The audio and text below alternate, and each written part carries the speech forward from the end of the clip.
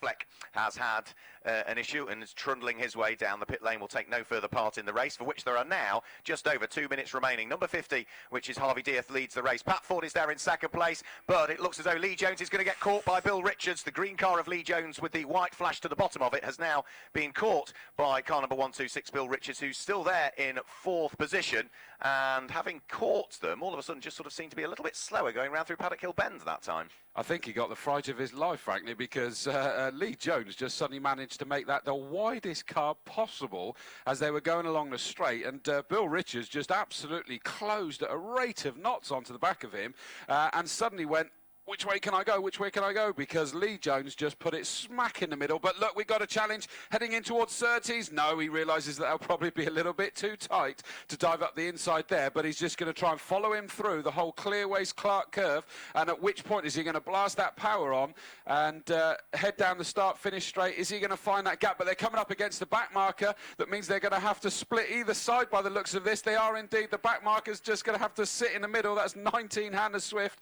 And through goes Bill Richards nice and cleanly up into third position. Yeah, a bit of a Brands expert, isn't he, Bill Richards? He knows his place, his way around here, almost as much as he knows the back of his hand, really. Been racing here for a very, very good number of years. Now that he's taken third place, what can he do about starting to attack the black car of Pat Ford that's ahead of him? Onto the brakes, in towards the left-hander at Graham Hill Bend they'll come. Pat Ford still hanging on to second place. Bill Richards hugely keen to take it away from him. Again, Pat Ford is a little bit slower coming out of the corner, allows Bill Richards to close up alongside, get alongside and in front by the time they get towards Surtees. So Bill Richards is up into second with further traffic, i.e. Phil Hills, number 30, that now needs dealing with.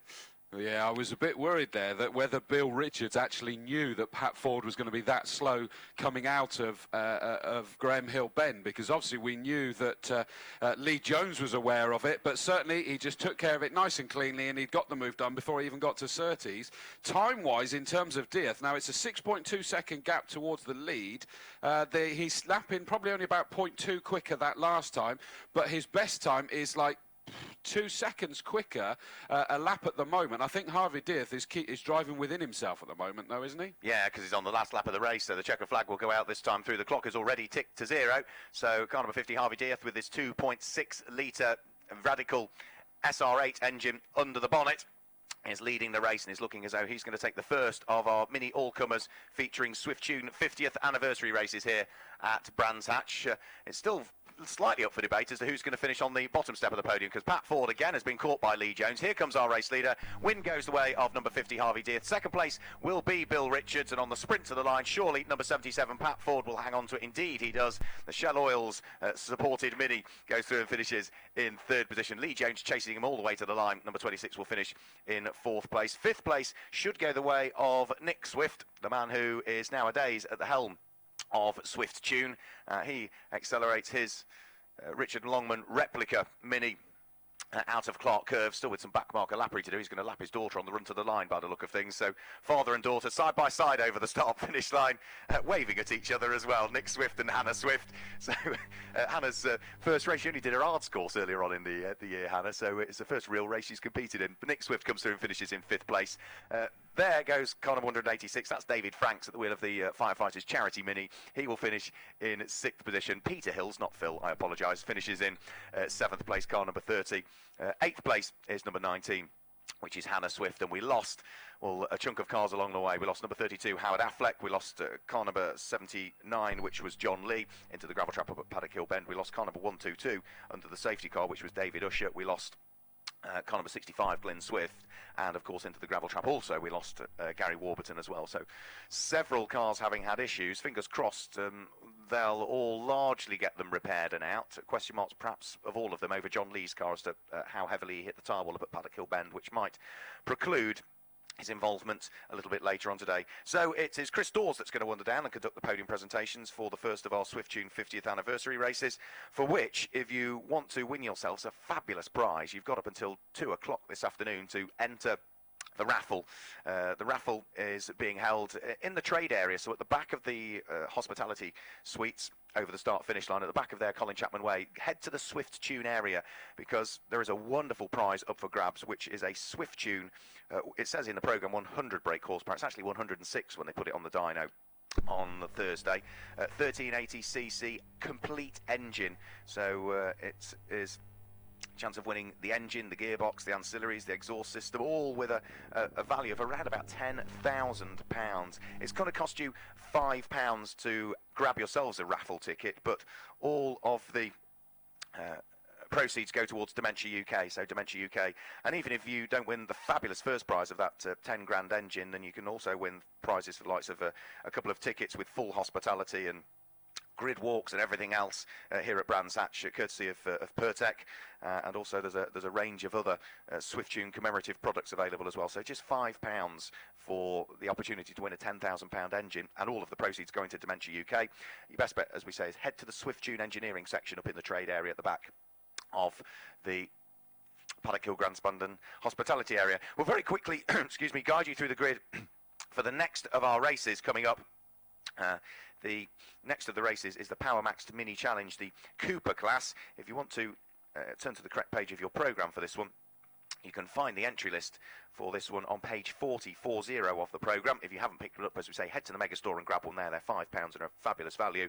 Page number 40, a couple of amendments we need to give you if you weren't with us yesterday. Car number 70 is out, but not in the hands of Craig Freeman. It will be Grace Williams that will drive car number 70. And also you can remove from the entry list car number 78, Matt Hammond, who has not made the trip from Salisbury to race with us this weekend. The grid then is as per the fastest laps that they posted in yesterday's race, albeit there's a couple of cars that have incurred grid penalties by the look of things. So the way that they line up on the amended grid that was issued at around about 7:30 last night, by the time they sorted it all out, was at car number 3, Ricky Page will start from pole position, and alongside will be number 9, Simon Walton. The second row of the grid is 49, Martin Poole, and number 23, Max Lever, who was given a 2-place grid penalty for an incident in the race yesterday. Row 3 of the grid is number 11, Max Bladen, and car number 18, Mark Wakefield. And row 4 is where we see 42, which is Henry Neal, another driver that was given a 2-place grid penalty following incidents yesterday. Sits alongside number 27, which is Nathan Harrison. The fifth row of the grid, number 98, Darren Chatt, and number 70, Grace Williams, the amendment to programme. Row 6 of the grid is number 88, John Attard, and number 76, which is Joe Poley. The 7th row of the grid is number 47, James Goodall, and 87, Rebecca Ryder. And the final row of the grid will be number 10, Adrian Norman, and 21, excuse me, which is Adam Davies. So that's the way that they should line up. Chris Dawes is making his way to the podium to chat to the drivers. Indeed, thanks Mark. We're still waiting for them to come down from the scrutineering area. We've got first and second and fourth down with us at the minute, but just waiting for Bill Richards and his car to make his way down, at which point they will be guided up through. And we've got first, second and fourth being walked towards us, so I'm not sure exactly what's happening there, unless Bill Richards isn't going to... I'll have to find out exactly what the situation is, because the third place has actually been handed to Lee Jones. So we'll find out the situation with that one in a second then. Just a note as well, it was great to see the Swift cars go past, although one of them unfortunately looked rather damaged on the front right. Unfortunately, the wheel was kind of broken outwards from the safety car causing incident. But on the windows, it's got, one of them says Grandad Swift, Daddy Swift, and Baby Swift. So that's a great way of summing up who's who driving out in those cars. Just waiting for them to make their way up behind the podium. And I will need to briefly mute the microphone just to find out exactly what's happening as the Power Maxed Mini Challenge grid is being readied to come out. I'll just quickly mute the mic.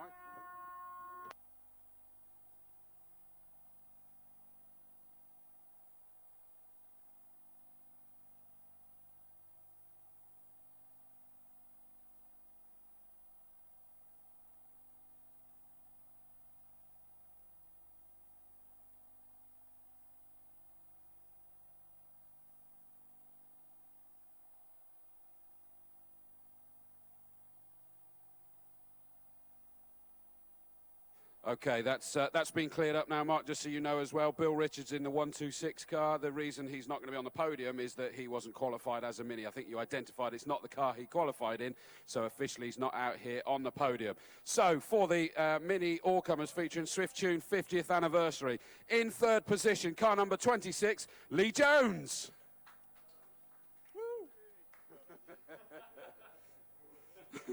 In second position, number 77, Pat Ford. Well done, Pat. And the winner, in car number 50, an absolute beast of a machine, Harvey Dieth.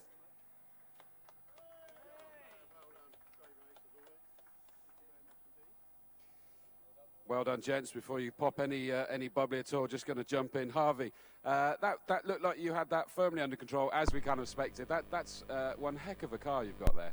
Yeah, well, luckily I think I got a fair power advantage, and luckily Martin Short and the team at Roll Centre, and Martin's very brave driving on Friday with me testing. We managed to tame it a little bit and try and use some of the 380 horsepower, but it's still a handful.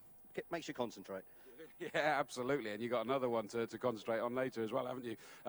It looked as though, I mean, I know he doesn't qualify for the podium hill, but Bill Richards, he could have potentially given you a run for your money in the car that he's in now. Oh, without doubt, it's a very quick little car, and it'd be good fun this afternoon if he's out there, and we might go hammer to tong this afternoon. Exactly, that's what I was leading to. That's what we look forward to see. So in second place, car number 77, Pat Ford. Pat, congratulations on the second position. That looked like a struggle coming out of, in particular, Graham Hill Bend. It was the back, something's gone, a wheel bearing on the near side rear, and Lee was sort of backed off. I got to thank him because he stayed behind because he thought the wheels, and when we just checked it, the back wheel's all hanging off and everything. So it made it to the end, but it was hard to drive.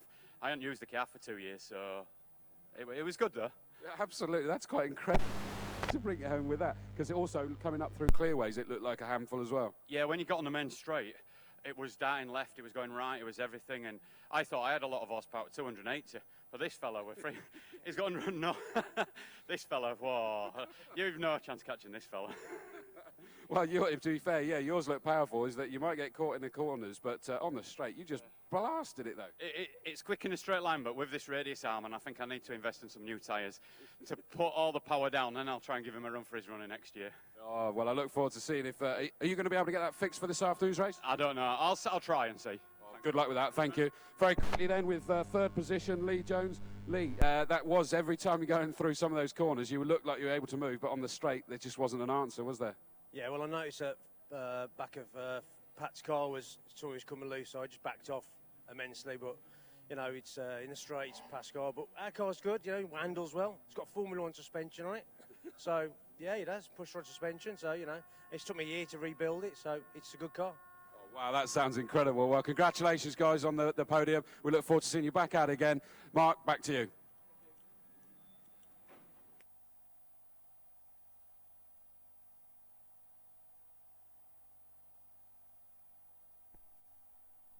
Thanks a lot, Chris. Yeah, so off go the Mini Cooper cars onto their green flag warming up lap. We'll see lots of the Power Maxed Mini Challenge competitors over the course of today, but it's the Cooper class that is out there now. And we'll see the turbocharged classes later on. So these cars that are there now are the sort of generation one of the BMW Mini as such. So they're the 1.6 litre normally aspirated Coopers, producing around about 135 brake horsepower. They had a race yesterday. And in the race yesterday, it was a very close fought affair amongst all of the competitors. There's plenty of action as well within it. So we're destined, I'm sure, for something very similar today as well. For what was excellent fun, to say the least, with the likes of Martin Poole, Max Lever, Simon Walton, Ricky Page, all busy squabbling away, looking for victory. Yesterday, Max Lever qualified on pole position and was fighting away with Ricky Page. There was an incident between the two of them which dropped them both right the way down through the order, and they had to really work hard to work their way back up. In terms of the championship standings coming into this weekend, Ricky Page was leading the championship, and I suspect such was his finishing position yesterday that he will still be just about in touch in terms of the championship standings. So it is the red and white car of the championship leader coming into this weekend that sits there on pole position, and alongside him, by the look of things, we've got an amended grid, but I don't think we've got the amended grid. Alongside him looks to be Max Lever's car. So we were originally expecting Max to be on row number 2 of the grid, but looking at the way that they've lined up on the amended grid, it looks as though there's an amendment to the amendment. So Ricky Page, number 3, sits on pole position. Number 23, Max Lever, is alongside. Row 2 of the grid is where we see the number 9 car, which is Simon Walton, and alongside him is number 49, which is Martin Poole. And row 3 of the grid is number 11, Max Bladen. Alongside Max Bladen is car number 18, which is Mark Wakefield. So that's the first 3 rows of the grid on the amended amendment, which hasn't found its way to us by the look of things yet. So we're about to get this 20-minute race underway in a few moments. A red and white car of Ricky Page, championship leader and pole sitter. Alongside him is the white and pink machine in the hands of Max Lever. And when the lights go out, which they will do in a second, who is going to get the better start? The lights are on. The 20-minute race is about to get itself underway. It's a good start from Ricky Page from pole position, and a very good start from Simon Walton from the second row of the grid, who is going to be hounding Ricky Page and Max Lever as they head up towards Paddock Hill Bend for the first time. Nose to tail, they turn their way in towards the right-hander, but it is going to be Ricky Page that comes out up front. It is Max Lever that's there in second place, and despite the good start, Simon Walton, car number 9, still finds himself in third position. They're all this time safely through Paddock Hill Bend. Wasn't the case in yesterday's race when the lights went out. And already Ricky Page is starting to pull away a shade and build a little bit of a margin between himself and the number 23 car of Max Lever, who sits there in second place and has got a one single big train of normally aspirated Mini Coopers sitting behind him as they head along the Cooper Straight Crystals for the first time. Absolutely. I'm quite surprised to see that Max Lever's allowed Ricky Page to get away quite so much, because those two were absolutely joined together for most of the race yesterday. Until eventually joined together a little bit too much coming down into Graham Hill Bend. Hence we were expecting a bit of a grid demotion there from Max Lever, but he's managed to keep on the front row, but he's struggling to keep that front row position because Simon Walton, car number 9, is now trying, but he's being forced to the outside. That was well covered. Is he? Oh, I thought he was going to try the switch back as they got to to Paddock Hill Bend, but no, it wasn't on, and in fact that slightly compromised him. The one that might be even more compromised is our leader, Ricky Page. Just kicked up a bit of dust as he ran a little bit wide going down the hill, bottoming out, kicking up the kitty litter a little bit, but I don't think he went in too much because he's not really lost any of his lead. Yeah, he's still got that 5 or 6 car length advantage, hasn't he, between himself and Max Lever. Everybody wanting to be second at this stage. There's a great fight still, though, for third place, because it did look as though number 9, Simon Walton, whose car is largely silver, black and orange, was being hounded by Martin Poole as they went along the straight. Martin Poole's car is the black and orange one that sits there in 4th position. 5th place at this stage is not that far away as well. That's going to be Mark Wakefield, car number 18, that sits there in 5th position. Another lap about to be chalked into the book, though. This is lap number 2 that's going to be completed. 20 minutes is the scheduled distance, for which we've got 18 remaining, and Max Lever in second place. The white car with the pink and purple flashes is under pressure from Simon Walton, who thought about having a look up the inside heading in towards Paddock Hill Bend and decided that we'll hang on to it for the moment. We'll drop back into third and mount a challenge later in the race. Yeah, Max Lever certainly having to look backwards more than he is forwards, isn't he? He's not really got an answer for Ricky Page at the moment, which after yesterday really does surprise me. We got a couple side by side there, and I think that's Wakefield's under pressure from Harrison. So the red car Harrison was trying to get up the inside at Druids, but that didn't come off, and he stayed side by side all the way down the hill, which meant he was on the outside by the time they got to Graham Hill Bend. And Wakefield breathes a sigh of relief because he sits in that position. Mark, here's an interesting development, though. I would say that Max Lever has managed to shake off the attention of number 9 Simon Walton in that second position. Simon Walton's dropped back probably about 2-3 car lengths at the moment, which probably means Max Lever has now got his eyes trained on the back of that red car in front of him that is currently in the lead. Number 3, Ricky Page, you're his next target. Yeah, there's a great fight also going on as car number 27, Nathan Harrison, looks to try and mount a challenge and dive up the inside of Mark Wakefield. Again, the door is closed by Wakefield, so he's able to hang on to his 5th position, which means that Nathan Harrison, the red car with the black roof, has got to just be content with at the moment, just sitting there in 6th position. Leading train of cars head out of Druids Bend and start to plunge back downhill once more towards the left-hander at Graham Hill Bend, all of the time whilst Ricky Page still has this comfortable little margin. It's less than 3/4 of a second, but it's half a dozen mini lengths between himself and Max Lever. The gap did come out last time through. That's because Ricky Page posted the fastest lap of the race that we've seen so far, 57.995 seconds for our race leader, and of course Ricky Page is the current championship leader. And Harrison did manage to make that move on Wakefield for 5th position, so the red car managed to sneak past the predominantly grey grey and silver car of Wakefield, number 18. So coming across, it is still Ricky Page, but Simon Walton's managed to close back onto the back of Max Lever for that second position. So second and third joined, despite last time when they came down into Graham Hill Bend, I was about to say that Walton was back under pressure from the other black and orange car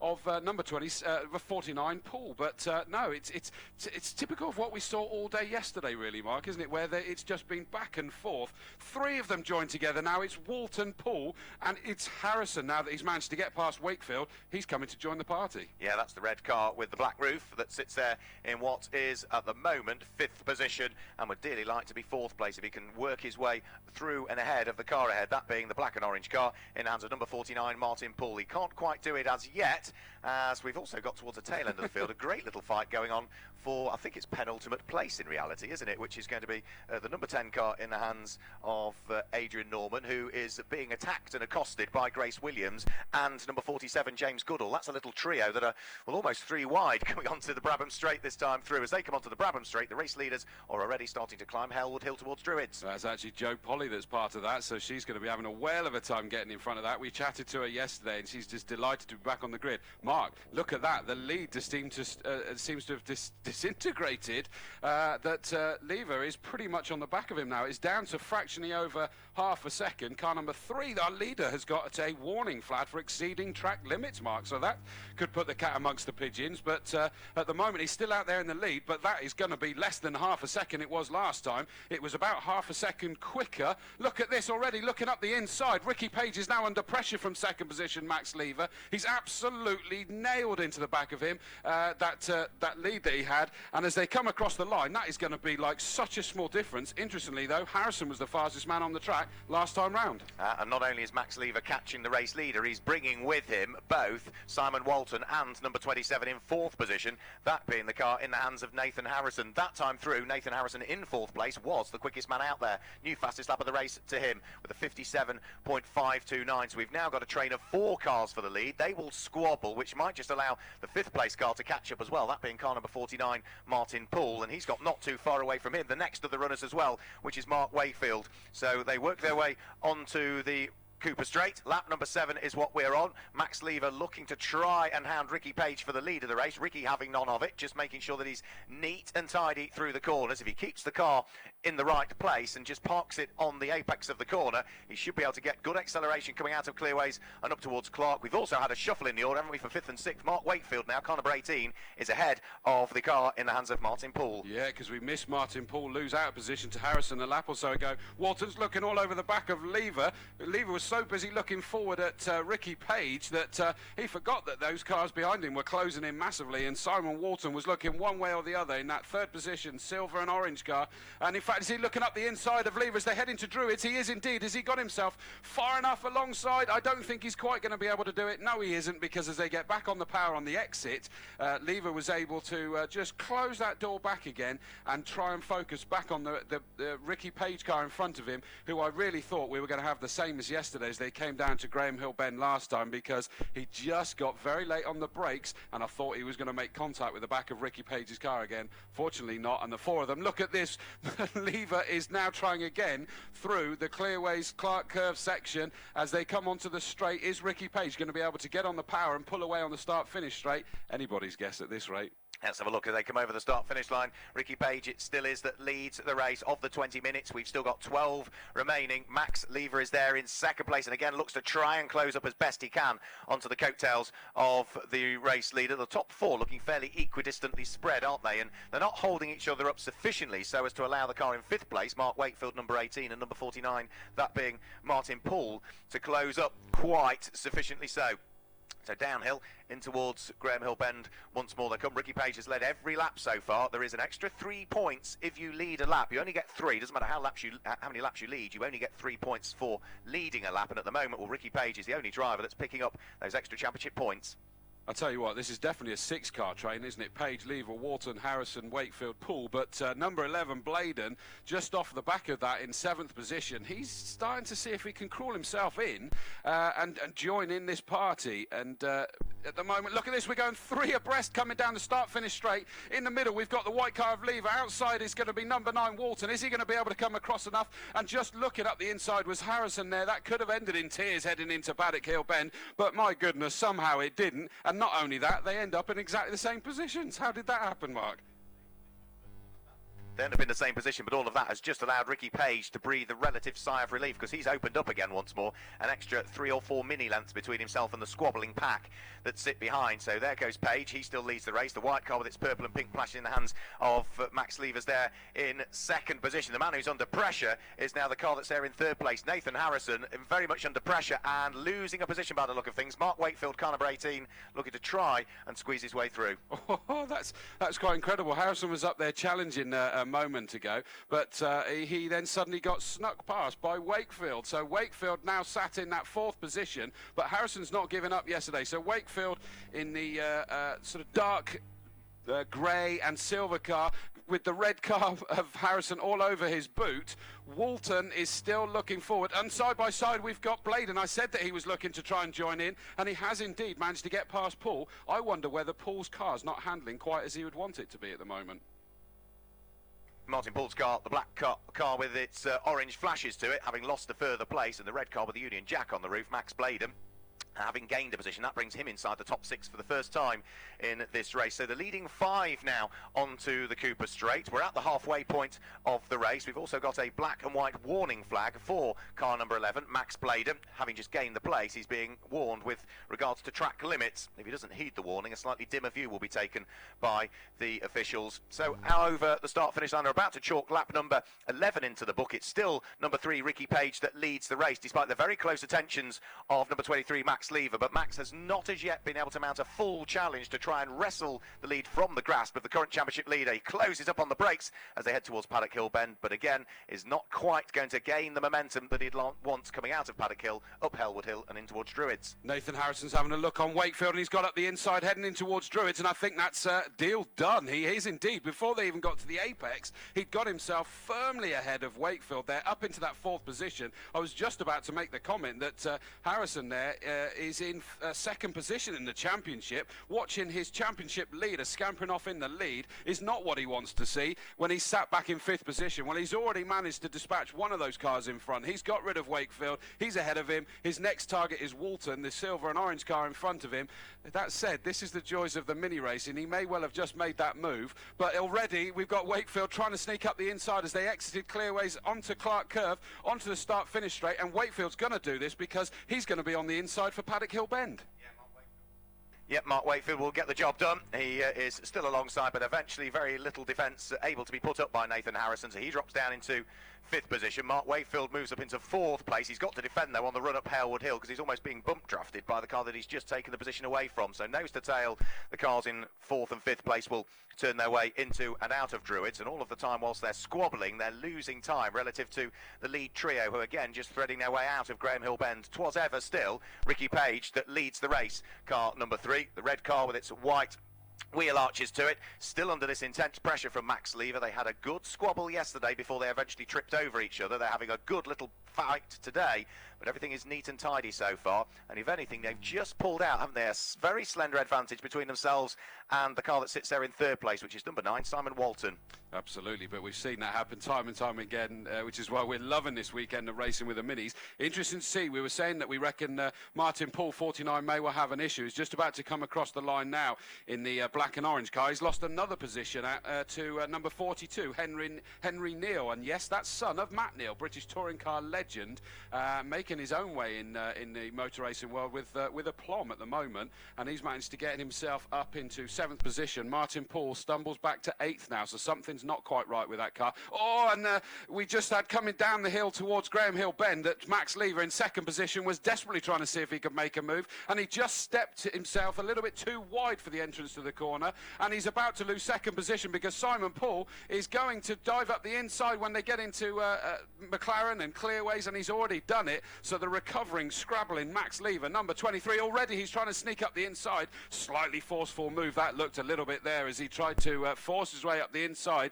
heading through Clark Curve. He's now defending for his life from Wakefield just behind him, but that all came from coming down the hill and just stepping his wheels onto the grass just at the point he'll have been trying to get on the brakes ready for Graham Hill Bend. Yeah, absolutely, very slight mistake, cost him a position, but he gathered up the moment and just lost the one place, despite the fact that he's now hugely under pressure from the pair of cars that sit behind, which includes Mark Wakefield and then the number 27 car of Nathan Harrison. All of this has released Ricky Page into probably the largest advantage that he's had in the race so far. So Page works his way out of Graham Hill Bend. The car's in second and third place all over the grass. Simon Walton retakes to the tarmac, having bounced across the grass, hanging on to second place. And poor old Max Lever, who took an even grassier excursion at Graham Hill Bend, is no longer in second or third or fourth. He's tumbled all the way down into fifth position, and Martin Poole makes a mistake, or Simon Walton rather, makes a mistake heading round through Clearways Corner.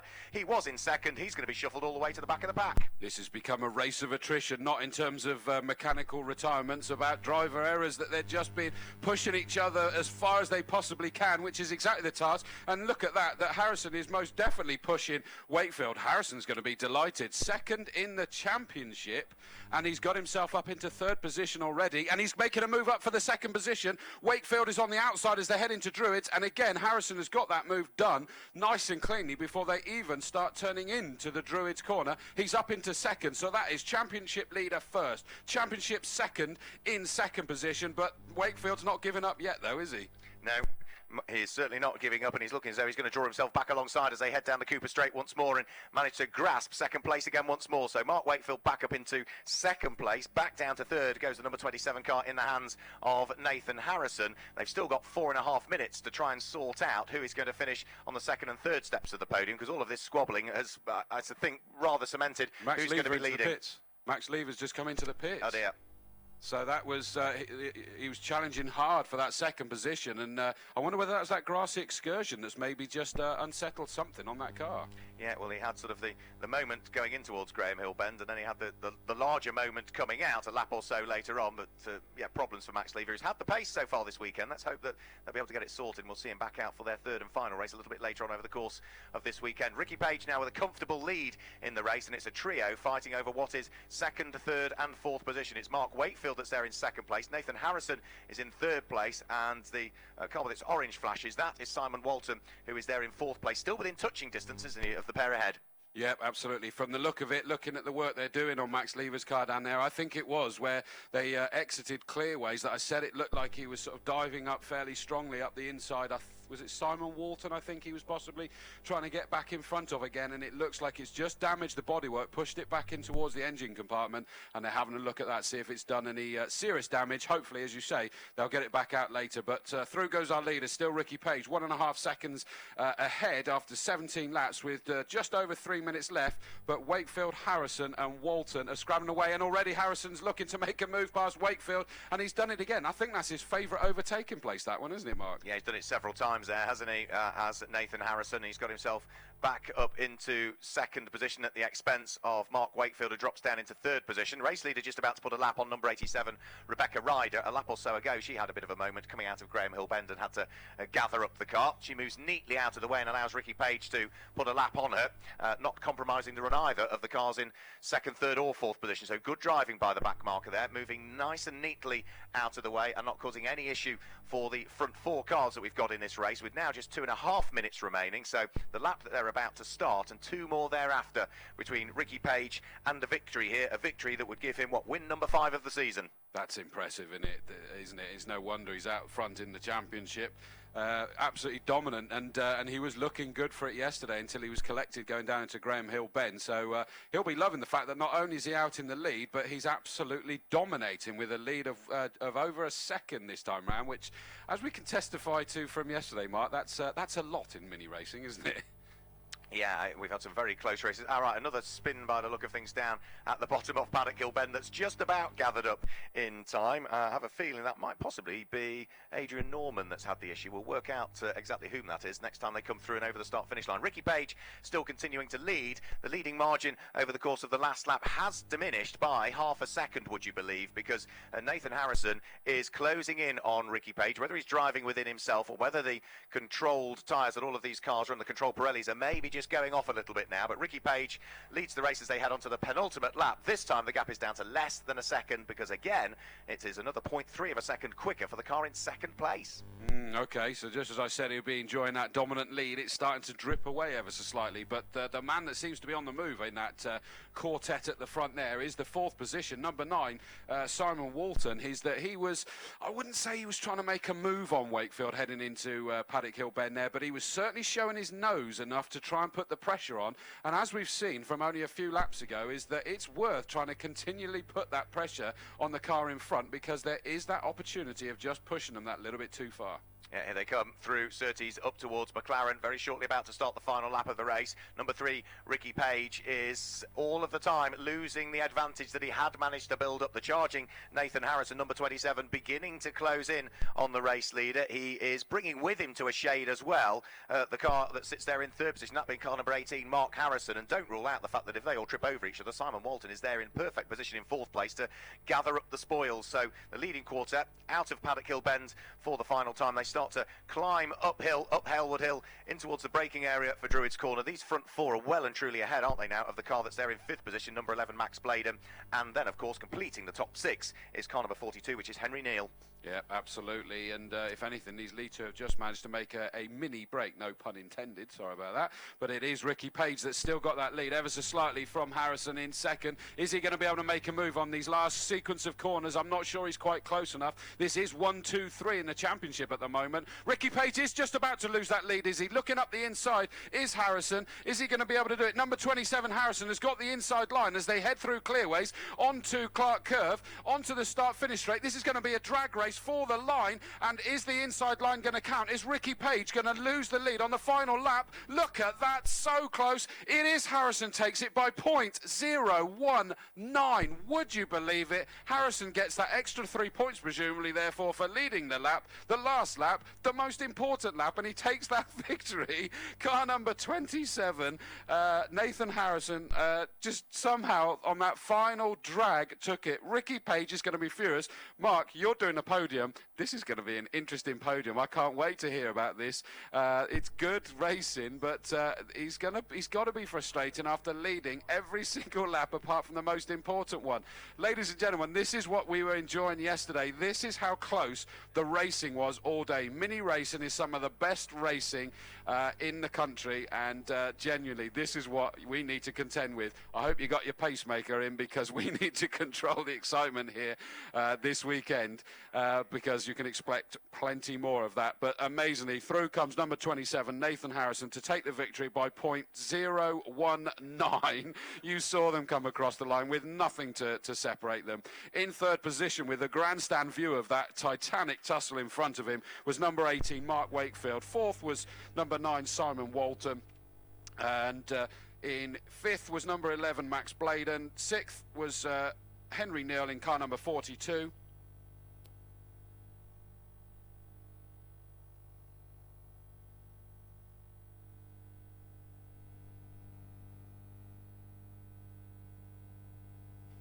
Sorry, I was just having an offline conversation with someone we will be speaking to very shortly, which is good to see that he is A-OK after seeing him involved in an incident yesterday. We will have a chat with him, and we'll introduce him in due course. So in seventh position was 98, Darren Chatt. Eighth was number 88, John Attard. Ninth, 21, Adam Davey. And rounding out your top 10 was what appeared to be the struggling 49, Martin Poole. 11th was 70, Grace Williams. 10, Adrian Norman. 76, Joe Polly. 47, James Goodall. 87, Rebecca Ryder, and the non-finisher, we saw him battling for most of that race, number 23, Max Lever from the front row.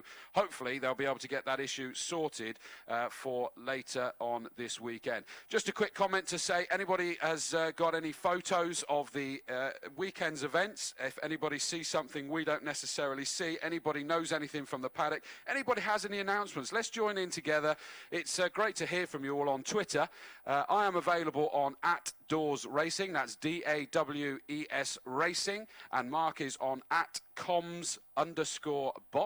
So please do drop us a line, and we'll try with everything that's going on. Please bear with us, because obviously, as you can see, it is a hectic weekend, but we will try our best. And we've already had a few come in. Gary Hill, thanks Gary, a couple of great photos from yesterday of Russ Swift and some incidents with the racing. Odin's Legacy, and we certainly saw you yesterday, got a couple of great photos there. Looking forward to another great day of racing, I bet you are, and I hope your son is here again as well. We managed to announce the upcoming 9th birthday of your son, and put a great big smile on his face, and that was lovely. So join in, it's great to hear from you.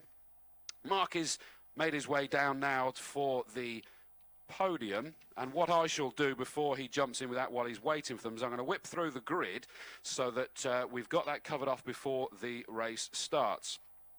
Okay, if we then turn to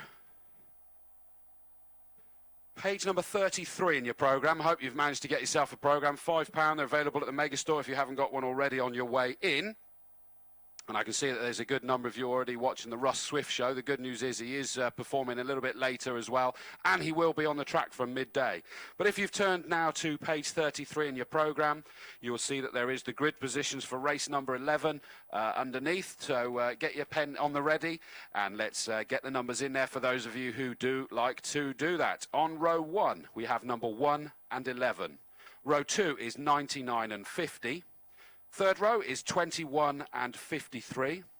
Row 4, 72 and 241. Row 5, 12 and 29. Sixth row is 4 and 20. Row 7, 77 and 85. The eighth row, 31 and 48. Row 9, 44 and 49. And the 10th and final row, 28 and 27. Now, these grids were actually based on their second fastest time in the qualifying session. So, I can hear Mark coming in already. Yes, thanks a lot, Chris. We've got our drivers readily assembled for the podium presentations for the second of the races that we've had over the course of this weekend for the Power Maxed Mini Challenge, the Cooper class. We'll introduce them onto the podium in reverse order. We've also got Richard Barton on behalf of Mintex that's going to do the presentations to our drivers. So, finishing in third position, put your hands together, please, for Mark Wakefield, who finishes in third place. That's his third position that we've seen from Mark Wakefield of the season so far. In second position, did everything other than win, it's Ricky Page who finishes in second position. But it's the top step of the podium today, as it was yesterday, for Nathan Harrison with his 6th win of the season so far. Huge cheer goes up, and then we'll ask Richard Burton of Mintex to present our awards to our drivers. We've also got the Scale Electric set as well as the trophies. First of all, to our third place driver, that being Mark Wakefield. The second place driver, Ricky Page, receives his trophy from Richard Barton of Mintex. And the race winner, Nathan Harrison, gets the largest trophy of all. He gets the bubbly. He gets the Scale Electric set as well, supported by the Power Max girls and everybody assembled below. But we've also got the important job to do as well, to do the reverse grid draw for the third race. So numbers 4, 5 and 6 are the possibilities that Nathan Harrison has got available to him. It will dictate how many positions are drawn. It's 5 that is drawn, so Nathan Harrison will start race number 3 from 5th position. Let's grab a quick word with our race winner. Nathan, a win yesterday, a win today, but you didn't lead for long. No, we didn't lead for long. We started back in P8, and it was just a matter of time picking them off one by one. Me and Mark were working together, and we managed to come through, and it was the last corner I managed to do Ricky. The chase to the line, did you know that you'd done it as you crossed the line? I had a rough idea, but it was so close I didn't have a clue until I come in. Goes to show you only need to lead one lap, don't you, the last one? Indeed. Very well done indeed. Let's grab a quick word with Ricky. Ricky, commiserations. Tell us about the story, though. You had issues with the car. that felt like the longest race of my life. I kept coming around thinking the checkered flag's going to be any minute. I've spent the whole race with no ABS, so all the fast coming up into clearways, locking up every time, up into Druids. I was really struggling with the car, and I watching these guys close me up. I'd get a little bit of a break, and then they'd be back on me again. But fair play to Nathan, great overtake at the last corner. Considering you lost on the sprint to the line, you're still smiling. It's championship points. That's important. That's exactly it. Yeah, I need to beat this, man. It's us two at the top of the championship at the moment. So yeah, that wasn't an ideal situation, but there's always the next race. Absolutely. And let's grab a quick word with the third place driver, Mark Wakefield. Mark, you were in on the mix all the way through as well. Yeah, it was absolutely brilliant driving home. Me and Nathan working together all the way through the racing. Last couple of laps, Nathan went past me, and he was quicker in a straight line, so he did the right thing and caught Ricky and managed to get through past him. So yeah, brilliant race. I'm happy with third. And the reverse grid, you can try and hold them up in the third race. Yeah, we'll have a go, you know. Very well done. Our top three drivers on the podium in the Power Max Mini Challenge Cooper class. Let's hand you back upstairs to Chris Dawes. Thanks, Mark. Perfect time as they head off on their warm-up lap. I'm going to very quickly introduce someone who's going to have a quick word about this race. I'm delighted to have up here in the commentary box the chairman of Mini 7 Racing Club, Nick Cook. Nick, welcome. Thank you very much. It's what a great sunny day. The weather forecast has got it right for once. Yeah, absolutely. My goodness. Don't tempt fate. Don't tempt fate. No, okay, I'll pretend I didn't mention that. Yeah, it's great to be here again at Brands Hatch. Of course, this was the venue of our first Mini 7 race back in the dizzy days of 1965. Gosh, I was only 10 then, and I'm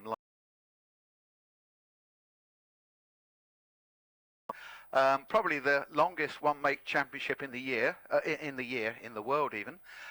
So yeah, it's great to see such a great selection of cars. Unfortunately, we've got one missing after a nasty accident yesterday. Rob Howard, who happens to be in the commentary box with us. So we've still got 19 cars out there, and if it's anything like yesterday, it's going to be absolute stonking race. Well, actually, I think I saw that Paul Thompson was missing off the grid as well. Did I see? I've got a feeling that he... I've just counted 19, and there was 20 yesterday. I saw a gap on the grid, that was all. So, yeah, fingers crossed. I think Paul's probably out there. Inevitably, there was work to be done on the cars overnight to get them up and running, because that's the nature of the game. But yeah, it's good to see such a healthy grid out there. Absolutely. Well, fingers crossed, and yes, you're right. We got Robert Howard up here that hopefully we'll grab a word with in due course, because that was a rather large roll, and unsurprising, the car hasn't made it out today, which is such a shame. And we will look to have a word with the driver that we are very relieved to see him well here as they come back onto the grid. We wait for the final ones. The leaders are already ready, up and ready, and it's an absolute pleasure that we're going to have Nick staying on the microphone with us, and Mark's on the roaming mic still from now. He's run up the steps and joined us ready for this race, and I'm looking forward to this. Rupert Death on pole position, Kane Aston in second. Those two had a ding-dong battle yesterday, Mark. They had an absolute fabulous battle yesterday, and there's no easy wins in Mini Miglias. They will lock horns again. The green flag waves at the tail end of the field. We're about to get this race underway. It's 20 minutes or 20 laps, whichever comes first. The silver car of Rupert Death on pole position, the blue car with its day glow flashes of Kane Aston that sits alongside, and as the revs rise, the lights go out. It's a good start from Rupert Death. Kane Aston tries to close the door straight away from the outside of the front row of the grid, but he now needs to try and close the door on Mark Cowan, who's looking to try and work his way through up into second place, if he can, as they head in towards Paddock Hill Bend for the first time. Kane Aston looking to try and now grab the lead of the race. He's got the momentum coming out of Paddock Hill Bend, draws himself alongside and in front of Harvey Death.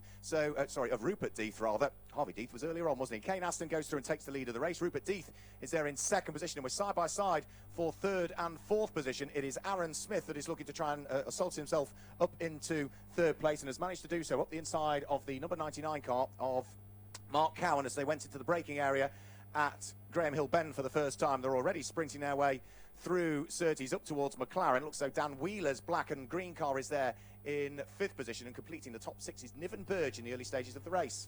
Yeah, doesn't that show how amazing this mini races is? You had Kane Aston that was desperately defending from Mark Cowan for that second and third, and then suddenly the next thing he dives up the inside of Rupert Death to take the lead. But look at this, Tom Smith is having to cover that inside line because 99 Mark Cowan in the orange car was desperately trying to find a way through, but there wasn't there. But he tried the switchback, not quite. I tell you what, the biggest concern for the drivers at the front is that Aaron Smith, 21, sat in third position. He he's up the sharp end a lot earlier than he was yesterday. He started down in 5th on the grid here, and he had to work his way up yesterday, and by the time he was up there, he was mixing it hard and strong, but this time he's up there an awful lot earlier. Yeah, a bit of a brand specialist, isn't he, Aaron Smith? He sits there in 3rd position, had his birthday earlier on in the week as well. He'd dearly love to try and claim a race victory if he can. At the moment, it is Kane Aston that is leading this single-line train of minis round through Surtees, McLaren, Clearways and up towards Clark Curve, and it looks as though Mark Cowan this time got a good run coming out of Clark Curve and is now going to close in the slipstream of Aaron Smith. He bounced across the grass, actually got very close to the pit wall, almost did Mark Cowan. Now that lost him momentum just as he gained it coming out of the corner. But also side by side for the lead of the race as Rupert Death attacks Kane Aston. Kane closes the door, loses momentum though heading out of Paddock Hill Bends as they climb uphill. It is going to be Rupert Death who's trying around the outside at Druids Corner, better of it, looks to try and tuck himself back behind the race leader as they exit the corner. Aston leads the race, Death's there in 2nd place. It is Aaron Smith in 3rd place, Dan Wheeler is up into 4th place, Mark Cowan's down into 5th, Niven Burge is there in 6th place, then it's Damon Aston, Mark Sims, Dave Drew and Sam Summerhays, who was 2nd in the championship coming into this weekend, still not making great inroads, down in 10th. Yeah, literally as quick as that. That was all of them arriving together, and it's just back and forth, ebb and flow, and this is the way I expected to stay for the whole of the race.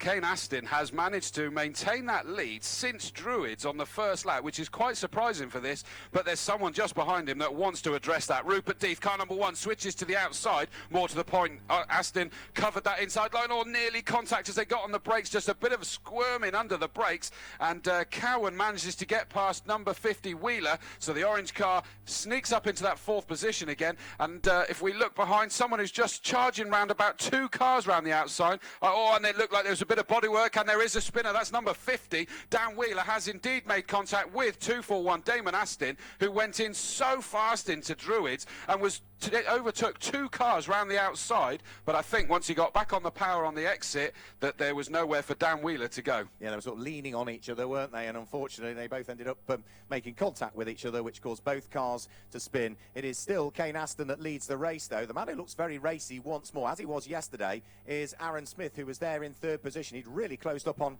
Rupert Death as they went out of Clark Curve, but Rupert Death now has picked up the slipstream of the race leader and is drawing himself alongside Kane Aston on the run up towards Paddock Hill Bend this time through. They're side by side going in towards the corner. Locked brakes from Mark Cowan, who came barrelling up the inside of Aaron Smith, looking to try and gain 3rd place, and just managed to dive onto the brakes in time to avoid contact between the two.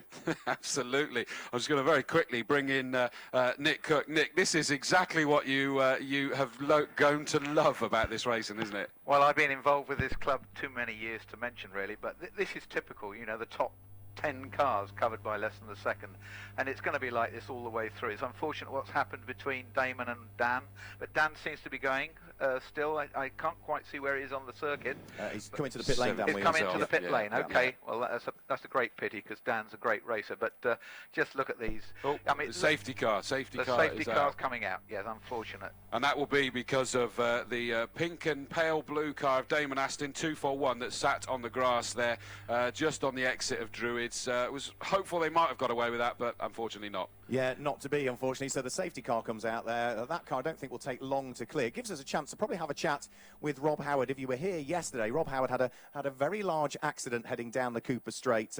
We were worried at the time because it was a pretty hefty hit you took, Rob, but you appear to be largely in one piece. I suspect the car isn't, though. No, the car, unfortunately, the car's right off, but yeah, it was very scary, very hard. The impact shook me up a little bit, but it's a testament to the skill of the engineering. The cages held up absolutely superb. So I get to race another day, but unfortunately the car doesn't, Mark. So we'll see. The main thing is that you're okay. Sort of the car sort of at the end of the Cooper Straight, there was a tiny bit of contact as you were trying to lap. I think it was Gary Warburton at that time, and it sort of pitched you right into the barriers, didn't it? And from there, you were a passenger. Yeah, I mean, I've spoke to Gary. I think we're both at fault, in all honesty. I perhaps should have given him a bit more room as kind of a newbie, but at the same time, there was blue flags out for about a lap and a half. And I thought Gary should have perhaps given me the corner a lot easier than he did, bearing in mind he was a lap down. But at the same time, I think most of us out there, hand on heart, none of us would go out to intentionally take someone off. So I had a chat with Gary, and as far as I'm concerned, it's a racing incident. There's no malice. I wished him good luck today for the race because I know he was extremely upset about the result. But yeah, I mean the car is a sorry state, Mark, to be honest with you. But like you said, I'm still here, so hopefully we'll get it fixed, or if not, reshell for Donington. So we'll see. Fingers crossed, yeah, and I say, great to see that you're okay, because the car hit the barriers and then, a couple of barrel rolls before it eventually landed on its side, and you climbed out the driver's door, which in reality was the roof, because it was on its side. Yeah, I think the first impact, I remember. The second impact, I remember. But when it started barrel rolling, you kind of lose a bit of orientation, and the next thing I know, I was kind of sitting on my side and just sitting there wondering what to do. But yeah, thankfully, a lot of the guys have got the common sense not to keep steaming in there. And yeah, we got out safely, so all right.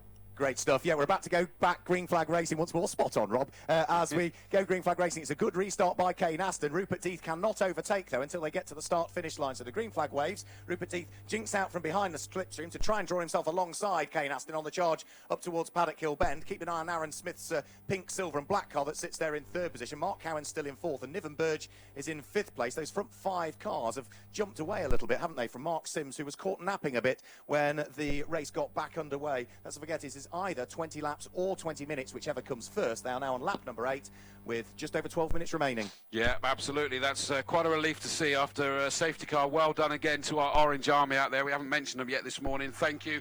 Welcome everybody in the orange boiler suits in temperatures like this. I know it's hard work, and we do thank you for everything. Great job there to get it that the safety car was out for the absolute minimum time as they're heading through Clearways. It's actually Rupert Death that was under pressure there from the third position, Aaron Smith. But no sooner, we were talking about the minis yesterday, damned if you do, damned if you don't, with making the move, because as Smith was trying to make a move, it then put him back into Cowan's, and look at this at the front, that Rupert Death has managed to go all the way around the outside, but no, as they get back on the pound, Rupert Death has gone into the gravel wide. He's kept his foot in. This boy must do rallycross or something. That was absolutely brilliant the way he kept his foot in there. He went in strong to try and take him around the outside, wasn't able to get it slowed down in time, and finds himself now sat back in fifth position, and still out in front is Aston in the number 11 car. But I was just saying about how you can lose the momentum so quickly in these minis, can't you, Mark? Yeah, absolutely. Mini racing is all about keeping the momentum up, and particularly in something like Mini Miglias, where they're all so evenly matched. We were saying yesterday, you can look through, a dozen names on the entry list and pick out, a winner of any one of those dozen in reality, because it's such a competitive field. Here they come back over the start-finish line. Another lap about to be completed. Kane Aston in the lead of the race, but coming under pressure from Aaron Smith, who's closing up in the slipstream, and the orange car of Mark Cowan getting the double slipstream as he looks to try and work his way right up onto terms with the leading pair, who are holding each other up now. It might just allow the red car of Niven Burge to begin to close in. Aaron Smith looks one way, looks the other as they head uphill in towards the braking area for Druids, but Kane Aston doing a very good job of just making sure he puts his car exactly where he wants it, and it's up for everybody else to try and work out a way to try and thread their way through and past him. Downhill through the left-hander at Graham Hill Bend. They are now on their 10th lap of the race. Kane Aston leading the race. The fastest lap of the race has gone, by the way, to the red car, number 53, in the hands of Niven Burge with a 55.280. He is currently in fourth position. And down in 8th position, moved up a lot of positions, number 85, Sam Summerhays, purple car with a white roof, is putting an awful lot of pressure at the moment on number 29, which is Dave Drew. Just to take that opportunity to also say very happy 60th birthday to Keith Summerhays, the father of Sam Summerhays, and I hope this is a great way to spend your birthday watching your son have an absolutely cracking race here as he's about to go into Paddock Hill Bend, desperately looking to see if there's a fine. He's able to find a way past number 29 Dave Drew as our leaders now head up. It is still Kane Aston just about holding that lead from Aaron Smith in the second, who really, as of yesterday, same as yesterday, had his sights set on that lead, but it's still somehow Kane Aston sits there in that number 11 car in the lead no matter what everybody is throwing at them. Yeah, absolutely. He won yesterday's race, Kane Aston. He's finished on the podium in every race that we've had so far. He's had 4 wins, he's had a couple of seconds, he's had a third, and he's very much still under pressure from Aaron Smith, who sits there in second place. Aaron finished runner-up yesterday in the race. That was his best result of the season so far. He's also got Mark Cowan right behind him at the wheel of the car that Dan Wheeler raced in the championship last year, and Peter Baldwin, who owns this car, took to championship honours a couple of years ago. 3 as 1, nose to tail. Nobody looking to try and squeeze up the inside of anybody else through Paddock Hill Bend this time through. There's still 9 minutes of this race, or what is in reality 9 laps to go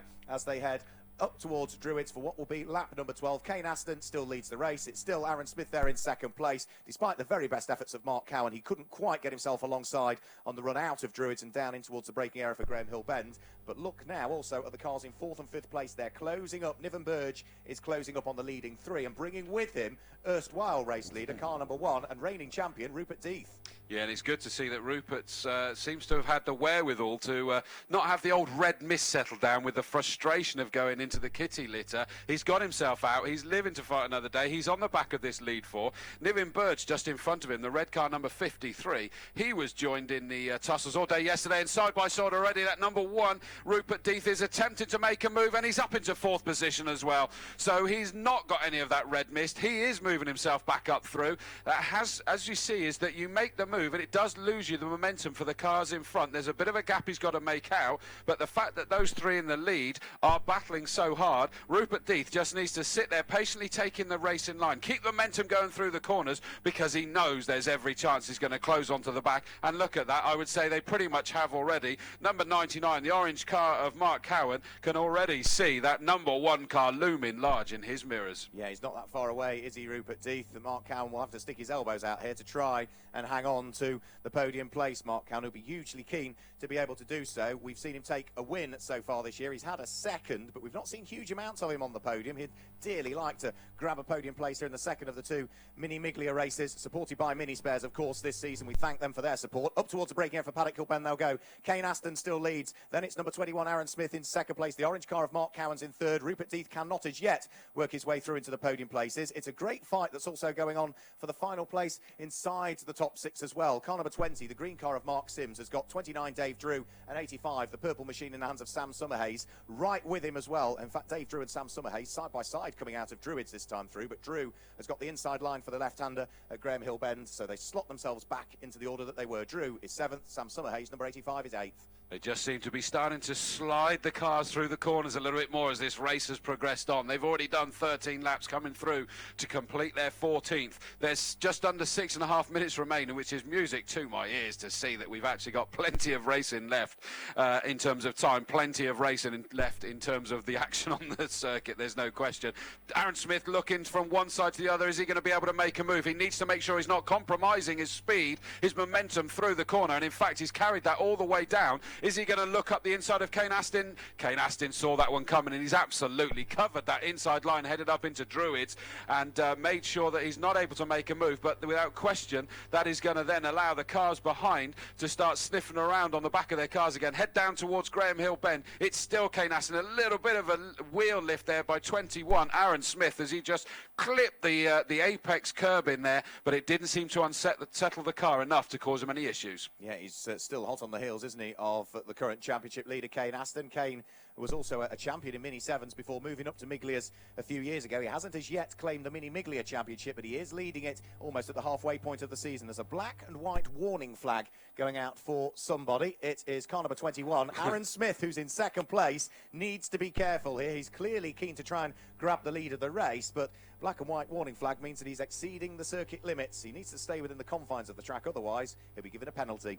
Absolutely, and I was quite surprised that that's the first one we've seen for this race, because they're battling so hard side by side and just coming through Druids. This is probably the most spread out we've seen them for a little while, but I think as is so often the case with these Mini Millias, is that they will just take a bit of a breather and they'll just sandwich themselves straight back up again, because we saw that actually Niven Burge, number 53, the red car, had kind of dropped away from them, but he's starting to claw that back in again, and very different lines they take up through McLaren and Clearways, isn't it, Mark? They're just just suddenly seem to fan out, and some of them get the speed into the corner, some through it, some on the exit, and it just seems to all work itself out. Yeah, absolutely. Over the start-finish line, come another lap completed. The clock's still continuing to tick down. We've got just over 4 minutes of the race remaining. New fastest lap of the race that time through, though, for the car that's in third position. Mark Cowan posting a 55.027 as he again looks to try and close up onto the brakes. 4 as 1, still with Kane Aston, Aaron Smith, then the orange car of Mark Cowan before the silver and orange machine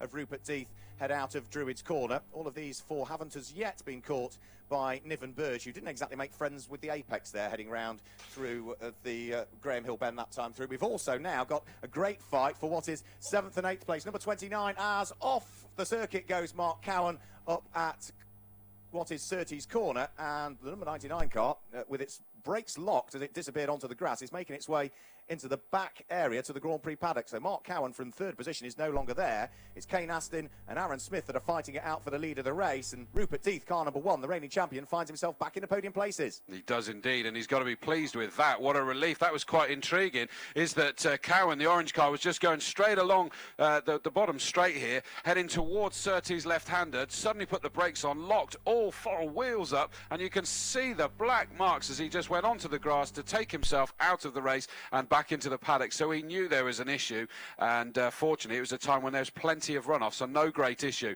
Front 3 have managed to sort of make a break away from Niven Burge at the moment. Niven Burge now sat in 4th position in that red car. The 2 cars that were side by side before our eyes got taken away by that incident with Cowans, that Drew had to concede to Sam Hayes. So Sam Hayes moves himself up into 6th position. Happy birthday to his dad. He's got to be enjoying that. He's made the move. He's up into the top 6. Yeah, it's going well, isn't he now, Sam Summerhays, albeit he would much rather be up with this leading 3 cars squabbling for the overall victory. Kane Aston turns his way for the 19th time in towards Paddock Hill Bend, still with the number 21 car of Aaron Smith keeping him very close for company. And it seems a long time ago, wasn't it, since through the gravel trap and losing all of those places went Rupert Death. He's there in 3rd place and right back up onto terms with the leading pair once more, who are heading downhill through the left-hander at Graham Hill Bend. A couple of minutes remain on the clock. They are on lap number 19, so it is going to be, by the look of things, a 20-lap race rather than 20 minutes, because I think they will be heading on to their final lap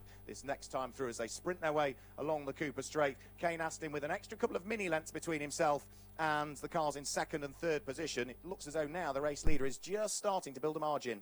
Absolutely. This is very unheard of in these mini racing, to suddenly see that Kane Aston has been able to scramble away into the distance as they go on. Indeed, the last lap board is out, so they are for the final time. And look at this. He's not happy with the podium places. Number 1, Death. He's looking to see if he can get past Aaron Smith, but Rupert Death has to settle for that 3rd position as he goes plunging down the hill, then back up the hill towards Druids. And it looked like pretty much all 3 of them were taking defensive lines as they went up the hill towards Druids. Look at them, all 3 of them just drifting round Druids onto the exit, looking up the inside. I think that's more just trying to pressure Aaron Smith into mistake as they go through Graham Hill Bend for the final time. Yeah, along the Cooper Straight they'll go. Kane Aston looking for yet another victory. He claimed a victory here yesterday at Brands Hatch. That was his 4th victory of the season. He'd dearly like to try and make it 5 and do the double here. He did the double last time out at rounds 5 and 6 of the championship at Rockingham. Aaron Smith is looking to try and close in the slipstream on the charge towards the line, but I don't think he's going to be quite close enough by the time they head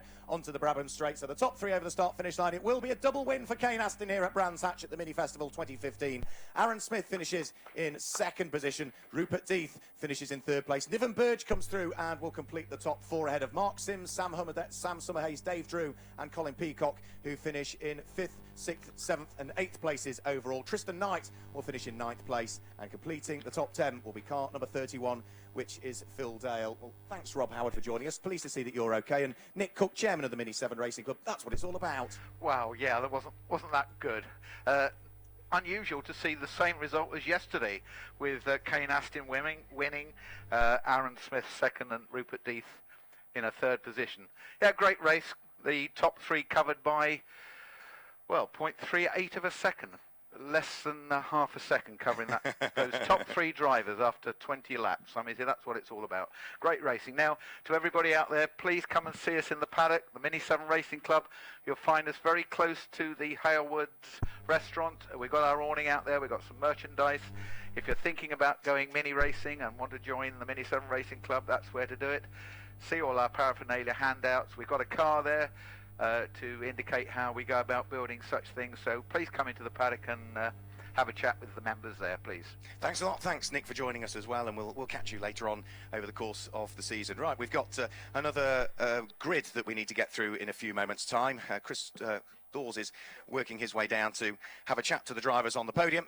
It'll be Mighty Minis that are up in a few moments' time, and we'll give you the grid for that in a second.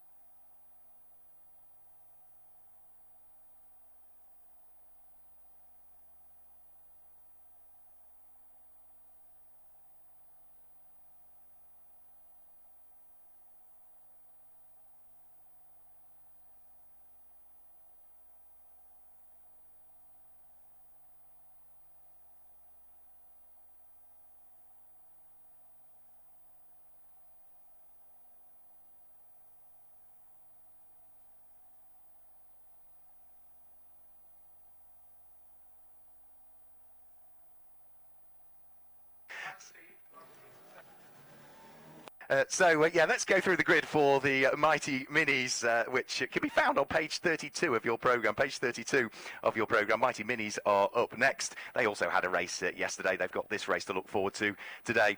The way that the grid lines up, then, if you want to make a note of it, you need to be on page 32 of your programme. Page 32 of your programme. Put a line through car number 20, Daniel Horn is not out, and put a line through car number 59, Dale Nelson. Hopefully we'll get time to go through it before the drivers get to the podium.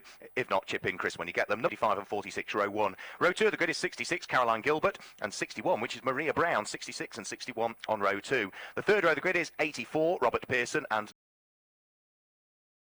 77, row 3, with row 4 being 23, Peter Bonas, and Gregory Jenkins, and 6, Josh Young, with row 6 being number 7, Dickinson. The 7th row of the grid is 36, Darren Nightingale, and 64, Simon Carter. Row 8 is 37, Jim Caroline, and 72, Morgan Harris. Row 9 of the grid is 24, Robert Duke, and number 30, 30, that's Laura Harris, with row 10 being car number 10, Stuart Coombs, and 42, Ben Butler. The penultimate row of the grid, car number 14, is on the inside of row 11. That's 1-4, Michael Grover, and alongside him is car number 19, 19, Craig Pendlebury. And at the tail end of the field, it is on row 12, number 45, Penelope Jones. And alongside Penelope is number 4, which is Alice Hughes. So that's the way that they line up. Chris Dawes, you've got the podium. Indeed, we've just watched them get out of their cars. They looked rather hot and bothered, to tell you the truth. That looked like that was hard work for them, but great to see that even after such close, hard racing, the camaraderie, the enjoyment was absolute. And seeing them coming in the back, they seem to... We got one of them getting a bit prima donna, asking for a flannel though. But okay, we're going to.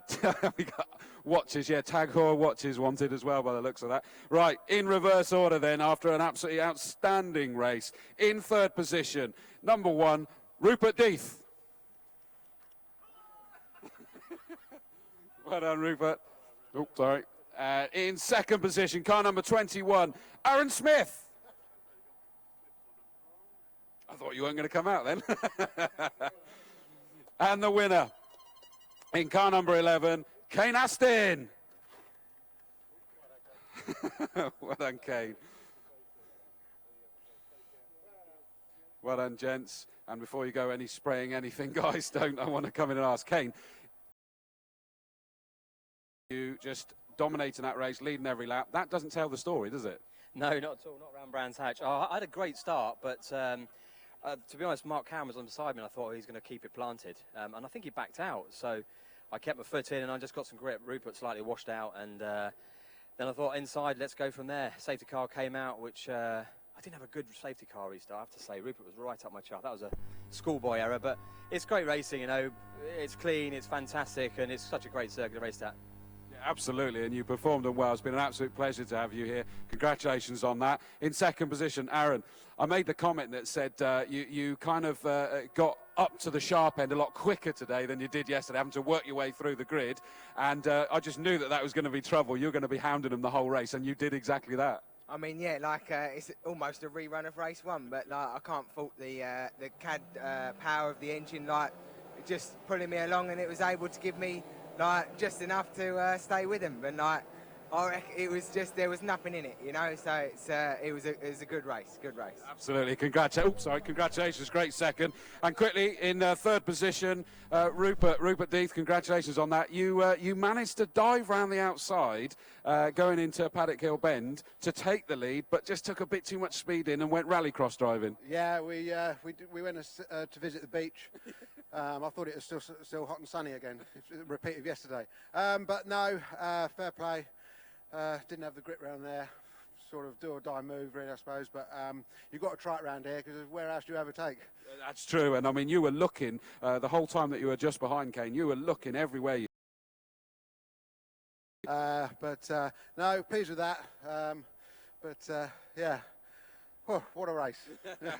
And I'm delighted to see that smile. Congratulations. Great third position. That's the podium for the Mini Melias. It's been an absolute pleasure having you guys here. Thank you very much. Mark, back to you.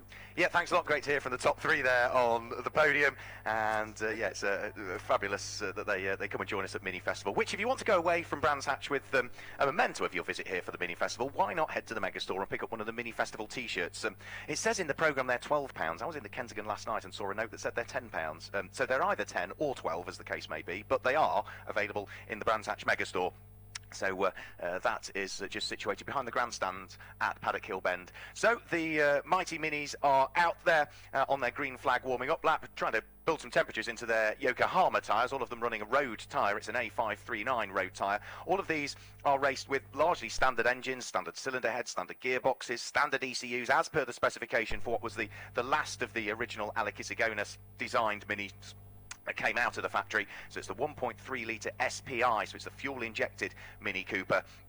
All of them run a standard gas shock as well, and it's all very much about just keeping the momentum going in these cars. They're not the most powerful, they're clearly not the most aerodynamic either, but they had a cracking race yesterday. Liam Sullivan, who finds himself down in 8th position on the grid, started from front row position yesterday and claimed a race victory from number 23 Pete Bonas. The grid for this second race is picked by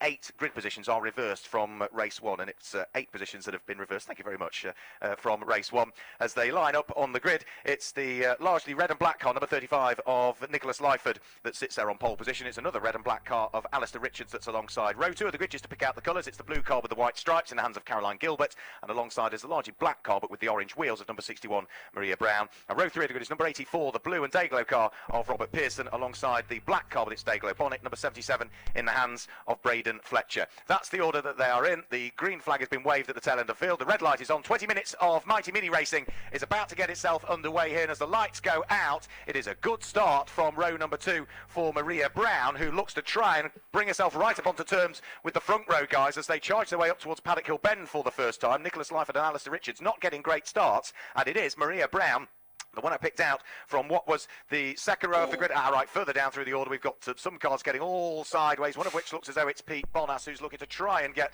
the white Mini back under his spell. They've all avoided tripping over each other as well, which is good to see, because for a moment their cars were sideways in the middle of the pack. But it is, through all of the melee, Braden Fletcher that has gone through and has taken up the lead of the race. The black car with its Dayglow bonnet, Braden Fletcher, the championship leader, turns his way out of Graham Hill Bend along the Cooper Straight. Maria Brown, number 61, is there in second position, and who's slotted themselves through into third place? It looks as though it's Alistair Richards that's there in third place, with the pole sitter Nicholas Lyford down into fourth, and up to fifth, making good inroads, it's the Australian driver Liam Sullivan, the white car with the blue livery on the side. Yeah, that was throw it up in the air and outstanding start from Maria Brown there, jumping into the lead. But in fairness, that was trumped purely by our now leader, number 77, Braden Fletcher, from 6th on the grid, and absolutely piled through into first. Now, in fairness, Braden's always up there, involved in the sharp end. He is the championship leader for a reason at the moment, and we've got a move being made by the white car with the blue livery on the side. They're sponsored by Bailey by the looks of it, and a great move up there. So which one would that have been? That Liam Sullivan. Yeah, absolutely. So where did Liam started 8th on the grid, and he now finds himself up into 3rd position. So what an outstanding opening lap there from Liam Sullivan. Yeah, I think the other one that we probably need to watch out for, because he was the car that was all sideways and had 4 or 5 attempts at trying to get the car back in line as they went through Paddock Hill Bend for the first time. Car number 23, the all-white car, just at the apex of Graham Hill Bend now. Pete Bonas, who was one of the quick cars yesterday, finished 2nd, but came over the start-finish line down in 20th position at the beginning of the first lap of the race. So he's got 20 minutes to work his way up through the order. Braden Fletcher, cheered on by brother Kelvin, who'll be here this weekend, leads the race as they work their way up towards a conclusion of lap number 2. So over the start-finish line now come the championship leader, Braden Fletcher, who has only claimed 1 win so far this year. He was 3rd in yesterday's race. He's had 1 win, he's had a 3rd, he's had 3 seconds. He leads as they go over the start-finish line with Liam Sullivan looking to try and attack Maria Brown for 2nd place. Dives up the inside on the approach towards Paddock Hill Bend. He's got the job done. The Aussie is up to 2nd. And I think Braden Fletcher needs to keep an eye on his mirrors, because he's Liam Sullivan has just been effortless. The line, the timing wise, last time he was 5th. By the time he got to Druids, he was 3rd, as though she wasn't there. So he's absolutely slicing through this grid like a hot knife through butter, and his next target is that black with the Dago bonnet that of Braden Fletcher, and he needs to be wary because Liam Sullivan is on a mission. Pete Bonas managed to climb from 20th position up to 18th that time through. The all-white number 23 car that's still got a lot of work to do to try and work his way up through the order. Lots of championship points up for grabs. There's 32 points for a race win, 30 if you're 2nd, 27 if you're in 3rd place. There's an extra couple of points for the fastest lap as well in each of the races, which at the moment is going the way of the car that's currently in 2nd position, Liam Sullivan, who is closing in on race leader Braden Fletcher in the slipstream as they head up towards Paddock Hill Bend. Braden Fletcher pulls out to the left-hand side of the circuit, which allows Liam Sullivan to head up the inside. There wasn't a great deal of defence put up there by Braden Fletcher, so he either knows the car behind is quicker or is quite content for the moment to let Liam Sullivan have the lead to fight back later on. Well, it's all the cars that he's encountered there have done exactly the same thing for him, really, haven't they? Now, I don't know, do they know something about that car, that the car's going to get drug tested later and fail? I don't know. I mean, the speed differential that he has is it's unheard of in this mini racing, really. We're so used to it being incredibly close. As we can see coming down the hill is that we've got some massive changes. I think that's 2 of the cars that actually span. Certainly we know number 23 did, Peter Bonas, and it was a blue car that spun, so that will have been Caroline Gilbert, presumably, up through the grid as well, and just came charging down the hill, making up places hand up.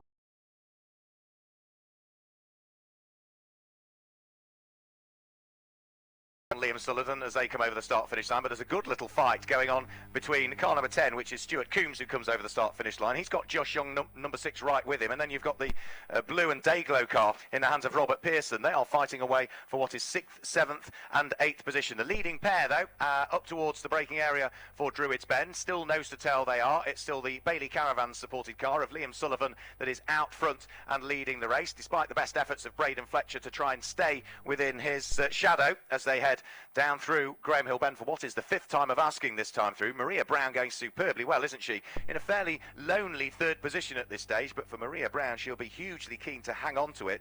She finished in 5th place yesterday. She's had a couple of 4ths so far this year, but she's not had a podium as yet.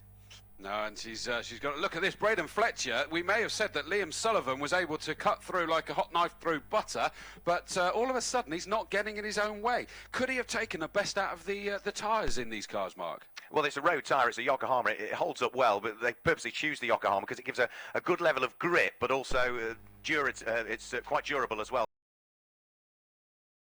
Of a season. Many of these drivers may well do a full season on one set. Stuart Coombs looks to dive up the inside and gain what would be 6th position. He manages to squeeze his way through and ahead of what was Nicholas Lyford. So the car number 35, Nicholas Lyford, loses a place. The orange liveried car number 10 of Stuart Coombs gains a position. That means that he's now up to 5th.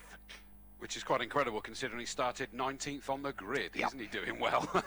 But look at this. Braden Fletcher is all over the back of Liam Sullivan. Liam Sullivan may have managed to cut through everybody easily, including Braden Fletcher, as you say, just kind of moved over and also almost gave him that racing line. I guess another part of it could be is that, as we've seen so often, we were making a comment that says actually you almost don't want to be in the lead on that last lap because you are the target. And so was Braden Fletcher going, all right, fine, if Liam Sullivan's going to make those moves, off you go. I'll just sit there with you and I'm going to make my move back again on the last lap. It looks as though Stuart Coombs is looking to try and gain a further place here, this time over the red and black car number 46 in the hands of Alistair Richards. The two of them are going to be as good as side by side as they come over the start-finish line. Nose to tail for the lead of the race. Liam Sullivan still leads. Braden Fletcher's there in second position. Maria Brown on course, if she can stay where she is, for her first. Fourth now comes car number 10, Stuart Coombs, from 19th on the grid.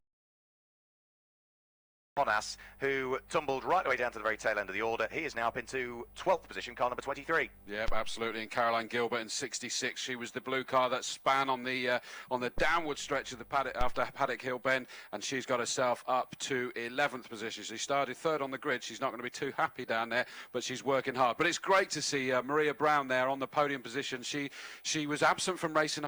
Trying to remember, I think it's something like 7 years that she was out of races. It was a long time, and she was absolutely delighted to be back on the grid again this year. And she's up there absolutely making that car sing and dance. I'm pretty sure she was looking forward to putting a Mini around this Indy circuit here at Brands Hatch. Yeah, she'll certainly be looking forward to a podium, but she needs to look in her mirrors because car number 10, Stuart Coombs, is coming this time through. He's still got, the best part of 6, maybe 7 mini lengths to try and catch right up with the number 61 car, the largely sort of black car with its orange wheels in the hands of Maria Brown. We're also side by side further down through the order for what is going to be 7th and 8th position. Josh Young just sticking his elbows out there so as to try and keep behind the blue car, number 84, in the hands of Robert Pearson. Couldn't quite squeeze his way through, Robert Pearson, so he's got to be content to sit behind the number 6 car of Josh Young as they head uphill towards Druids this time through.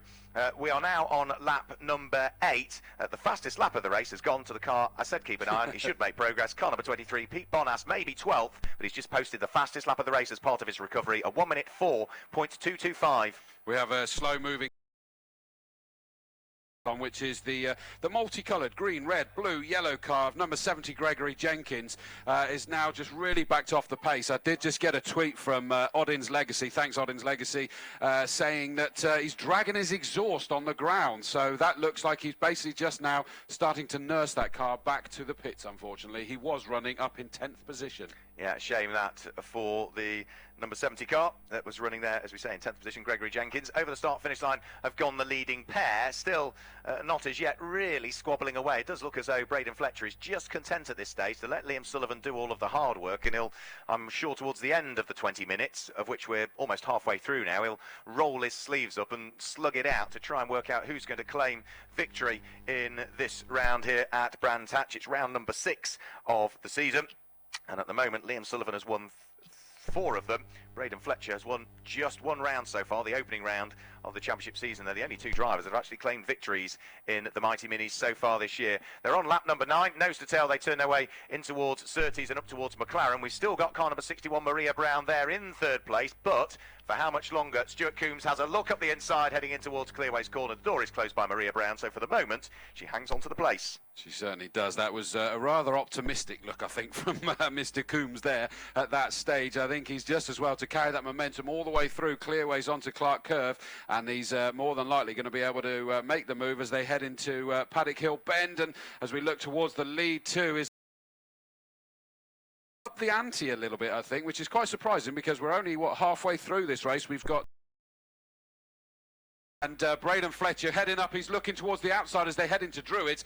That's not going to be an easy move, but was he trying for the switch back? I don't think so. I wonder whether he's actually just trying to put enough pressure onto Liam to see whether Liam's going to make a mistake. I think he's a bit too wily for that. Yeah, he's very, very good, isn't he, Liam Sullivan, who comes all the way from Australia to race in the Mighty Minis. Stuart Coombs a little bit wide coming out of Graham Hill Bend that time through in his efforts to try and get himself up into 3rd place. Needs to be careful because he certainly dipped a couple of wheels, I think, beyond the white line that time through, which is not going to be good for him if he keeps managing to do so. Maria Brown still clinging on, albeit by her fingertips, to the final podium place at this stage. And look at the leading margin that the first pair have got. Over the start-finish line they'll come. Liam Sullivan leads the race. Braden Fletcher, for me, just looks quite content to sit there still in 2nd. second place at this stage. He's within touching distance of the race leader, and as we know from the racing that we've seen so far over the course of this weekend, you only need to be leading on one lap, and in the case of the Power Max Mini Challenge Cooper race, you only need to be leading coming out the final corner. Maria Brown under pressure once more for third position. This time Stuart Coombs is drawing himself alongside, but on the outside line heading up towards Druids Corner. That is not going to work, and therefore, despite the fact that he tries to hang on all the way around the outside at Druids Corner, he is still going to have to be content with fourth. Yeah, I think we're almost getting into that bump drafting territory now for these lead two, aren't we? But Braden Fletcher all the way along the start-finish straight. I don't think there was anything between the two. The proverbial cigarette paper, I think. Throw the handkerchief out and both of them would make contact with it. They're that close. And Maria Brown's doing an absolutely fantastic job at just making that the widest Mini you have ever seen. She's carrying as much power through the McLaren and Clearway section there. Of her car is the number 10 Coombs, but he's not going to be able to dive up the inside because masterful job at closing those inside lines. There's no chance that he's going to be able to sneak that side, so he's going to have to look towards the outside again. Oh, and I thought we had a little bit of contact side by side there, but they both just, I think they're trying to scare each other into a mistake more than anything there, Mark. They're still side by side as they head up Hellwood Hill this time through, but for Maria Brown, she's got the inside line, the all-important inside line, on the brakes towards Druids Corner. So again, Stuart Coombs is going to have to brave it out round the outside. He's not that far away from braving it out right the way round the outside, which gives him the inside line as they head down in towards Graham Hill Bend. Maria Brown squeezes as much as she dare, but Stuart Coombs is through. He is up into third position. Maria Brown is down into fourth place, and all of that squabbling has allowed them to be caught by the car that's there not that far behind, Alistair Richards' red car, who's there in fifth position. As for fastest lap of the race, another new fastest lap has gone the way of car number 23. Pete Bonas looking to try and recover. A 63.862 is now the fastest lap we've seen. And we've just had, I was just about to make a comment that just ahead of him was Caroline Gilbert, number 66, but she's just spun again. I'm pretty certain that was her. Yes, yep. It was indeed. Just as they went round the left-hander of Surtees, we're about to switch back towards the right-hander of McLaren and Clearways, but no, it just span around. And look at this, is that the three third, fourth and fifth cars are joined together, that Coombs had got past Maria Brown, but Maria Brown was trying to look up the inside there. He was shutting the door at the same time that 46 Richards was desperately trying to fire away side line going through Druids, and this time we haven't got a car sneaking around the outside of her to cover the inside line for Graham Hill Bend. Good grief, this is alive. Yeah, Alistair Richards therefore has to be content with what is still fifth position at this stage. He'll try and mount another challenge, I'm sure, before too much longer as they sprint their way once more along the Cooper Straight. We've got 6 minutes of this race still remaining. Let's not forget that out front is still car number 18, the white car with the Bailey Caverans livery on it. Liam Sullivan, the Australian, leads the race. Braden Fletcher is there in second position, car number 77. As they go over the start-finish line, teammates in reality are these two, so they won't want to be bumping into each other, despite the fact that they're both vying for the overall championship honours coming into this weekend at the halfway point of their season. So nose to tail through Paddock Hill Bend. They are now on lap number 40. Maria Brown having to again assert herself in fourth place so as to try and keep Alistair Richards behind. And we're 3 wide further back, heading round through Paddock Hill Bend. It's one of those Pete Bonas. Yes, it is, by the look of things. Pete Bonas, who was looking to try and go round the outside of everybody, couldn't quite manage to muster his way through past the blue car of Robert Pearson. Muster? I thought surely it was muscle his way. That was attempted, wasn't it? Three abreast, but right smack bang in the middle of all of those was Peter Bonas, and he nearly got sort of tagged into a bit of a tank slapper to go out into the kitty litter on the outside of Paddock Hill Bend, but he held it together and he sits still in that same position, which was 9th as he came across the line last time. Lead two still heading their way round onto again. We've got just under 5 minutes remaining. They're going to be completing their 14 buddies, all that kind of thing, but I think that goes out of the window at the moment because Braden Fletcher wants that win, doesn't he? Yeah, he'd dearly like to grab his second win of the season so far, but equally as much Liam Sullivan would like to chalk up win number 5 of the season. Stuart Coombs under pressure for the final podium place once more because the fire has been lit again in the belly of Maria Brown by the look of things, who really did try and mount a challenge on the brakes up towards Paddock Hill Bend. Didn't quite work though, and now she's lost a bit of momentum heading up Halewood Hill, which is allowing the red and black car of Alistair Richards to try and draw himself alongside. Not going to be able to do so, though. So it's still Coombs from Brown from Richards for 3rd, 4th and 5th position. Great battle going on for 6th place, which has 4 cars involved in it, the first of which is Nicholas Lyford. Then it's Pete Bonas. Then we get the blue car with its Dayglow wheels that's in the hands of Robert Pearson. And the last of the cars in that little train is Yong Just Yong. I think number 7 Rideout lost out in the, I think he was in the 3 abreast, wasn't he, potentially, the melee, because he's got a bit of bumper hanging off of the back there, but hopefully shouldn't cause him too much of an issue. Your tip, Bonas, he's still scything his way through because he's up into 6th position now. He was 7th last time, and that was a few places made up. He's now got himself up into 6th position, and he's got daylight in front of him until he gets to this 3 abreast as we head into Paddock Hill Bend, and just onto the cement dust was the car of Richards there, number 46 Richards. And in fact, Maria Brown had managed to somehow just sneak herself physically ahead of the number 10 Coombs, but that compromised her on the exit, and she's having to go very defensive on the inside into Druids, because Alistair was all over the back of them. So it was, it's covering the inside, coming down the hill again, but I think he's going to have this move. No, Maria Brown is not prepared to give up that position, and she's continued to hold it as they come. In 3rd position is number 10 Coombs, then Maria Brown, then it is number On that lap is car number 23, Pete Bonas, who has tumbled right the way down through the order and is now down in 9th position. We've also got yellow flags up at Druids Corner because we've got one car facing the wrong way right on the apex of the corner. It looks as though it should be able to continue in the race, so it turns itself through 180 degrees and gets pointing back in the right direction. 2.5 minutes of the race still to go, and it is still Liam Sullivan that is out front and leading the race. It's still Braden Fletcher who's there in 2nd place. He has maybe lost an extra mini length or so ground on the race leader over the course of the lap that they've just completed, but he'll try and mount a challenge. We've also got a 5-second penalty going out for car number 14 for exceeding the track limits. A long way down through the order is already Michael Grover, but add a further 5 seconds to him and he'll find himself outside of the top 20. So as we go with 2 minutes remaining, 16.5 laps completed, it is still Liam Sullivan holding off Braden Fletcher. In fact, there's probably more gap than we've seen all race between these two. That's right, we've probably got about a tyre width between the two of them. That's the most we've seen so far. Coombs has managed to break away in that 3rd position from Maria Brown, because Maria Brown is having to fight with the red car just behind, number 46, Alistair Richards, but she seems to be able to just sneak herself away enough to relieve that pressure ever so slightly, but Alistair Richards, 46, comes back at her again. So the lead 2 across the line after 17 laps. Here comes 3rd position Coombs, and again side by side as this really is ebbing and flowing. Maria Brown, she needs to try and cover that inside line. No, the deal was done before they even got to the corner. Alistair Richards up to 4th, Maria Brown down to 5th. Yeah, shame for Maria because she's just faded away towards the end. So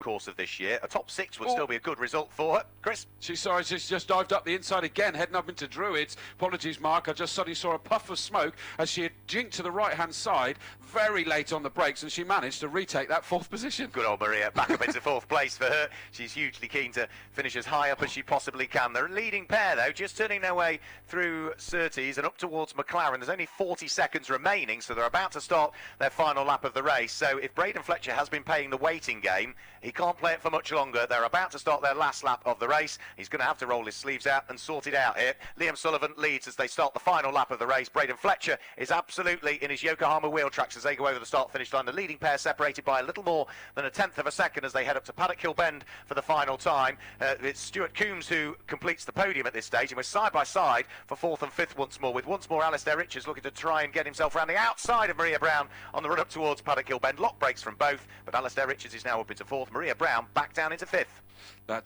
And we now keep an eye on them as they head back up towards Druids, because last time round Maria made a last-ditch move. Not this time. Is that, in fairness, Alistair Richards, 46, had managed to make enough of a dart ahead of her that seems to be signed, sealed and delivered at the moment. Same as at the moment, I would say that this lead is signed, sealed and delivered, because Liam Sullivan has actually pulled out about a mini's length. But look at this, just as I say that, is that Braden Fletcher basically tried the old karting move there, is that he dropped himself back to take as much momentum as he possibly could in through Aaron Clearways, Clark Curve onto the start-finish straight, but I think that Liam Sullivan has done just about enough as the checkered flag is unfurled and waved to greet the driver of number 18, Liam Sullivan. He takes that victory. It will again, another example where it will show him as being leading, was it all of that race? But it will not tell the story at all, will it? Now, absolutely a great way for the Mighty Minis to end their action here at the 2015 Mini Festival. We'll see the Super Mighty Minis out a little bit later on, but meantime, I've got to head to the podium, haven't I? And we haven't got a race straight after this because we've then got the on-circuit Russ Swift Stunt Show as well, so I'll remain down there as well after that one. No problem, absolutely fine. So as Mark makes his way down there, and these guys slow down and enjoy their final race of the Mighty Minis. It was Liam Sullivan, car number 18, took that victory from 8th on the grid. Absolutely cracking opening lap. Braden Fletcher started 6th, comes through, finishes in 2nd. In 3rd was car number 10, Stuart Coombs. He's blitzed them all really in performance there. Started 19th on the grid, finishes 3rd. Then it is car number 46. At last we got someone that started on the front row up there that has crossed the line in 4th position. Maria Brown, as we saw, race-long duel. We thought she was going to be on for a podium. She comes back in 5th, but she's got to have a smile on her face because it was an outstanding performance by Maria Brown there. In 6th, the recovering Peter Bonas after that first corner incident that just put him, I think we established he was probably down in about 20th position at one point, and he got himself with various fastest laps. He did finish the race with the 6-2 on the 11th lap of what turned out to be a 19-lap race. Finished in 6th position. Then it was car number 84. Robert Pearson, and 8th, number 35, Nicholas Lyford. 9th was number 6, Josh Young, young driver, and in his first season of racing, doing a great job mixing it up the front end at Alton Park when I commentated on these guys. He was right up the sharp end. This time a little bit further back in 9th position, but really doing great for the first season. In 10th position was car number 66, Caroline Gilbert. We saw Caroline having an interesting race. She also had a spin on the exit of Paddock Hill Bend on that first lap, was scything her way through the grid, and then just had another incident on the exit of Surtees, sort of about three-quarter race distance. Such a shame, put her down, finishing in 10th position. So that's your top 10. It looks like we actually had 21 cars that finished. We just had the 3 non-finishers. That was 45 Jones, 42 Butler, and 70 Jenkins. Just before Mark gets down to do the podium, a couple of announcements from the Twitter. Anybody wants to get in touch, at Dawes Racing, DAWES Racing. Actually, before I read any of those out, just want to, in case they're still listening, say hello to my mum and dad. They are actually listening on the Brands Hatch app. Remember, you can listen to Brands Hatch Radio on 87.7 FM or download the Brands Hatch app live. And I think they may well be listening. My wife was listening, and my little girl, 3-year-old little girl, saying, "That's Daddy." So it's lovely that they get to hear. Unfortunately, they were due to be with me this weekend, but get well soon. Dad had an operation and is really battling. Brought to me actually, but thank you very much to Paul Clark of Stopwatch Hospitality, where and unfortunately that didn't come off due to circumstances, but great to have them listening, and I hope many other people are listening on the app. We have also had Ben Rutherford. Shout out to Emma Watson. Next year you will have a Mini to bring to the festival. Well, there you go. That's a good thing to be able to do. Emma, I hope you knew that. Otherwise, I've just given you a nice surprise. Thanks to Maddie Mads 28, for some great video footage of the race starts. Thoroughly enjoyable to see those cars just charging into Paddock Hill Bend. And Phil Kitchen, a bit of a sideways moment going on at Paddock Hill Bend in the Mini Challenge race. That was the number 10 car, Norman. Lovely pictures been sent through to Mark and I from Sophie Heidi, Headley, sorry, apologies about that, Sophie.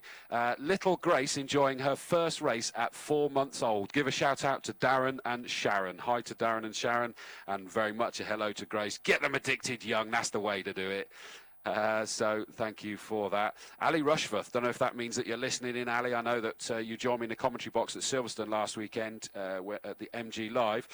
Forgot just how much I love Mini 7 and Milliers. And I don't know whether that means you're here. Let me know if you are actually here, Ali, but I suspect not, because from memory you're a long way from here, but good to see that. Maddie, as well as your video, saying you're looking forward to the Mini 7s later. Such a big grid. You better believe it. It's going to be an absolute classic. There is so much more bumper racing. Will McCall, Sue Calver, thank you. Various cars with their bumpers hanging off and everything. Anybody sees anything that we shows, not just of the racing, but everything else that's going on in this mini festival that is such an entertaining experience, drop us a line on Twitter, shout outs, anything like that. I'm on @Dawes Racing, that's DAWES Racing, and Mark is on @comms_box. So drop us a line @Dawes Racing and @commsbox. It's great to enjoy this weekend here together, just as the props, I guess, are being brought out ready for the stunt show from the legend that is Russ Swift. If any of you have not had the chance to go over and see him do his show, stay glued to this, because it's going to be thoroughly entertaining to see what he's able to do here for about the next, I think we get about half an hour of him, hopefully, which is, I'm delighted, because obviously I haven't been able to head over and actually watch anything over at his little auditorium area that he has set up. I think he's got another show there at 3:30. 3 o'clock, sorry, 3 o'clock. He's got another show over at his auditorium just behind the grandstand that I'm looking at right in front of me now with the red seats. Good to see there's a lot of you in the grandstand over at the top of Paddock Hill Bend. That's filling up nicely. Hope you're enjoying yourselves up there. Make sure that you're protect yourself from that sun, guys. Yeah, thank you for waving. I can see you waving. I hope you're having a fabulous day. It's good to see you up there enjoying it. We've got plenty of people standing in the person in front of the hospitality boxes. Hello to you all there. Lots of you now gathering on the grass area on the pitch straight. You're going to have the best view of the house of this stunt show now, and it's good to see that that really is filling up, and it's people, not just the minis, that seem to be packing that area, which is quite a relief. We knew we'd be getting a lot of minis displaying along there. Of course, we have plenty of you down at the bottom of Paddock Hill Bend, over towards Halewoods, and it's good to see you all sat there. I hope you're having a fabulous time. And especially, I know you lot, you're sat there so that you're close to the bar down at Halewoods, aren't you? I know. Make sure you get me a pint. I'll have a cider in this weather.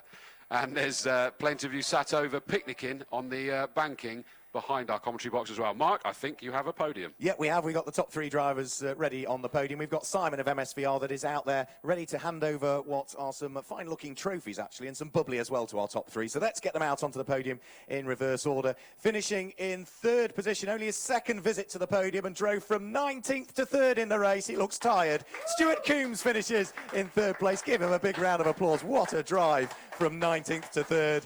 Second position with his sixth visit to the podium, it's Braden Fletcher. Congratulations to Braden. Fine looking trophy received for him from Simon of MSVR. But the top step of the podium, it's a double win here at Brands Hatch. His fifth victory of the season. Liam Sullivan claims the honours and will leave Brands Hatch having weeks' time. So the top three drivers on the podium. You've got the champers if you want to spray it as well.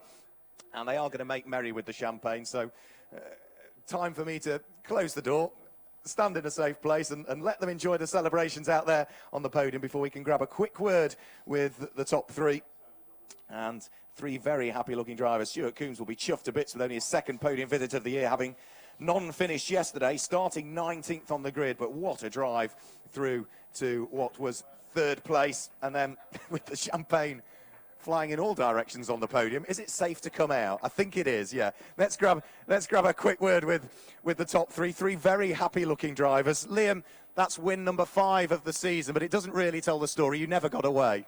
I didn't get away. I couldn't have asked for a better teammate. He keeps me on my toes all the time, but he's a tremendous driver and nice and fair. So, yeah, it's a great race. We sort of got together and pulled a nice little gap and then had our own little battle. So, yeah, well done.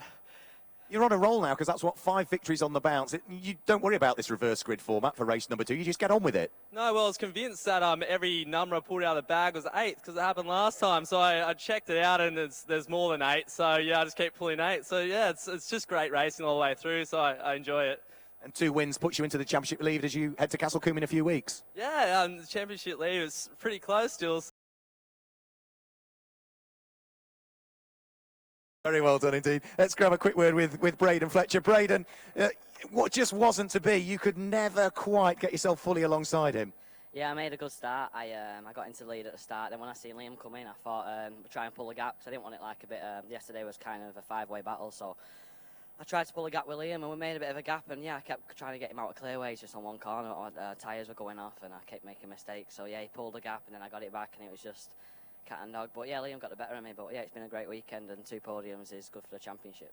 Yeah, it's a consistency, isn't it, that wins championship. So you'll head away from here, Brands Hatch, having lost the championship lead, but still gained a fistful of points and plenty of racing still to come. Yeah, exactly. I've got a good record. I've been on the podium for every race this year, so consistency is key, like they say. So yeah, I'll just keep chipping away and see what happens. And I see Big Brother's here cheering you on as well. Yeah, he was. Cheers for that, Kelvin. Chief Mechanic. Let's grab a quick word with Stuart Coombs. Stuart, you've got to be happy with third, having started 19th and non-finished yesterday. I'm really happy with that, yeah. I was a bit out of position due to dropping out of second yesterday with a mechanical failure, but yeah, I made a really good start and fought my way through, and then it was just a case of holding third because they were fighting hard behind me. I was never going to catch these guys, but I am really pleased with the third place, yeah. It took you a while because Maria Brown was driving well in third place before you took it away from her. Yeah, she was very hard to pass. She was very defensive and quick where she needed to be. She's really hard. Once I got by, she was still right on me, but I just managed to pull that little gap and hold it, so I'm really pleased, yeah. Good way to end the weekend. Thank you very much. Very well done. Our top 3 drivers on the podium in the 2015 Mighty Minis Championship. We'll leave it there for a few.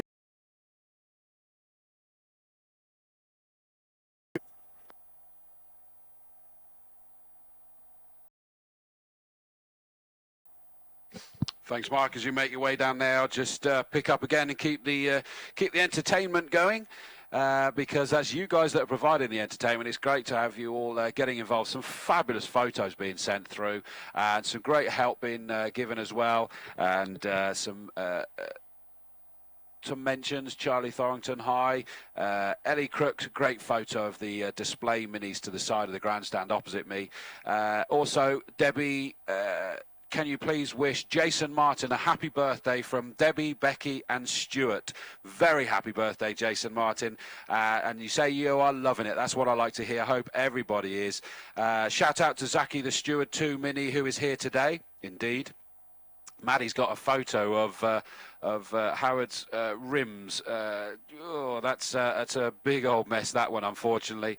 And as Ali Rashford said, an expensive table decoration. And he's talking about how John Lee got on with his incident with his Lynx Mini, and he knew him for a long time. Maddie would love a go, but not sure anyone would trust her enough to drive hard. She hates brakes. And Oddin's Legacy sent a photo of Ewan enjoying Minifest, getting into one of the cars on the display. Obviously, it was Ewan that we wished a very happy 9th birthday. I think it was for the 1st of July from memory. And so it's good to see that Ewan really is enjoying it. And I know that it put a great smile on his face having the birthday wishes read out yesterday. So it's good to see that so many of you are having a fabulous time out there. Keep it going. And we've got a little bit of cloud cover come over now. But for some of you, that may be a very slight relief. Marshals, thank you again to our Orange Army, and we do to feed our addiction of motor racing. We're here today watching this because we love it. I know you are there because you enjoy getting involved. No one gets closer other than the drivers, but it doesn't mean you have to work very, very hard, and we thank you. Mark, sorry, come on in, mate. Yeah, absolutely. We're down on the grid now. Delighted to see that we've got Russ Swift, who's alongside me. Russ, I've seen your show many times. How many years have you been doing this now? Because your driving is just stunning. Well, I remember doing the British Grand Prix here in the mid-80s. I started off auto testing, won the British Championships in the early 80s, and since then I've done it professionally, really. So it's knocking on 40 years, really. And it's brought you to all 4 corners of the world, hasn't it? Yes, in the last month we've been to Malaysia, Vietnam. We're at Spa last weekend. So yeah, we're off to on the Austrian border next weekend. So yeah, I've certainly seen the world on 2 wheels. A busy chap. You did 3 shows yesterday that were up at the area just behind Colin Chapman Way. You've already done 1 show this morning up there, but now we get to see something a little bit different this time on circuit. Yeah, we've had a great response over there. And there's people, there's one gentleman who's come from Israel to see my show. I can't believe it. But there's people from Australia, all over the world. This is a fantastic event. We're really proud to be involved with it. And as we are proud to be involved with the Mini, I've been involved with the Mini right from my first competition 45 years ago. And it's great that they're still alive and kicking. Like no other manufacturer, I'm so proud to be involved with it. It's a great thing to drive in. Well, yes, yeah, we've driven most things now, but you still can't beat a Mini. And did I not see you? I've got to ask this question as well. And the Bournemouth Festival of Speed, you did the whole of the circuit there on two wheels, didn't you? No, that was probably my son Paul, I think. I mean, he's at Goodwood this weekend, so we're always busy. Yeah, but Paul, I tend to spend most of my time abroad now, but Paul concentrates. He's got a young family and stays closer to home. We'll let you go and do your stuff. Keep everybody entertained, Russ. We've got a surprise for an icon of the Mini brand. And I was contacted by Emma Slark. I'm sure a lot of you heard of Brian Slark heads and engines. I certainly do, from many, many years ago. And Brian used to race here. I think it was probably the 70s when he last raced, but it's his 70th birthday this weekend. And is Brian Slark on the wall here? Is what? We hope he's here, because we've got a surprise for him. No, he's not here. Well, you better come in with me. Oh, crumbs, here we go. Right, okay, I had a feeling this might happen, you know. We'll get Barry Williams. You hold that, Barry, for me. There we go. You hold that. Stop smiling, otherwise I'll put you in the passenger seat. Here we go. Right, let's do this.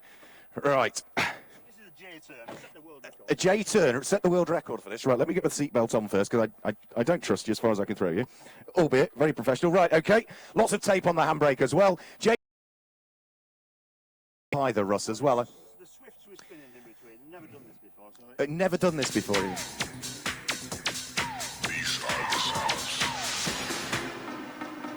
That was quick. So we've got to make it interesting now. All right, okay, a little bit closer to the two. Okay, so let's have another go at this.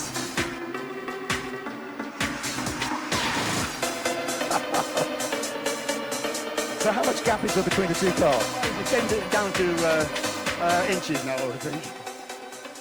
One more go at it.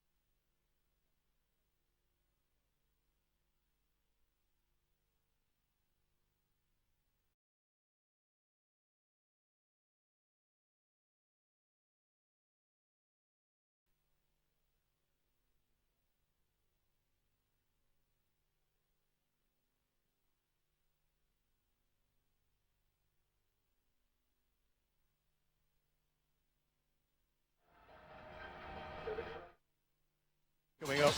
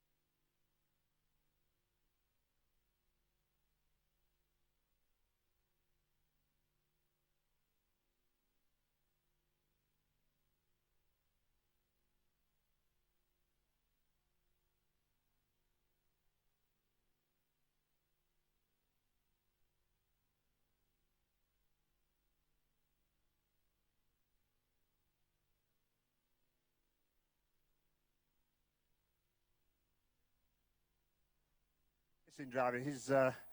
His position on this sort of thing isn't.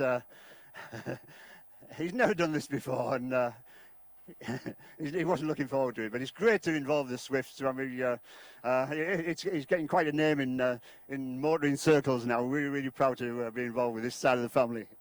Yeah, great side of the family. Here we go. Right, we're off for this one. So let's enjoy the show.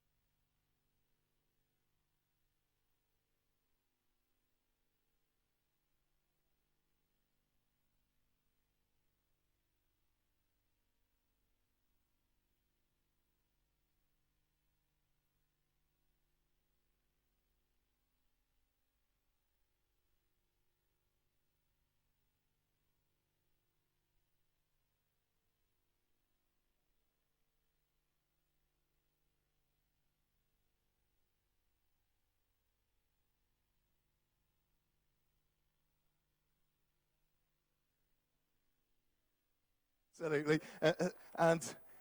That's my clipboard. I need that back as well. I'm going to go and make my way back to the commentary box and I think get something to settle the stomach after what was a fabulous ride. But that mixture of tyre smoke, of clutch smoke, of brake smells is having a bit of an after effect. So enjoy the rest of the Russ Swift stunt show. I'll make my way back up to the commentary box and join Chris Coles.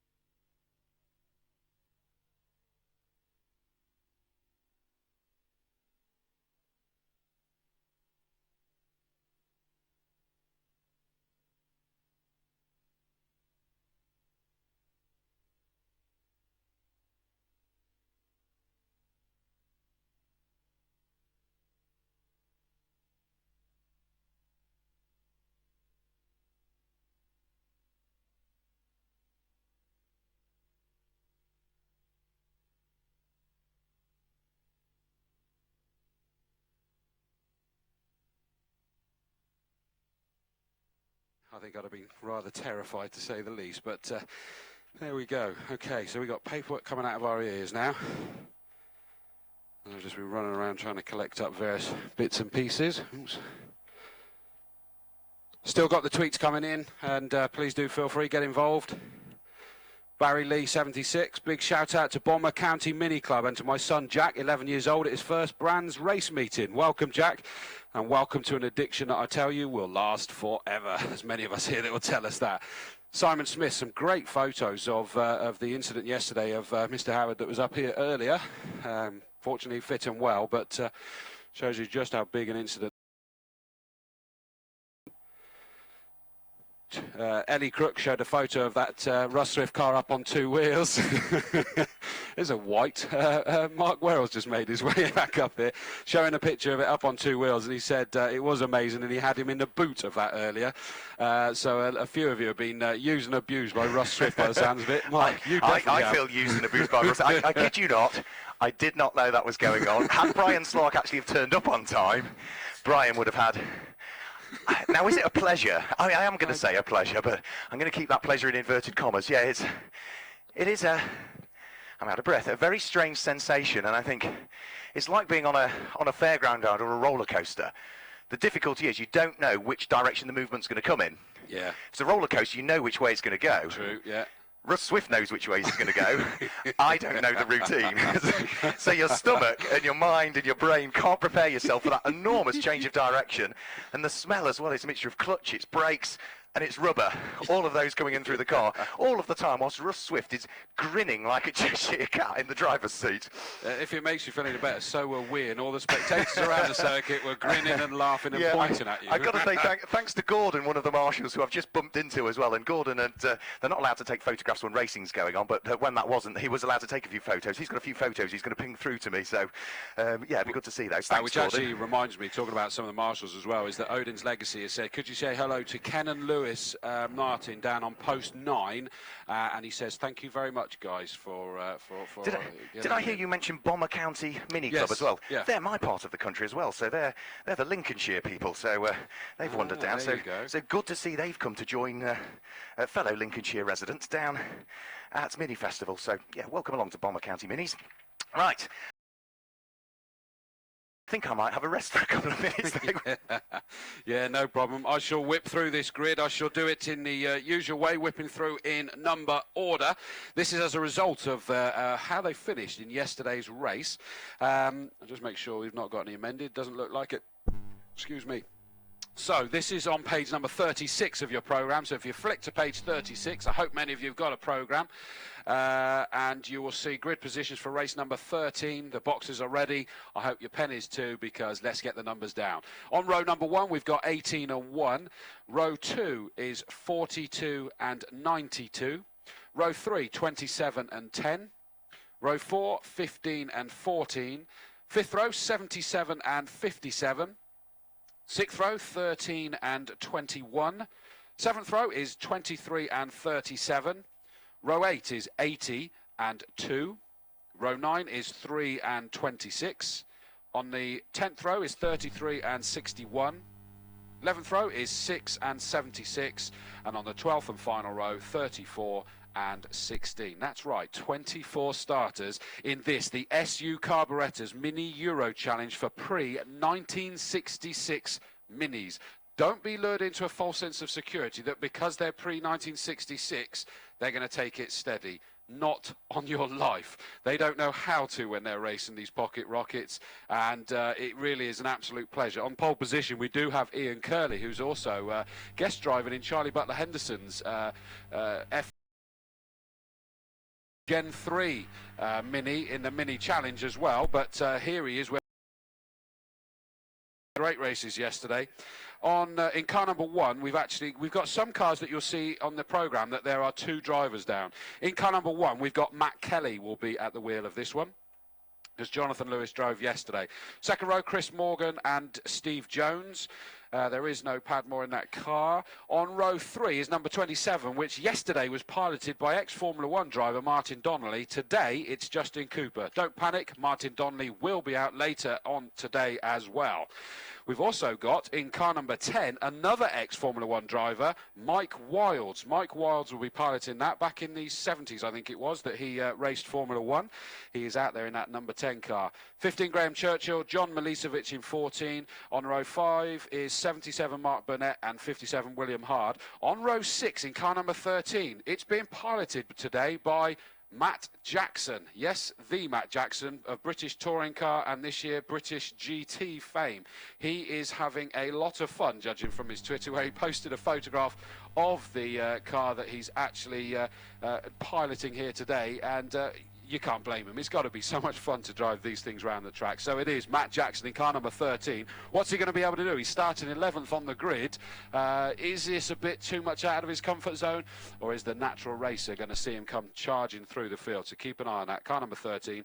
It's basically a very dark green and white car, although I don't think that narrows it down so much in these, unfortunately.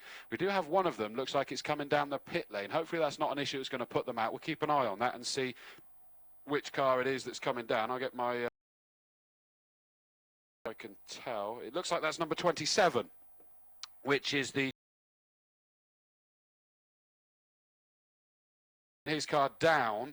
So hopefully it's not an issue. You sometimes get it where they choose to start from the pit lane, so they're not going to be involved in first corners. I think I'm being optimistic with that idea, but it's a romantic notion. Yeah, it looks as though that car is making its way down towards the bottom of the pit lane, and fingers crossed not the outer paddock, so keep an eye on that one. He's stopped, ready to start from the pit lane. So Justin Cooper looking as though he is ready to start from the pit lane. The rest of the field just getting themselves into position, and this 20-minute race Very shortly, we'll get itself underway for these pre-66 minis. Of course, it all started back in 1959. Sir Alec Esigonas designing the Mini.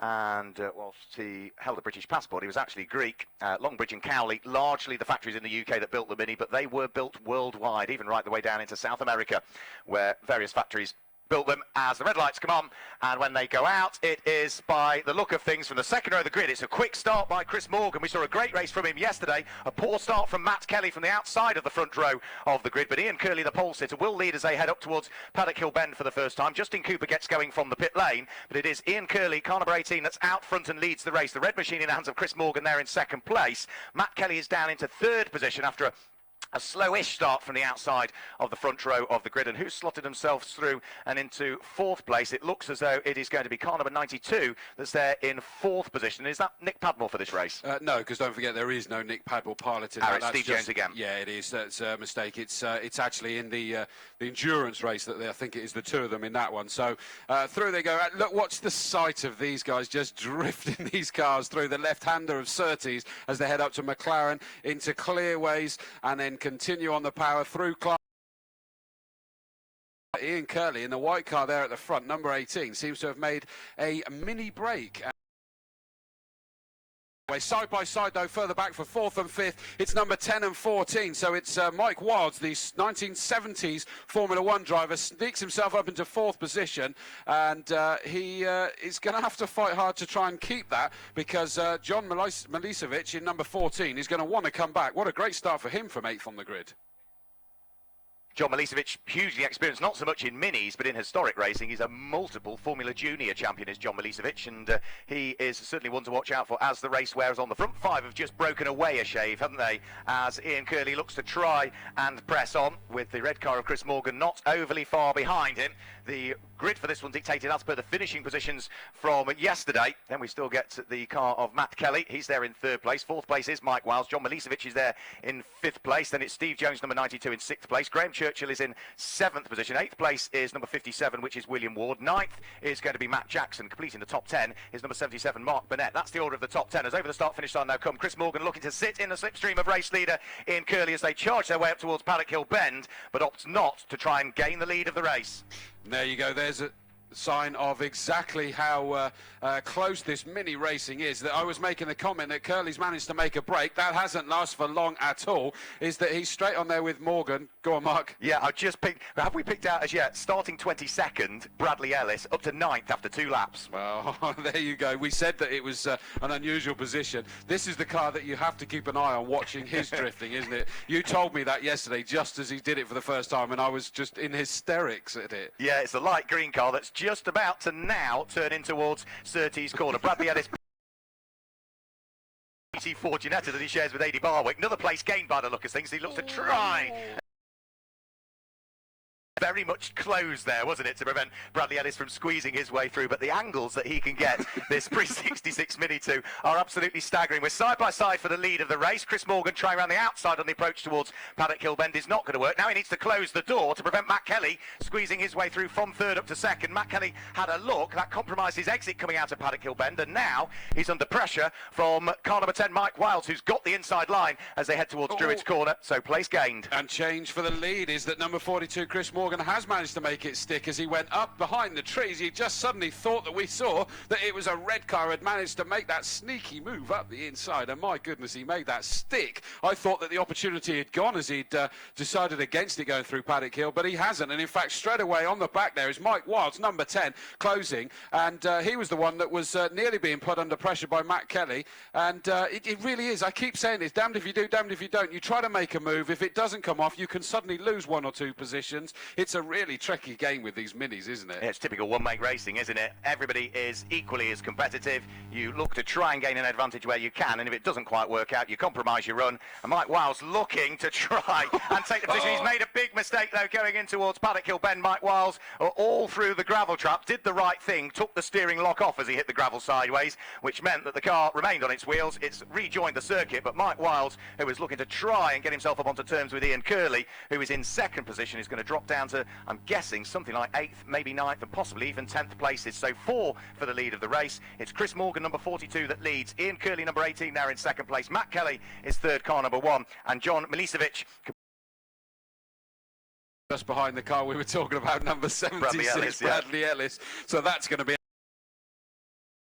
just sideways going through Sterling's absolutely brilliant. And diving up the inside is number 76. No, he's not. The ever-decreasing gaps that he keeps aiming for, and it's not possible. So coming through is the lead 4. It is now number 42, Morgan, that has that lead. So Chris Morgan in the lead, 18, Ian Curley, and then it's number 1, piloted by Matt Kelly, 14, John Milicevic. Great start from 14th on the grid. A little bit of a gap back then, so we've got the 92 car of Steve Jones, and amazingly, up to 6th position now, would you believe this, Mark? Bradley Ellis from 22nd on the grid, so keep an eye on it. They're heading up towards Druids as you speak, and diving up the inside, or covering the inside, is the number 76 car, kind of a light green and white. He's running in 4, 5, 6. He's actually in 7th at the minute, so he's lost out on that 6th that he crossed the line in, and that's because he was only 0.1 ahead. So the number 15 car has, is that 15? That can't be 15.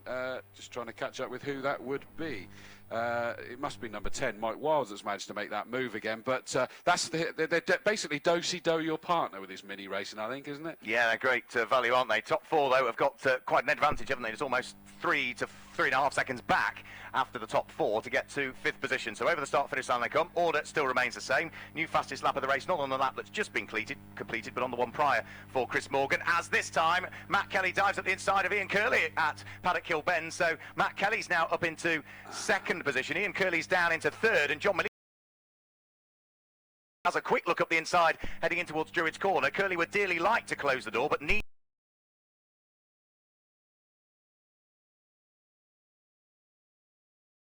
bend, and as long as he's neat and tidy on the exit, which he appears to be, he has, just by the skin of his teeth, hung on to 3rd. And I've now understood my confusion where I was saying that number 76, Bradley Ellis, was fighting with number 15, which is Graham Churchill, and I was confused because on our timing screen it wasn't showing a 15 anywhere near him. The reason being, car number 15, 10-second penalty for starting out of position. That's not a clever move, is it? Because it suddenly now throws him down to 15th, despite where he suddenly sits on this grid. He's sat there 4th, 5th, 6th, 7th on the track, but he's not. He's down in 15th position with a 10-second penalty. Through comes number 92, which is the Steve Jones car, and just making a move up the inside is Bradley Ellis. He's going to take another position. That's signed, sealed and delivered. Job done. He moves himself up yet another position. That puts him 5th after starting 22nd. Yeah, I was talking to Bradley last night. Oh, raining. It's raining, Mark. Absolutely. Yeah, it is. Yeah, absolutely. That's not so much on these cars because they all run a Dunlop historic tyre, a cross-ply. I thought the clouds were getting grey, but in the tinted commentary box, it's always difficult to spot. I was talking to Bradley last night, and he did say that he was looking forward to starting from the tail end of the field. A few more cars being caught out as the rain falls, sliding wide out of Graham Hill Bend, one of which was car number 77, Mark Burnett. And our second place car has actually just gone onto the grass as they exited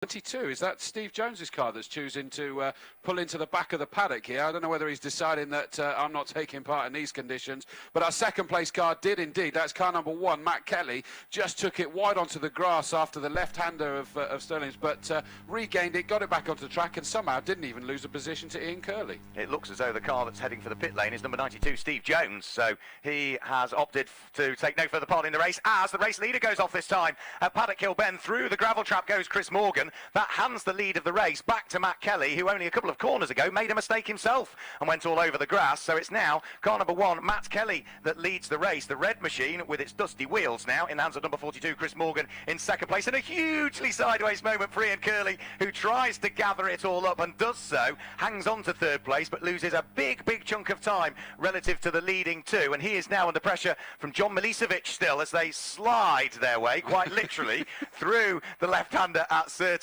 up towards the right-hander at McLaren. We see lots of sideways minis, but I mean, worsening conditions, meaning that these Dunlop historic tyres, which don't offer a lot of grip to start with in the wet conditions, in the dry conditions, in the wet conditions, are slithering ever more. Yeah, and it's not exactly much of it. It makes contact in these little pocket rockets anyway, is it? As the leaders come across with the times about 8 seconds elapsed slower than what they were doing in the dry conditions. But definitely, as they go down the hill to Paddock Hill Bend, it looks pretty much like an ice rink once they arrive there. They're absolutely on their full opposite lock to get it round that corner, taking it very steady. Now I'm going to be interested to see how is this going to play out for number 76 Bradley Ellis, who pretty much seems to prefer having it sideways anyway. Hill Bend, it is still just about number 1 Matt Kelly in the lead. The red car is and then it is number 18 Ian Curley, and right on the back of them still is 14 Milicevic. Where's Bradley Ellis? He's closing in quite fast on the back of this four. Oh, take it, look at that through Sterling to the left-hander, absolutely sideways. We got one car in the gravel trap, which is going to mean that the safety car is going to have to come out, because the car is parked very close to the edge of the gravel trap, right at the bottom of Paddock Hill Bend. It's a white car with a black roof, which offers up a couple of possibilities. One could be number 6 Tom Westley. It might possibly be car number 80 Nick Paddy. They are very similarly liveried, so it's just a case of seeing which one does not come back round this next time through, because they were both also at similar parts of the circuit. So let's have a quick look. There's another white car with a black roof going rather slowly this time up towards Surtees and McLaren. So yellow flags are out. Safety car is out there, which is going to bunch them all back up again, and really throws a fabulous lifeline once more towards Bradley Ellis, doesn't it? Who had already caught the front bunch, but now he's going to be right up onto turns with them once more. And this has got to be his conditions now, isn't it? Because he tricky conditions. He prefers to be on the edge of out of control. Nick Paddy is there, car number 80. So whilst we can't see the number from our position of the car that's at the bottom of the gravel trap, I'm guessing it's number 6 Tom Westley, who has not as yet come through. So yeah, I think it must be number 6 possibly that's had the issues. Werrell, that's well worked out there, my friend. I'm impressed. We've got some morbid people tweeting in though, Mark. We've got Maddie, who I know she's having a whale of a time out there, sending some great videos in of the starts and things like that. And she's tweeted saying rain and mini 7s even better. That's just morbid. I'm just pleased we got the Russ. Even worse. It was self. Right. So the clock continues to tick whilst all of this is going on. We've got 8.5 minutes just under of the race still to go. The recovery unit makes its way out of the pit lane so as to gather up the errant Mini, which we believe is number 6, Tom Westley, who is parked in the gravel trap at the bottom of Paddock Hill Bend. It gives us a chance also to run through the top 10, maybe even top 15. Car number 1, Matt Kelly, leads the race. In second position is number 42. As one car comes out of the pit lane right in front of the course car. Or safety car. Second place is number 42, which is Chris Morgan. Third position is number 18, Ian Curley. Fourth position is car number 14, John Milicevic. Fifth place, let's not forget, from 22nd on the grid, number 76, Bradley Ellis. Sixth position is number 10, Mike Wiles. Seventh position, number 13, Matt Jackson. Eighth position is number 57, which is William Ward. Ninth place is number 77, Mark Burnett. In 10th position, and therefore leading non-Brit, and I'll come to why I purposely say that in a few moments' time, is number 23, Andrea Stottoni. In 11th position is number 33, which is Gregory Fruccia. 12th position is number 80, which is Nick Paddy. 13th place is number 15, which is Graham Churchill. In 14th position is Bert Metz, that being number 2, and in 15th position is car number 3, which is Mike and Dave Koskela, who are steering that car. I mentioned the first non-Brit home, and I don't know whether you got the opportunity yesterday to see it, but Swift Tune, who have got an area in the paddock, are working with SU Carburettors this weekend, and of course SU Carburettors supporting this Mini Euro Challenge. So whilst the top 3 drivers will get a trophy, the first non-Brit home gets a fabulous trophy, which the base of the trophy is a Mini. Square pieces of gold and metal come up from that to a couple of beautifully polished SU Carburettors that are at the top, and emblazoned on the trophy is a plaque that says the first non-Brit.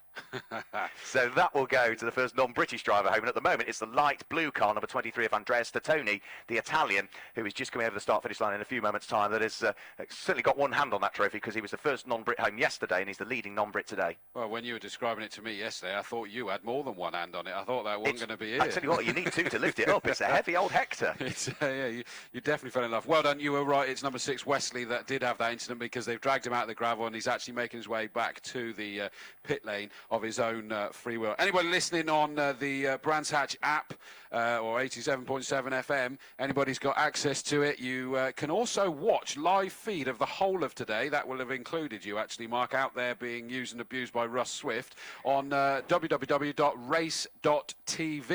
They are actually here filming the whole thing and putting a live feed out there. So race.tv, you will be able to see a full live feed from around the whole circuit. So there we go. Well recovered, Maddie, and make sure they all finish. Yeah, definitely, totally agree. And just wanted to Colin Bailey. Harry Bailey has said very happy birthday to Colin Bailey. As the safety car lights are out, the cars are a long way back, so certainly managing this one is Matt Kelly, is well and truly in control of this start, and the hammer is now down. He's decided now's the time to go. He's let the safety car get well and truly into the pit lane, and off they go, but well read by number 42 Morgan and the white car number 18 Ian Curley. They both saw exactly what our leader Matt Kelly was doing, and they've gone with him. Yep, so they'll be looking to try and hang on to the coattails of Matt Kelly. In the moment, though, it is car number 42, Chris Morgan, who's rather under pressure, isn't he, from Ian Curley, who's looking to try and take second place away. He's got the inside line as they head up towards Druids Corner. Curley goes through. It means that the red car of Chris Morgan drops down from third position, drops down from second to third position. We've also got Bradley Ellis looking to try and make further progress. He's running side by side with John Milicevic as they head in towards Graham Hill Bend. Bradley Ellis on the outside line, though. The less polished surface in the damp conditions might give him the advantage he's looking for. Right the way around the outside, the less polished tarmac allows Bradley Ellis from 22nd on the grid to work his way up into what is now fourth position. We've got somebody off on the grass. That's Gregor Freitcher, the Austrian driver, who's all on the grass at Graham Hill Bend. Oh, Ian Curley got very sideways there. He's up into that second position ahead of number 42 Morgan, but got very sideways there. But if anything, not only it wasn't really him that ended up losing out massively, other than allowing Matt Kelly to scamper off ever so slightly in the distance, but it kind of compromised 42 Morgan that time round, and I thought that 76 Bradley Ellis was going to be.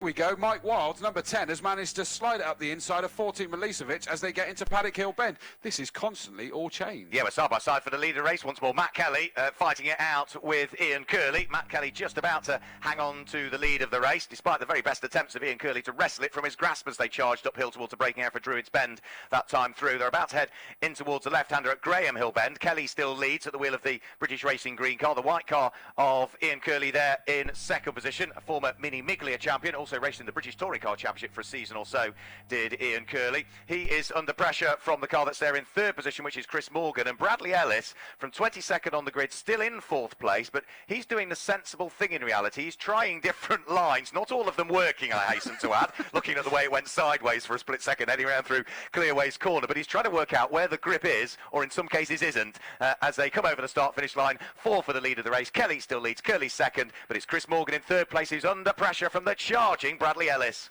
That really looks challenging going through Clearways and Clark there. It looks as though the most grip changes, so you can't just go, I'm going to go around the outside, because at one stage it seems to have it, but as soon as they get to the exit, it changes. Going for the lead is the white car of Ian Curley, but he's going to be on the outside, covering the inside line. His number 1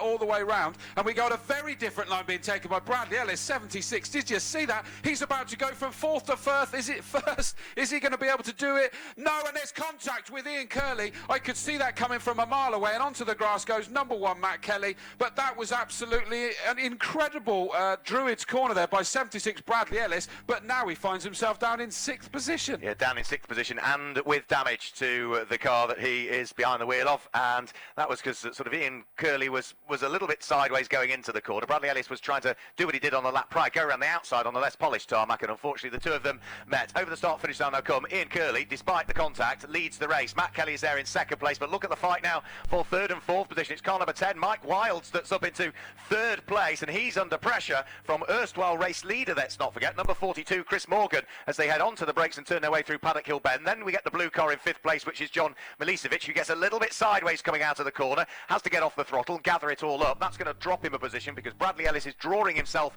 alongside. We've only got a minute and a half of this race to go, which means they're going to be starting their final lap next time through as they slither their way out of Druids and start to work their way downhill. Bradley Ellis, for me, is still the man to watch. He might finish on the podium. He most definitely is the man to watch, including in your mirrors, because he's going to charge and he's already making a move up the inside on the exit of Graham Hill Bend. He's snuck past. Is he going to do it past 42? Morgan, indeed. Morgan is now down to, what's that, 5th position. And in fact, he's having to defend heavily from Milicevic, the number 14 car. So Bradley Ellis has made up 2 positions in half of that lap already, and he's already trying to look round the outside of number 1.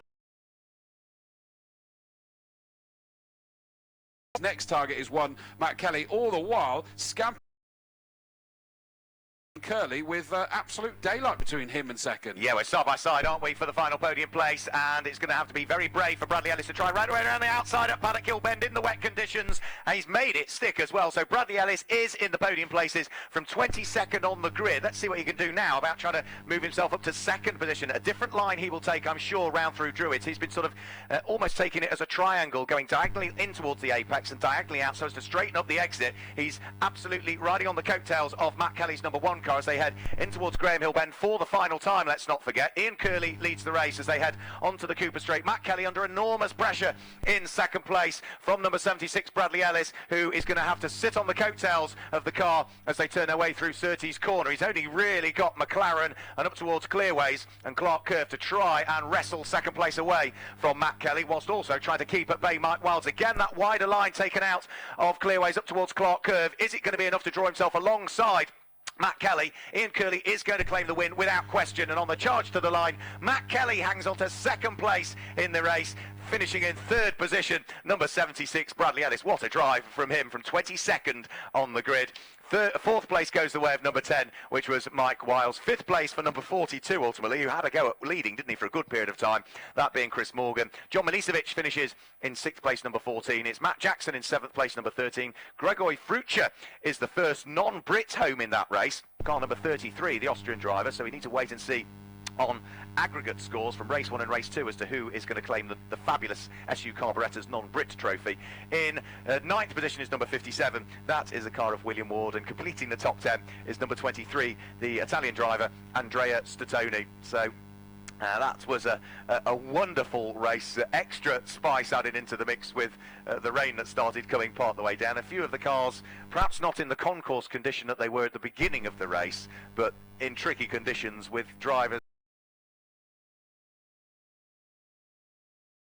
absolutely wonderful to see. And if Alec Isigonis were looking down today, he'd be chuffed to bits seeing that the cars that he designed back in the latter part of the 1950s are still providing some wonderful racing today. August 1959, when the Mini was first ever launched, as many of you will know, under the Austin and Morris brands, the Austin 7, the Morris Mini Minor, and through its various guises, and of course the various owners of BMC and Rover and British Leyland and all of those names, carried on in production right the way until 2000, and is still just one of the most iconic British cars ever. Great to see so many of them out here this weekend. Great to see so many of you having come along with yours as well. Don't forget, you've got the car parade to look forward to later on, so if you're not taking part in that, don't disappear at the end of the racing. Just hang around and have a look at the car parade, because the curfew is 6:30, so even if the car parades go right the way up to the curfew, we can still keep talking as well. And one thing we'll with a radio mic and grab a word with a few of you as you make your way around the circuit as part of the parades later on. There's lots and lots of other stuff going on as well. We'll come to that in a few moments, because we've got more grids that we need to give out as well. We've got the Dunlop Mini 7 grid that we need to give out, because that will be the next of the races. And let's rattle through the grid for the Dunlop Mini 7s, and they can be found on page 38 of your programme, page 38 of the programme. And the way that they line up, the Dunlop Mini 7s Challenge, supported by Mini Spares, to give it its full title. Mini Spares deserving a mention, as they're not mentioned in the programme. The way that they line up is as follows. Number 2, Darren Thomas sits on pole position, and alongside is number 1, Andrew Devaney.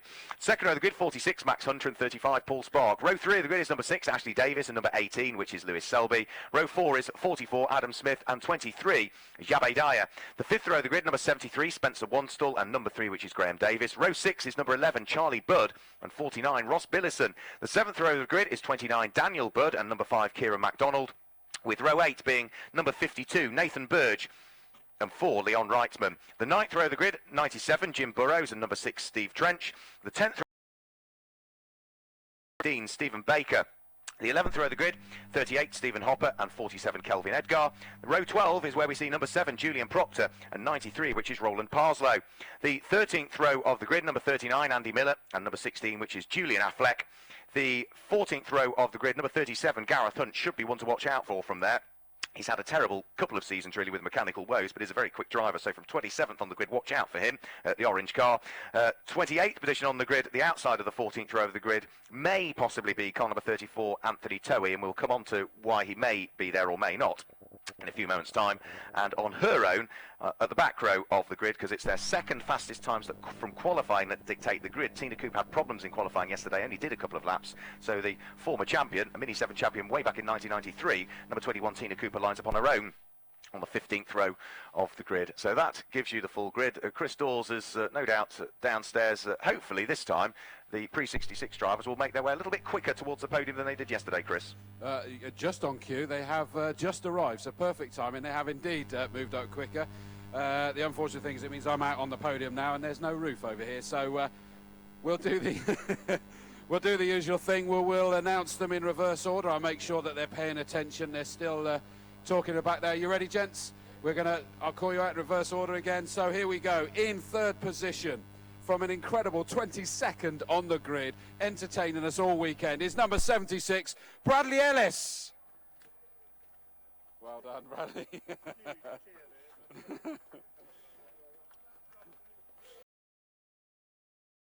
Car number 1, piloted today by Matt Kelly.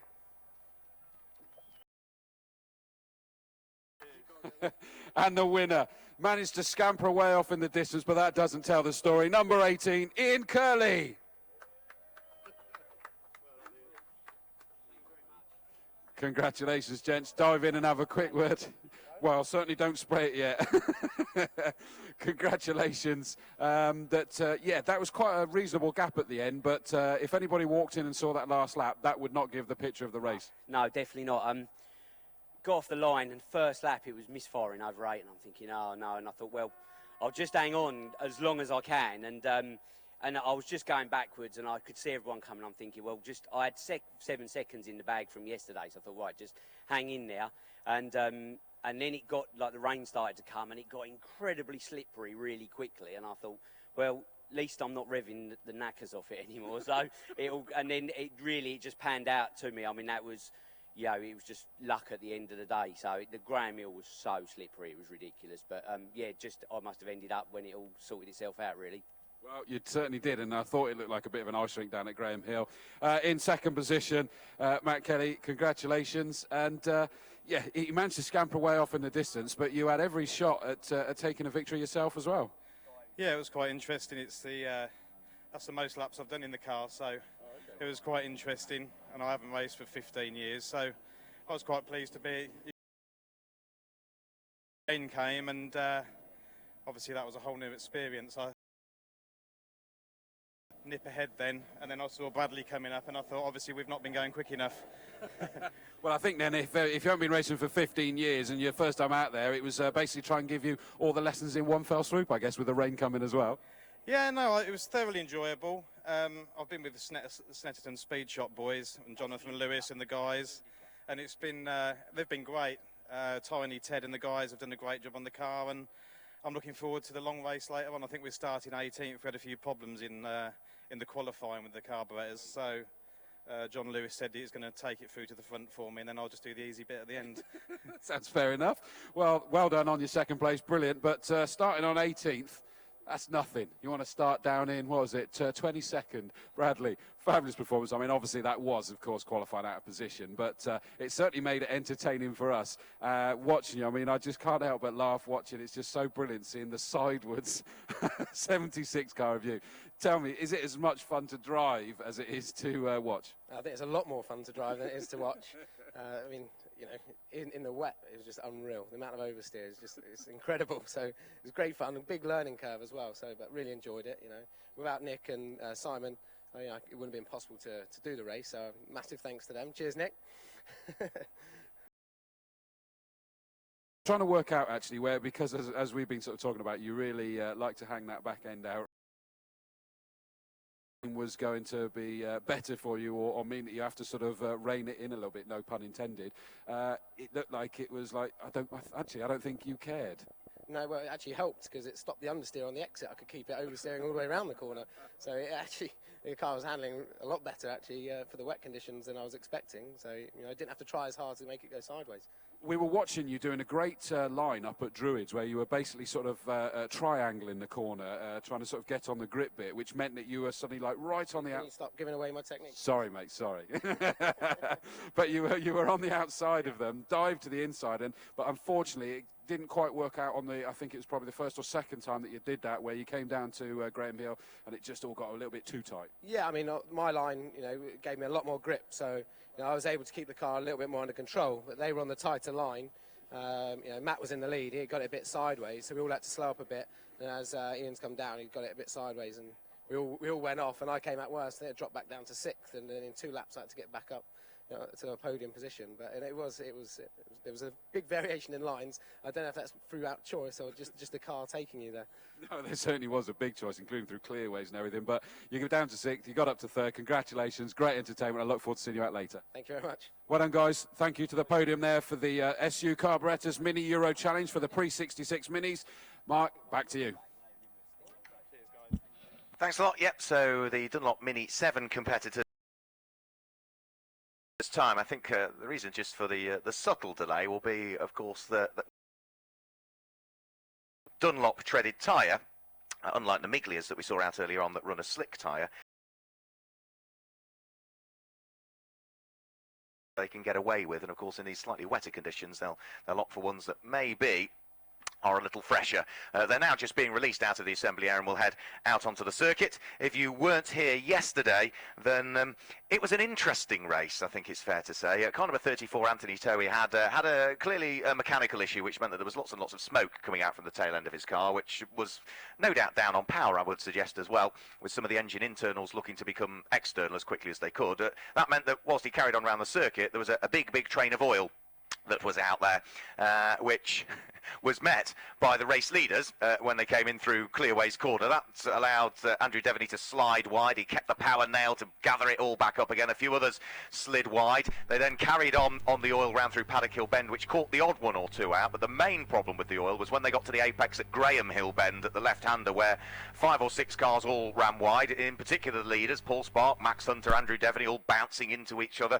Then elsewhere, Charlie Budd spun and also on the oil and stalled the engine. 5 or 6 others then spun in sympathy on the oil as well, and all couldn't get their engines going, and the decision was taken, quite rightly so as to red flag the race, A, for fear of further incidents, and B, to ensure that the circuit was put back into a raceable condition. So a period of time whilst our fabulous marshals dressed what was almost the whole Brands Indy circuit.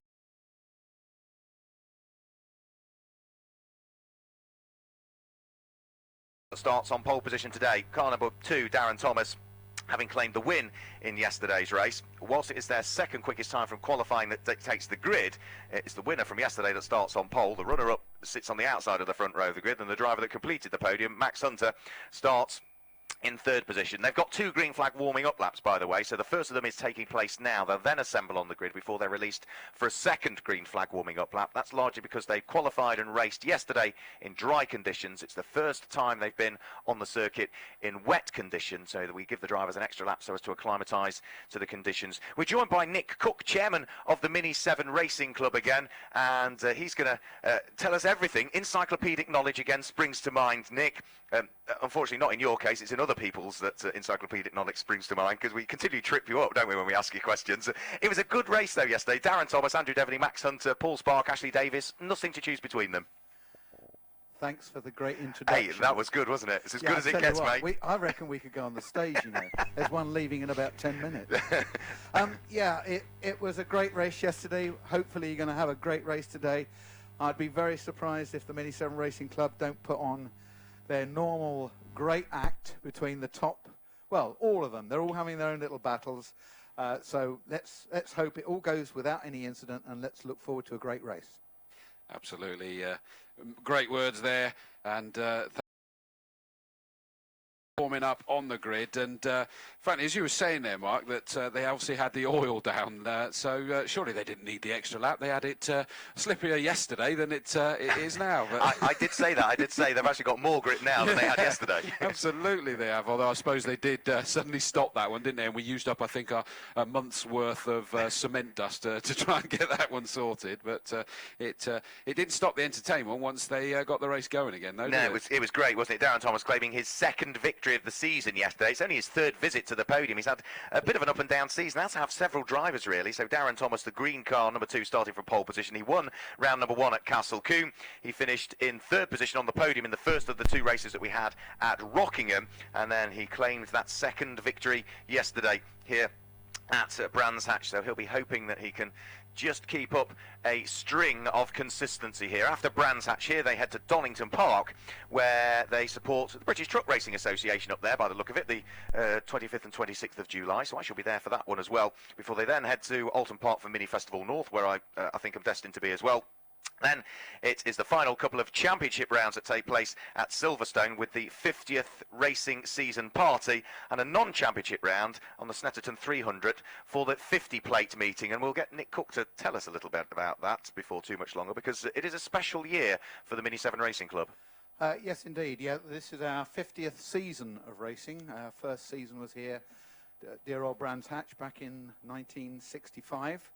And yes, I think we can claim to be probably the longest one-make championship in the world.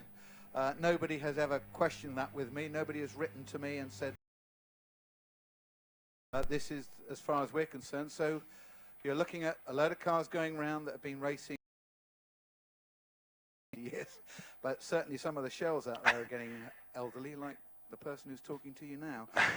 Some of the drivers aren't far off racing for 50 years. Yeah. I don't know if you heard that in the background, but yes, Mark is being his charming self as well. Anyhow, it's good to see them coming round, Drew's at the moment, on their parade lap.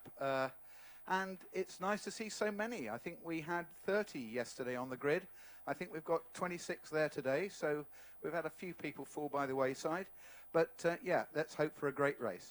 Well, I know that this will please Maddie, that she was looking forward to these guys out here racing with such a bumper grid and adding the rain element. It looks like we've actually got one of them pulled down at the bottom of Graham Hill Bend there. Can't quite make out who it looks is. Worryingly as though it's Andrew Devaney, but his car is there, so it must be Steve Trench. Okay, so they just pushed that out of the way. He obviously pulled off, knowing there was an issue as he went down the hill, and they've tucked that nicely out of the way to the point where if we looked down there now, we wouldn't have known that there was a car. Yeah, you just spotted it in time, didn't you? So that means that we can put a line through Steve Trench, so that will be car number 9. So there should be a gap on the 9th row of the grid where Steve Trench should have been, and now will no longer be. So the cars working their way around the circuit. So these are all 1000cc A-Series engines, so whereas the Biglia's run the 1275 cc engine, albeit bored out and tuned, these Mini 7s, which comprise largely the main championship class. We've got two races within one, really. Mini 7 class and the Mini 7S class. Those that run in the S class start with number 90, so 91 through to 99, albeit we've not got that many in that class this weekend, but also the driver's name, rather than it being on the window. And the Mini 7S class is for very Mini 7 class, despite the fact that it's a larger engine capacity, but it is a fabulous introductory formula to keep costs down for those drivers looking to come Mini 7 Club racing. So the cars lining up on the grid. Spencer Wanstall pointing the nose of his Mini up the circuit, which on a damp track is not anything other than a very sensible thing to do, because the start line at Brands Hatch is very slightly on a curve and on a hill as well. So point the nose of the car uphill if you're on the inside of the grid, point it downhill if you're on the outside of the grid, and that way you'll get less wheel spin. The car will go straight. We're about to get this race underway. It's going to be 18 laps or 20 minutes, whichever comes first. The green car of Darren Thomas on pole position, the light green and white car of the reigning champion Andrew Devaney on the outside of the front row of the grid. It's a poor start by the look of things for Paul Spark, who's starting to get gobbled up a bit. Yabe Dyer looking as though, who's currently championship leader coming into this weekend, as though he is going to try and work his way up through the order at the wheel of the grey and pink car, but we're side by side for the lead of the race. Darren Thomas has got the inside line on the run up towards Druids for the first time,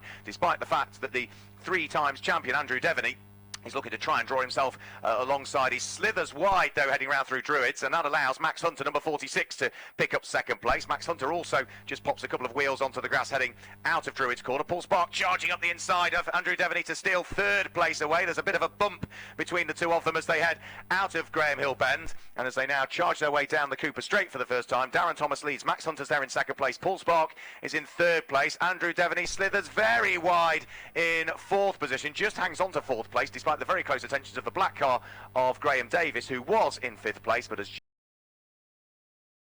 Did Andrew Devaney retain that fourth position? He went so wide through the left-hander there. This weekend, as you said, he had a great start off the line, but suddenly he was going 3 abreast as they headed up to Druids last time, and basically got squeezed down and finds himself in 9th position, so he's still got an awful lot to do. Big chunk of work to do for Yabe Dyer, but plenty of time in which to do so. The front 4 or 5 have sort of started to just break away, haven't they, as Darren Thomas takes the usual racing line around through Druids corner. Again, it's a slightly wider line taken by Max Hunter. Wider line in damp conditions. The less polished tarmac does tend to give you slightly better adhesion. And as he now works his way right up onto the coattails of Darren Thomas, the two of them absolutely bumper to bumper as they head down the Cooper Straight this time through. Darren Thomas leading the race. Max Hunter, a former champion, sitting there in second position. Can he try and wiggle his way through into the lead of the race while they're still squabbling over what is third, fourth, 5th and 6th position? The key is getting the break. The front two have got the break. If they work together for a few laps, they should find they'll extend their advantage. Not that we want that, of course, but you're absolutely right, they could do that, but it looked more as though Max Hunter was actually not just looking for a gap, but he was actually trying to engineer a gap up the inside of our leader, car number 2, Darren Thomas. Side by side for third position. Devaney's going to be on the outside here, though. He was fractionally ahead as they crossed the line, but Spark is going to hold the inside and slide up the inside. Indeed he does, and he's managed to carry that speed through as much as possible. He's going to need to cover the inside line as they head up, and he hasn't. He's left it open, and Devaney's managed to dive up the inside. I'm quite... You don't really need to send Devaney an invite, do you? No, he's very, very quick, is in Devaney. The leading pair, though, Nick Cook, have just got away, haven't they? Hunt, who is coming through the field like all gear.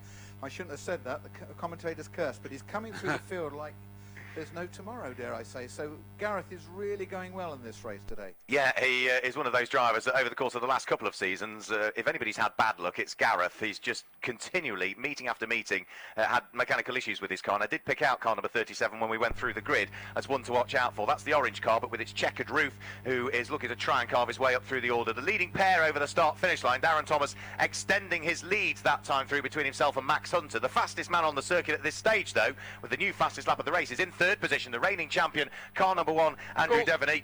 I'm sorry, and he's still trying to recover, and he's lost it to the inside, and he's hit the barrier. I saw that one as he came down the hill on the exit of Paddock Hill Bend, just as we were bigging him up, Mark, rightly so after his last lap, but he just clearly went in too hot, out onto the gravel, ran wide, and he kept his foot in, as we've seen time and time again. Quickly, we're going to jump to the lead too for a second, because they've come out of Paddock Hill, Graham Hill Bend, side by side. Max Hunter's trying to keep himself up the inside for the left-hander of Surtees, and desperately trying to shut the door is number 2, Darren Thomas. Darren Thomas takes to the grass on the exit of the bend, but he's going to have to concede that lead, and somehow muscled up through is Darren Thomas, down to second because Max Hunter takes it. That was very, very tight, that change of lead, because just as they were doing it, the safety car boards came out, and I wouldn't like to say whether that was done before or after. It was literally at the point that the safety car boards came out. They'll be able to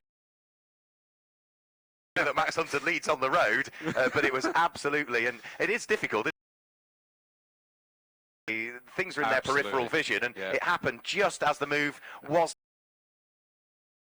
Unaware that anything had happened because it happened behind them, didn't it? Absolutely. But just to sort of complete the description for anybody who didn't see it, Davini, we said that he'd put the fastest lap in previous lap, and he'd just been absolutely on it, making up the positions. He obviously took too much speed into and through Paddock Hill Bend, just stepped out, not even excessively wide. I thought he was going to have it back, kicked up a bit of dust from the kitty litter, seemed to have it back again, but it looked like a bit of a tank slapper that then sent him towards the inside of the circuit, and I think he was just a passenger by that point, making contact with the tyres on the inside. Yeah, and for Andrew Devaney, champion in 2014, champion in 2013, he won the championship back in 2006. He's going to struggle really to mount a challenge for the championship now. He was lying fourth in the championship standings coming into this weekend. He'd had a win and 3 seconds, but he'd already had 2 non-finishes. It's 14 rounds, this championship. You drop your 3 worst scores.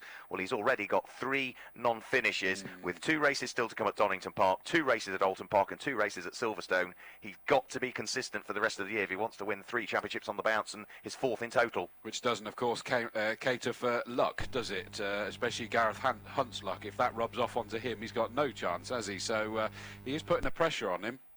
Such a shame that, because the thing that's interesting is that you were talking about the lead 2 working together to break away, which they pretty much managed to do, although I'm not convinced they were actually working together because they were going at it hammer and tongs, weren't they? But that lead is gone. That's it. This is brought the race alive again. We've still got just over 13.5 minutes remaining. So this is just brilliant news for us, that it just brings them back into the mix with everybody else. Yeah, absolutely. Looking forward to what will be, of course, either 18 laps or 20 minutes, whichever comes first. We're now on lap number 6. The clock is showing that there are just a shade over 13 minutes on it still remaining. The car of Andrew Devaney is just being removed from the position at which it came to rest. The rain that had abated starting to come down a little heavier again now as well by the look of things. So we're going to have at least this lap behind the safety car, because the safety car with its lights ablaze is now just turning its way past the MSV building and up towards the conclusion of the lap at Clark Curve. So it won't be into the pits this time through, but should, like the rain's I think, got harder as well, Mark. be next time through. I just said, it looks as though the rain's coming down. Sorry. Yeah, I was just so suddenly drawn by one of the tweets that's come through, a brilliant photo from Charlotte of basically one of these kids sitting Mini Coopers, roofless Mini Coopers, and it's up on one of the picnic benches. Drunk drivers, no parking on the tables at Brands Hatch, and it's just a great. It kind of sums up the fun of this mini festival, isn't it? It's just up there and just drunk drivers parking it on the picnic bench. It's good to see that Andrew's out the car. I can see him over there at the trees. So. Oh, good. That's always good to see a driver getting out the car for a fairly heavy impact from what I was seeing. So, yeah, I'm sure he looks okay. He's standing there. Yeah. I should think a few things are going through his head at the moment, as you can imagine. And I should think his words are, "Oh bother." I would imagine something like that. Yeah. Something strong like that. Yeah. Do you think? Something slightly stronger than that. Yeah, possibly. He's got 3 or 4 weeks to fingers crossed sorted as well and get back out for Donington Park as well. The lights are back out on the safety car, so we're going to go green flag racing once more. The car was actually towed back away from the position in which it had gone. So whilst the wheels probably weren't quite pointing in the direction that Eric or Alec Isigonis had intended, largely there was enough to just use a tow rope rather than have to hoist it onto the back of a flatbed. We're about to get the race back underway. 11.5 minutes remaining. Lap number 7 about to be completed. Max Hunter will lead the charge as they come over the start-finish line. Darren Thomas sitting in his slipstream as they go now over the start line, and they can now start to overtake. So up towards the braking area for Paddock Hill Bend. Max Hunter leads the race. Darren Thomas there in 2nd place. Paul Spark, 3 times a champion, is there in 3rd position. But Darren Thomas looking for the lead of the race. Paul Spark and Max Hunter both go through the gravel. Max Hunter loses the lead of the race. Paul Spark loses a big chunk of positions, and Darren Thomas it is that has taken up the lead of the race. And despite the gravelly moment for Max Hunter, he only lost 1 position and dropped to 2nd. Just ahead of the championship leader coming into this weekend, the Dayglow pink car in the hands of Yabe Dyer. So the Halewards Hill Massive are covered in dust yet again. They've got it piling over them this on this mini festival day 2. But it is incredible to see that Max Hunter is there. And in fact, I thought he was going to have a look up the inside of number 2, Darren Thomas there. But I think Max Hunter showed it yesterday. He does like to be sideways, doesn't he? And he certainly keeps it nicely under control. But Paul Spark didn't come out of that quite so well. He's going to be down in, I think it's 7th position. When he was up there, he got a great restart, didn't he? He was up there with those front 3. He really did get a fabulous restart. Over the start-finish sign now go. And at the moment, with Darren Thomas looking to try and close in on what for him would be a double victory here at the 2015 Mini Festival. What can Max Hunter do about closing the gap on that lap as a result of the gravelly moment? He lost ground. He lost further ground a round later on the lap after he'd gathered up the issue from Paddock Hill Bend. So Darren Thomas extending his leading margin over number 46, Max Hunter, who claimed this championship back in 2007. Third place is where we see the number 6 car in the hands of Ashley Davies. He'll be very pleased indeed if he can manage to hang on to third position, Ashley Davies, because he finished in 4th place yesterday, just off the podium. He's only had a couple of podiums so far this year, so he'll be looking to try and hang on to the position if he can. We've also got another car, Chris, that's retired on the exit of Graham Hill Bend. Yeah, 49 Ross Billison has just pulled off there harmlessly by the looks of it, tucked nicely out of the way, so that shouldn't cause any issue. As our leader, Thomas, comes across the line with these conditions, I think, with a 101.637. That's Miles driver down in the 101s and has pulled out a 1.2 second lead already. Absolutely fantastic lap, that one from Mr. Thomas. Yeah, Darren Thomas pressing on. Max Hunter looking to try and stay with him if he can, but the relative gap between the two of them grew by half a second that time through. So they thread their way out of Graham Hill Bend for what is the 10th time now, with just over 9 minutes of the race remaining. The best of the fight is probably just outside of the top 6 at the moment, because in what will be in 6th position, Charlie Budd has got not that much daylight between himself and then a chunk of cars thereafter, which includes the likes of Lewis Selby, Paul Spark, Yabe Dyer is in there as well, Spencer Wanstall, number 73, all busy squabbling away as the leader comes over the start-finish line. Another lap competed by Darren Thomas. The leading margin was 1.2 seconds. This time it has grown to 1.6. Another new fastest lap for the race leader in the drying conditions, 60.540. Yeah, that's interesting considering we were reporting the rain that was starting to fall around the restart, but it definitely is drying because those times are coming down. Tell you, the car that's on the move, number 18, Selby, in the blue and white car, heading up the hill. He's about to make up yet another position. He's already got past Spark, so he's moved himself up to 7th. He's about to overtake number 11, Budd, to get himself up into 6th position. Nick Cook, it looks as though things going from bad to worse for the championship leader coming into this weekend. Yabe Dyer, he's slowing, isn't he, as he heads round through Druids? Yes, he is. My eyes are on Lewis Selby. It's good to see a newcomer to our racing club. Is that Rob's son? Rob's son, yes. Yep. It's nice to see the car out there. Incredibly well. Lying in, is it 5th place at the moment or 6th? He will be in what is 6th position at the moment. Yeah, Lewis Selby, the and dark. challenging, isn't he? Yeah, he is. He's on the pace there, going certainly. Well. He's got the 3 times champion Paul Spark behind him, hasn't he? So he's going very well, Lewis Selby, with Father Rob no doubt building the engine for that car. He also builds the engine for the car that currently resides in 2nd position, that being Max Hunter. Graham Davis looking to try and get himself in the podium places on the road towards Graham Hill Bend. The black number 3 car can't quite squeeze his way through and ahead of the man from Abergavenny, which means that Graham Davis, who was looking to gain a place, is now having to defend because he's got Nathan Burge at the wheel of the white car looking to try and drive himself all the way around the outside at Druids Corner. The positions don't change. It is still Davis that's there in 3rd place. It's Graham Davis that's there in 4th position and Nathan Burge that is there in 5th.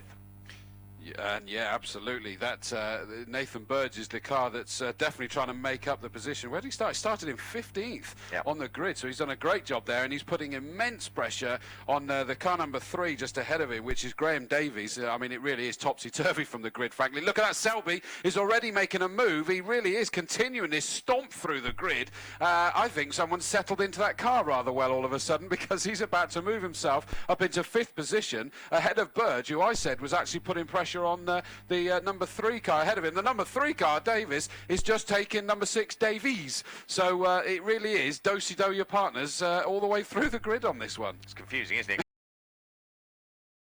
Davies. That's the order, however. And now look at Lewis Selby, who's looking to try and gain a further place. He's on the brakes. He's got the inside line heading in towards Druids Corner. So Ashley Davies loses a further position, this time to Lewis Selby. He's going to have to try and hang on to the place. He's got the red car of Nathan Burge also looking to try and gain a position. All of those have got the 3-time former champion Paul Spark right behind them as well, the man from Cannock in Staffordshire.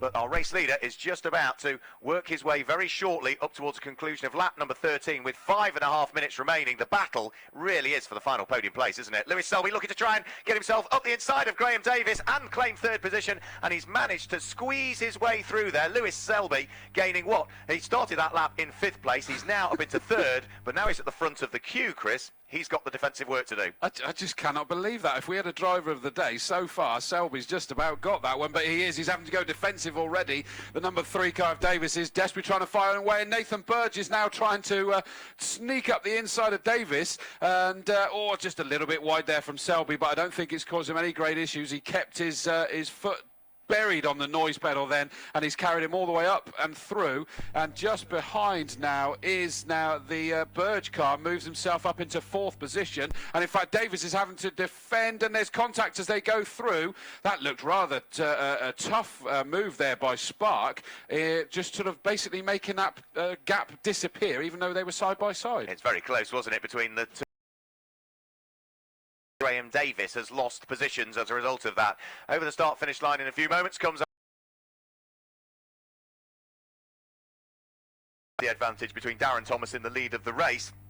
Max Hunter, who's there in 2nd position. Darren Thomas came into this weekend lying 9th in the championship standings, having had a non-finish at Snetterton and a non-start there in the 2nd of the 2 races. So consistency is going to be the key for him for the rest of the championship season as they work their way, the remainders heading through Paddock Hill Bend. And well, the front 2, Nick, are looking very comfortable, aren't they?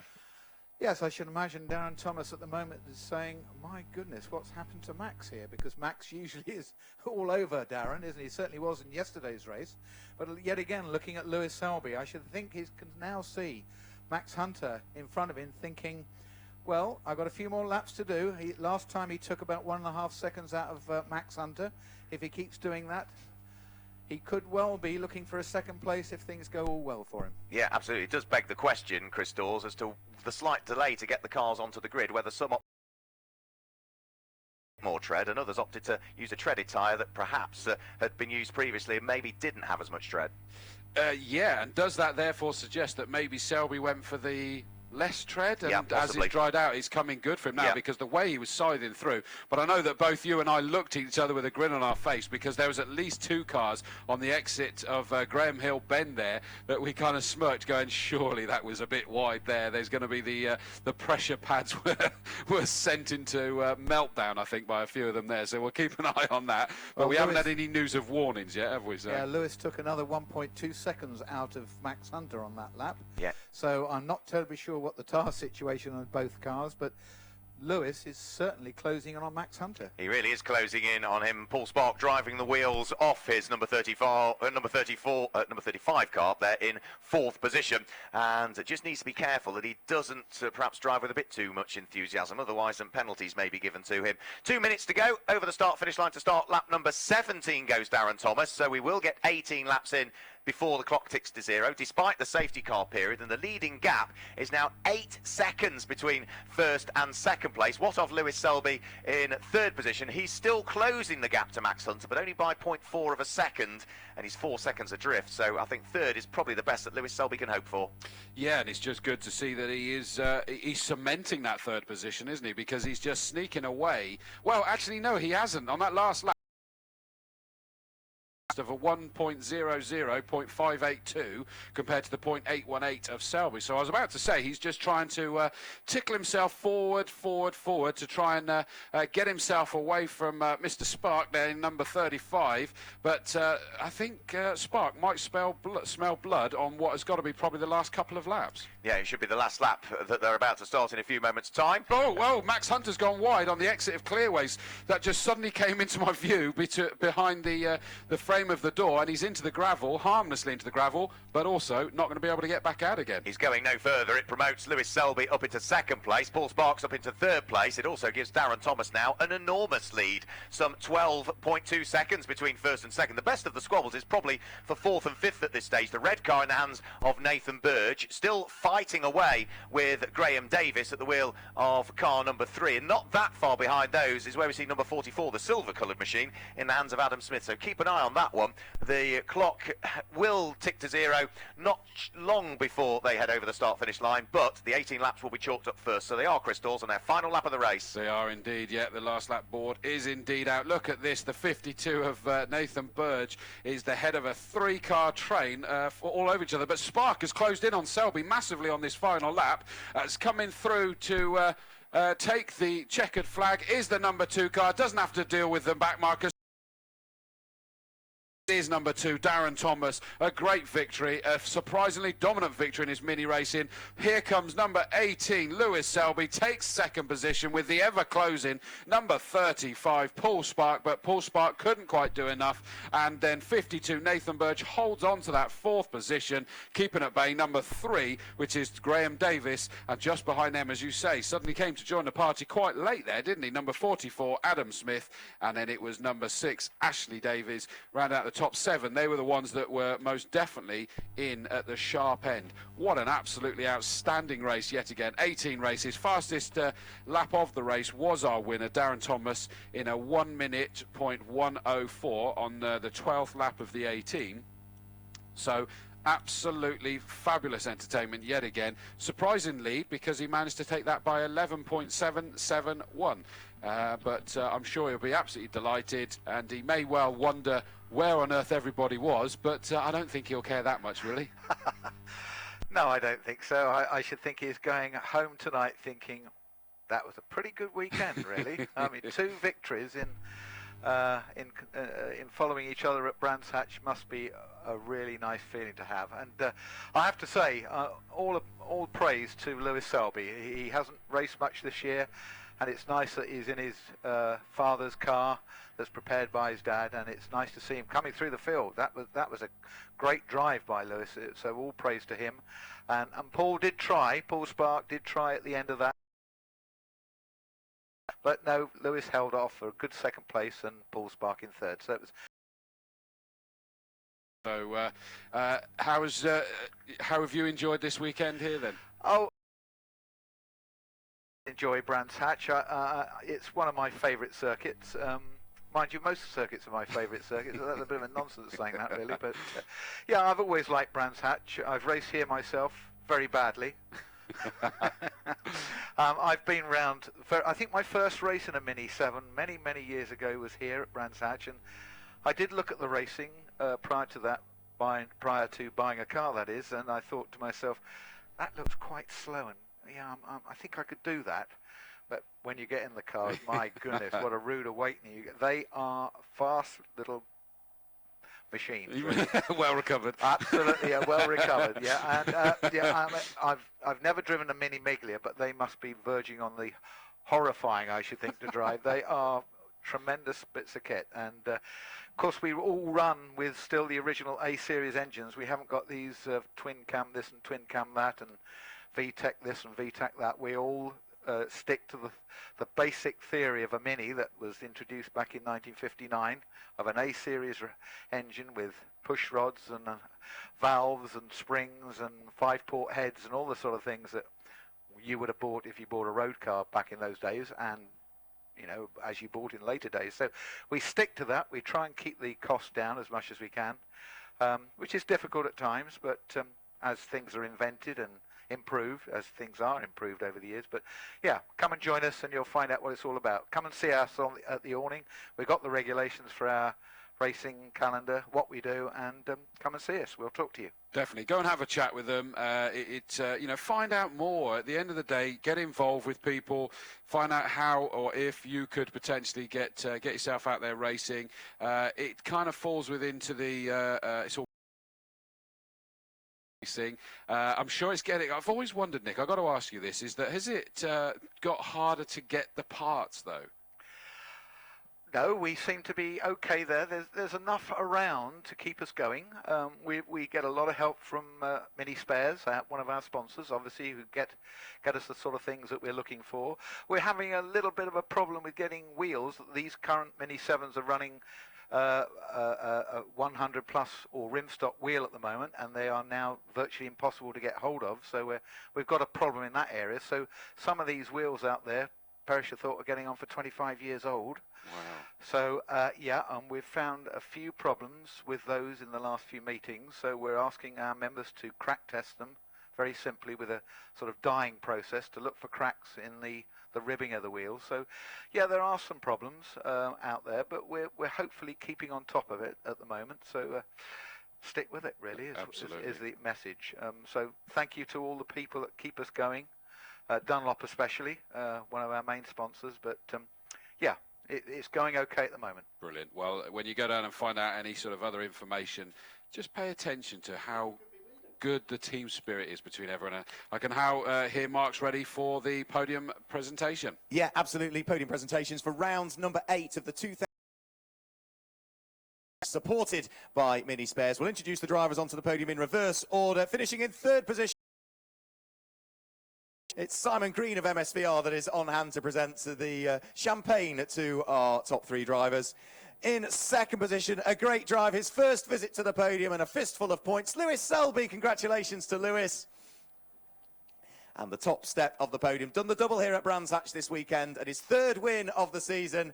Darren Thomas claims the honours in round number 8 of the 2015 Dunlop Mini 7 Challenge in association with Mini Spares. We've got the top 3 drivers on the podium, all looking very happy as well. They've got their champagne from Stephen Green of MSVR, who says it's time to go, which means that he must be awaiting the spraying of the champagne on the podium, which do if you want, guys. You can hang on to it and drink it later on should you wish.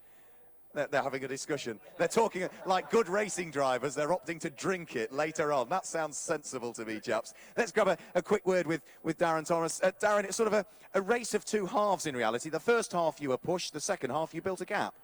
Yeah, I think it was a good choice of tyres by the rest of the team, and it just worked really well. It was a bit iffy in the middle, but yeah, towards the end it worked just right.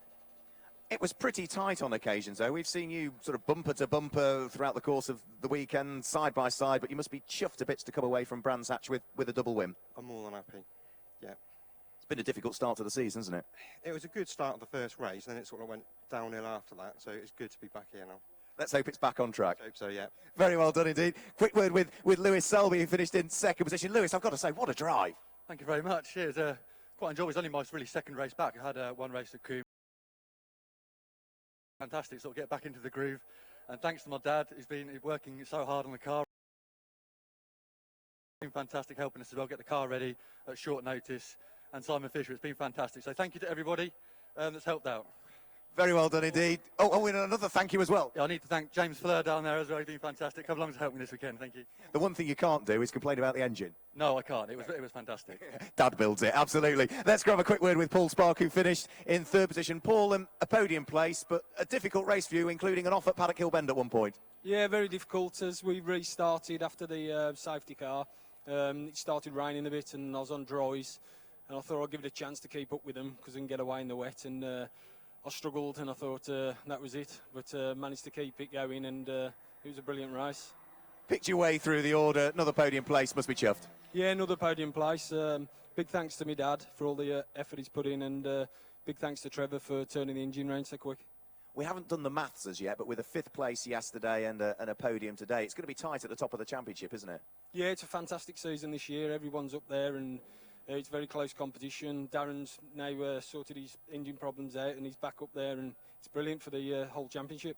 We'll see what pans out over the course of the 14 rounds. Congratulations to the top 3 drivers on the podium. We'll leave them be and hand you back to Chris Dawes up in the commentary box.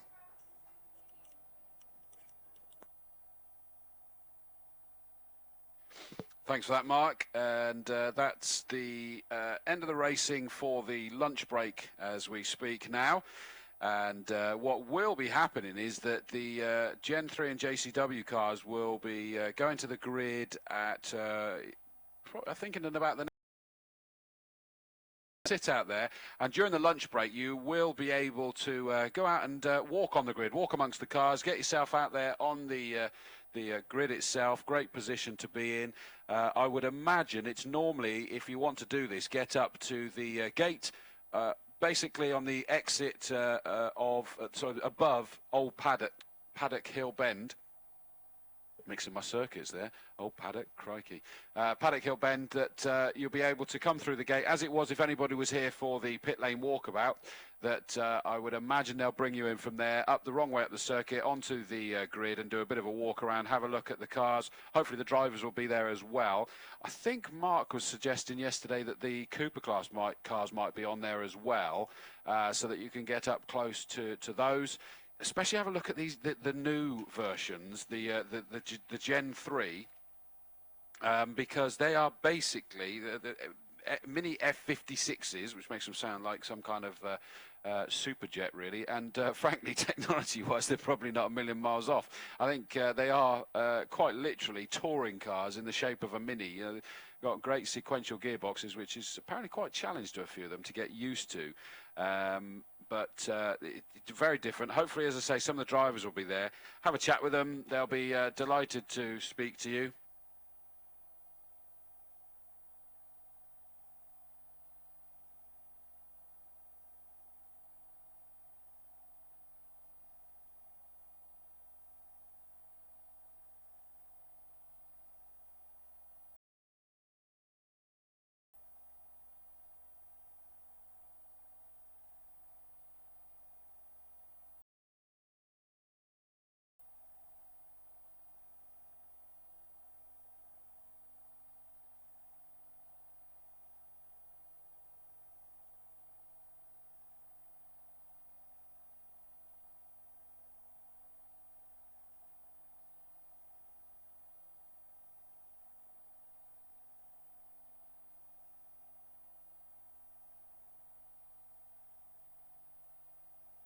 And obviously with it being lunchtime as well, whilst you're able to have a walk on the grid. Yeah, it is confirmed that it is the gate just up at Paddock Hill Bend, that they will let you through the gate. You walk the wrong way up the circuit towards the grid once they are released. I'd imagine they'll keep you there until the cars actually get themselves out onto the grid and are at a standstill. It's free of charge. There is no cost for this, so feel free. Come and make your way down to the gate and head on down. Talking about lunch, I got a great tweet from Rich Mann. We were talking about down at Halewoods, where they're getting covered in the dust. The amount of drivers that are going off into the kitty litter that side and kicking it up all over them. Rich says, Halewoods restaurant, special baguette, ham, cheese and gravel. It's definitely... hashtag mini festival, hashtag wide lines. They are very wide. So that is the option. I can safely say it is not that available down at the various eateries throughout Brands Hatch. So make your way either to the Kentagon, to Halewoods, and grab yourself the many variety of food that is available and refreshments. Also, we've got, unfortunately, the rain seems to have meant that the fun zone, they've collapsed down the inflatables. Obviously, it's not safe to have those things up there inflated for the kids of young and old. Apparently, I'm not allowed on them, though, but no one's allowed on them when it's wet, so they are down. But we will, at 3 o'clock this afternoon, Russ Swift will be doing his demonstration again in his little arena that's set up just basically opposite. I'm looking straight at where the arena is. Yeah, so I'm looking forward to that one. It'd be good to see it from the outside this next time through. We've also got the trade area as well. So if you've not wandered up there, the trade area is at the back of Colin Chapman Way, i.e. behind the hospitality suites that look over the start-finish line. And you've got about 15 minutes to grab yourselves a raffle ticket from the Swift Tune area up there. Swift Tune... who are celebrating 50 years of success, offering Mini owners the chance to win a Swift Tune 1380cc road rocket engine, complete with all of the ancillaries as well. It says it's 100 brake horsepower in the programme. They put it on the dyno on Thursday. 106 brake horsepower was coming out of it. It's £5 for a raffle ticket, so head to the Swift Tune engineering section up there. And for £5, with all of the proceeds going towards Dementia UK, I hasten to.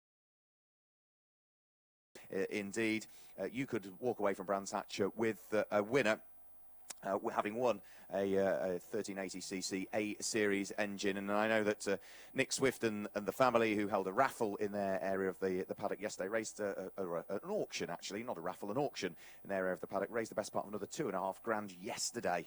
So they've raised, I would imagine, by the time we get this engine auctioned and or engine raffled and the auction, we're going to be the best part of maybe 10, possibly even £12,500 they will have raised for Dementia UK. So well done to them in advance, and keep digging into your pockets, because you may also find a few people with buckets collecting for Dementia UK on the banks as well. So if you have given to them already, thank you very much. If you haven't as yet, dig deep. Even if it's just a bit of small change, it really doesn't matter. If you've got a few spare notes, even better. But any small change will be greatly appreciated for what is a very worthy cause. So the PowerMax Mini Challenge cars are making their way onto the grid. Once we've got all the cars onto the grid, those of you that want to take part in this grid walk are able to do so. As Chris said, no extra tickets that you need for this. There is no charge. You just need to point yourself in the direction of the gate up at Paddock Hill Bend, line up there, and then when we've got all the cars on the grid, we'll let you come down and get up close and personal to the PowerMax Mini Challenge competitors and their cars as well.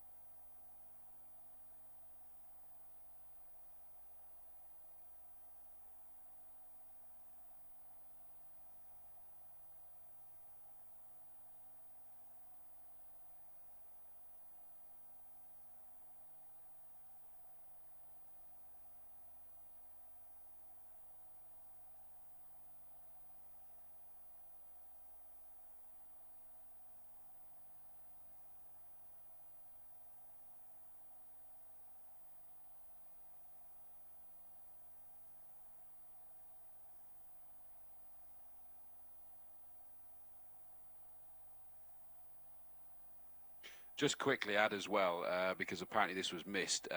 Debbie tweeted earlier, hopefully you are still here, because apparently you missed my announcement earlier. You were watching, quote, the Nutter doing his wheelie round the track. Which one's the Nutter? But you did make the message. Debbie, MFC. A happy birthday from Debbie, Becky and Stuart, and we are loving it. Hopefully you did hear it. A very happy birthday, and don't go finding a new reason why you haven't heard it this time, but there you go. Hopefully you have. And Mark is making his way down to the grid, so he will be grabbing a few interviews with the drivers that you see. They are sat down there. Using and abusing each other there, Mark, so you want to be careful. They're sort of like nipping and tucking each other. Yeah, it's going to be good to have a wander down and catch up with a few of the drivers. There's Martin Davey, Lawrence's dad as well. I wondered who it was coming up behind me at the wheel of one of the pit vehicles. So we'll have a wander down. We'll have a catch up with a few of the Mini Challenge drivers and competitors. Chris Boone just walking past me as well, so he will line up his car on what is a subtly revised grid. He's on, I think it's the fifth row of the grid that he will line up on, Chris Boone. A revised grid has been issued compared to what we were expecting, largely because, thank you very much, sir, largely because they've opted for safety reasons to position the John Cooper Works cars an extra couple of rows further back than the main F56 class, because there was an incident in the first race yesterday when they charged their way up to Druids, because some of the quicker JCW's cars were already mixed amongst the F56 cars, and they sort of tripped over each other. So we've found our way to the front of the grid. We've found our way to pole position, and looking ever the race driver, we can have a chat to Lawrence Davey. Lawrence, it's been a good weekend so far. It's been a great weekend, yes. Qualified fourth, managed to get a good getaway yesterday, and had a good race with William and won the race. So a nice start to the weekend. It's been a long time coming, that win. Yeah, it's my third year in the Mini Challenge. That's the first win in the Mini. So a lot of podiums, but the win's finally come, and it was a good one to be at my home. on that and build some consistency in, because when you were here racing, supporting the Blancpain Sprint circuit here at Brands Hatch, that was a weekend to forget, rather. Yeah, we've had a couple of teething troubles with the car. It's a brand new car, so it's a couple of them had slight problems, which Mini Challenger worked well to iron out all the problems with the cars. And the cars are so evenly matched out there. Qualifying was a quarter of a second between the top 9, so it's one of those. You've got to be consistent out there. The moment you get distracted or get caught up in traffic, you lose that gap. It's very hard to get that gap back. You know all about consistency as well. 2 times a legend champion, and they're not easy championships to win either. No, there's a lot of races involved in the Legends, and it's one of those you've got to be consistent in the points with the reverse grids as well. So no, it's a tough championship to be in as well. But no, it's learn my craft through that and carry it into this. Tough championship to be here, but tough call with regards to the weather as well. Pirelli slick tyres or Pirelli wet tyres are available to you. Is it going to be a roll of the dice, do you think? It'll dry out. It'll dry out, is that? You're hoping it will dry out? I don't mind the rain. It was raining at Silverstone 2 weeks ago, and I got pole by 1.3 seconds around there. So it's don't mind the rain at all, but no, it'll stay dry. It'll be the same for everybody. That thing we can be assured of. Thanks, Lawrence Davey, for talking to us. Let's see who else we can bump into. We've got Ryan Rode here as well. Ryan, who had a great race yesterday and managed to secure a podium position. What was a very hard-fought race, Ryan. We'll see you start this race from the outside of the front row of the grid. Yeah, you know, it looks about mixed conditions, so we just have a good start and take it from the race. Can do is score maximum points. Championship is still long, so it's consistency, isn't it? Keep pumping in those results, and whilst you might not win every race, pick a few wins up, a few podiums, and stay consistent. Yeah, you know, exactly. I think I took a not that approach in the beginning of the season. I made a few mistakes, so we're trying to turn the season around, and yesterday proved that we've got the potential to get the results that we need, and yeah, just get the championship under our belt. And here at Brands Hatch, and in particular in the wet, the outside of the front row of the grid is not a bad place to start. Yeah, I've been told so, but we'll see when the lights go out. We'll wait and see. Thanks for talking to us. Ryan Rode there. He'll start from the outside of the front row of the grid. We'll work our way further back down through the order and see who else we can bump into. William Phillips is there. He's busy at the moment. I'm going to wander down and grab a quick word with Harry Volkard, who spent a couple of seasons racing in the British Touring Car Championship, spent a season racing in the World Touring Car Championship as well, did Harry. And he's new to the Mini Challenge for this year, having raced in the Vogue Trophy and lots of other things last year at the wheel of a Volkswagen. Harry, different championship for you this year, and different cars that take a while to adapt to. Yeah, they're very different from what I've driven before, but it's a big challenge, and I'm finding my feet with it, and it's taken me a little bit longer than I probably initially anticipated, but we're getting there. We're slowly but surely closing the gap, but yeah, it's probably a bit of a bigger hill to climb than I initially thought it would be, but. It's a very, very competitive championship, and I suppose you can concentrate on it when you're at the race circuit, but you're a busy chap away from it as well, aren't you, running the business? Yeah, that's another element of it, actually. It's quite hard to kind of focus all of your time and attention to it, but I try my best and try and grab a few wins. Long way to go. You're in on the mix, that's the main thing. Yeah, exactly. I mean, it's so close. I think we qualified 8th yesterday, and we were like 2.2 off pole or something, so, you know, it's mega tight, and there's a lot of good drivers here, and, you know, it's good. It's as tough as I've ever done, I think, so it's good. What's the aspiration? Because obviously we sort of seen you through British Touring Cars, through World Touring Cars. You then, with a mixture of business commitments and budgets, took a step back in towards club racing with MSVR and back to the Mini Challenge, which sort of puts you on that semi-pro level again. To be honest, I just love racing, and, you know, the two options are either don't race and go and sit at home, or, you know, do something sort of a little bit lower profile, if you like, but this is mega stuff, and the cars are great little things, sequential gearboxes, and they're fast little things that do feel like a miniature touring car. So I guess for the money, it's as close as you're going to get, really. And you know, I really enjoy it still. I race lawnmowers or anything, really. I'll race your granny's wheelchair, but typical petrol head. Yeah, I think so. And I suppose it's finding A, the budget that suits you, and B, with the time and the commitments that you've got elsewhere, something that ticks both of those boxes. Yeah, because you can't, you know, if you can't commit like all of your weekdays to testing and stuff like that, which I obviously I can't anymore. You know, something like this is great because you can just turn up at the weekend and jump in and, you know, be relatively competitive. So, you know, I need to work on my own fitness a little bit more and kind of probably put a bit more commitment in where I can. But again, that's just, you know, it's the nature of the beast, really. And this ticks the boxes as far as all that's concerned, really. Easier said than done on occasions, isn't it? Thanks for talking to us, Harry Volkard there. We'll carry on our wander further down the pit area. Here's Lee Patterson. Let's have a quick chat with Lee. I've not bumped into Lee in a very long period of time, who used to race in the Mini Challenge back in the Mini Challenge. Liam, it didn't start well for you this weekend, but the race yesterday went okay. I don't think the race yesterday went all right. All right, so it didn't go as well as you would have wished. Qualifying went horribly wrong. A big off at paddock when I landed on somebody else's gravel, damaging outside at car. I haven't done my wrist any favours neither. Yesterday, race 1, power steering failure, so I had to pit. So we're here. It's damage limitation now. You say it's not done your wrist any good. You've got a bandage on there now for those that obviously that can't see. Is that an injury that existed before the off or as a result? As a result. So yeah, I twisted my arm when we went into the tyres. So yeah, it's a bit tender. It will be all right. Bit tender, and I suppose in some respects sequential gearbox probably better than H pattern, is it? Just to ease it, because it's only sort of one movement forwards and backwards rather than around through the box. Yeah, just club it backwards and forwards, nice and easy. A bit of rain, it'll be a bit slippier, so steering will be a tad lighter as well. So yeah, should be fun. Should be fun, he says. Thanks for talking to us, Lee. Lee Patterson there. Let's carry on further down through the grid and see who else we can have a chat to. I'm going to work my way down past the F56 cars, and we'll end up down now towards the JCW class. We've also got the Cooper class right the way down, and hopefully chip in Chris Dawes if the radio mic starts to break up, because unfortunately what happens here at Brands Hatch is that the headset reception is better than the radio mic reception, so the radio mic breaks up before I'm aware that it's breaking up. So we've walked past all the F56 cars. We're going to come down now and have a chat to for the JCW class. Let's have a quick chat with Jono Brown. Jono, good to see you, mate. Went all right yesterday? Yeah, yesterday was great. Obviously, I didn't have any practice on the Friday, so it was a bit sudden jumping in the car again. But yeah, obviously Drayton to qualify on Saturday, qualified third and only obviously a 10th off, so close here. So I was delighted with that. And from the race, yeah, it just all started, and chaos as always, but brilliant, and ended up obviously coming through for the win. And yeah, I'm delighted with it, and obviously more today. Part season for you, though? Yeah, we've taken, obviously, a year out this year. We wanted to sort of wait until next year to see exactly what was going on and maybe make the jump up to the F56s.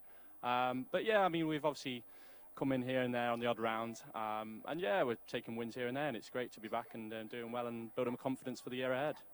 Fingers crossed for the year. Fingers crossed for the race a little bit later on. Thanks for talking to us, Jono. Who else have we got to talk? I want to talk to Neil Newstead, because he is the driver that's leading the JCW standings coming into this weekend. And Neil's car is out. Neil's down with a couple of small fans as well, having a photograph taken at the moment. So big smiles from Neil. And then we'll wait for the photos to be taken and hopefully grab a quick word with Neil Newstead, who's been the man to beat so far this season in the JCW class. Neil Newstead, leading the championship, the JCW class coming into this weekend, but also, I'm sure, keeping one eye on the Sunoco 200 Challenge points as well.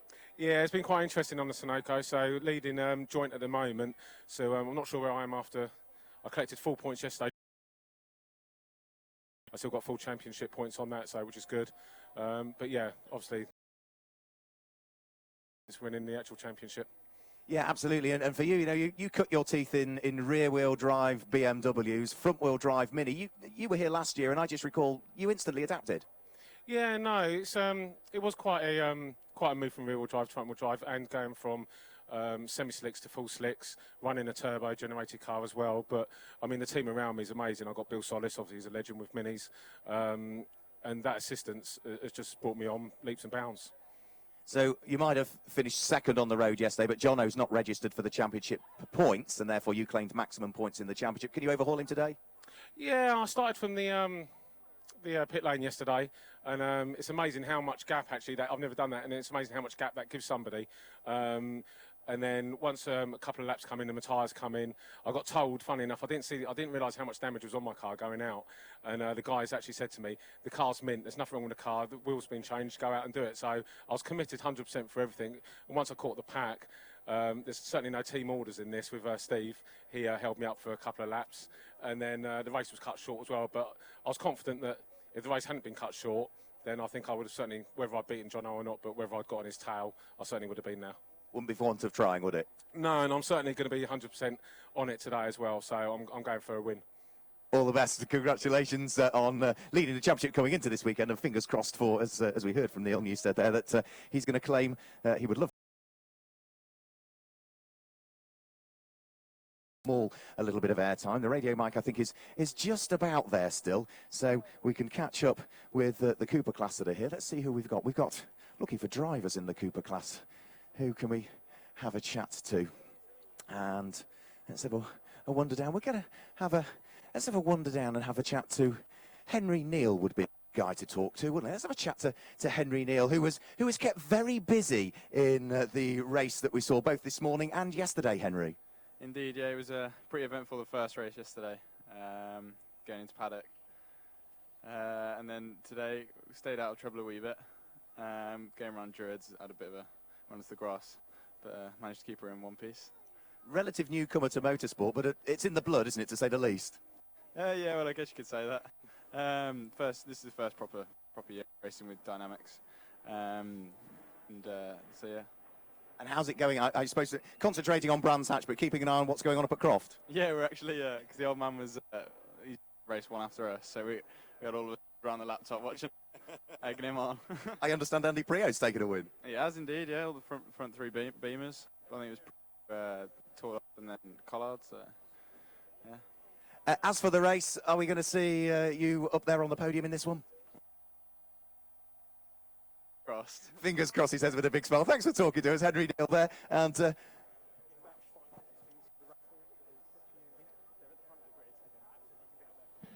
Don't go any further, Mark. We are now starting to lose you. I don't know whether you can hear me. There you go, you're back. Okay.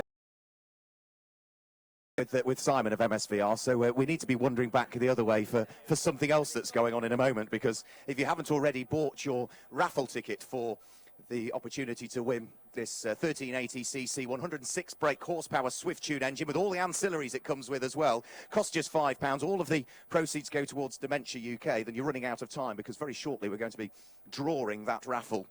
And as I say, there'll be one very, very happy visitor to Brands Hatch at the Mini Festival that will go away with that wonderful prize. And second place prize as well, donated by Pertec, gives you full VIP hospitality here at the British Touring Car Round a little bit later on in the year. And there's lots of other Swift Tune goodies as well for people who finish in third and fourth in the raffle, respectively. Here's Ria Beauchamp, the Mini Challenge coordinator, who hates talking on microphones, so I won't put her on the microphone as I did a few years ago at Brands Hatch when she said nothing.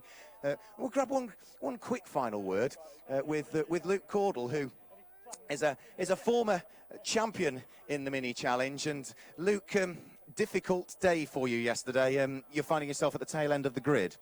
Yeah, it wasn't an ideal race, to be honest with you. We had a few set-up issues with the car and then got roofed off under the safety car. And it didn't really go well from there. But new setup today, new day, so it should be good. Should be good, Simon. We were talking to John O'Brien. You're another one of the drivers that's not doing the full championship, not registered for points, but that's not going to stop you wanting to win. No, absolutely. We had to take a year out this year because we had a few things to get on with at home, but we're going to be signing up for next year, definitely. And, yeah, just getting in the way of the championship this year. Thanks for talking to us, Luke. Always good to have a chat to Luke Cordle, who is a... and always has a smile on his face, does Luke. So now we're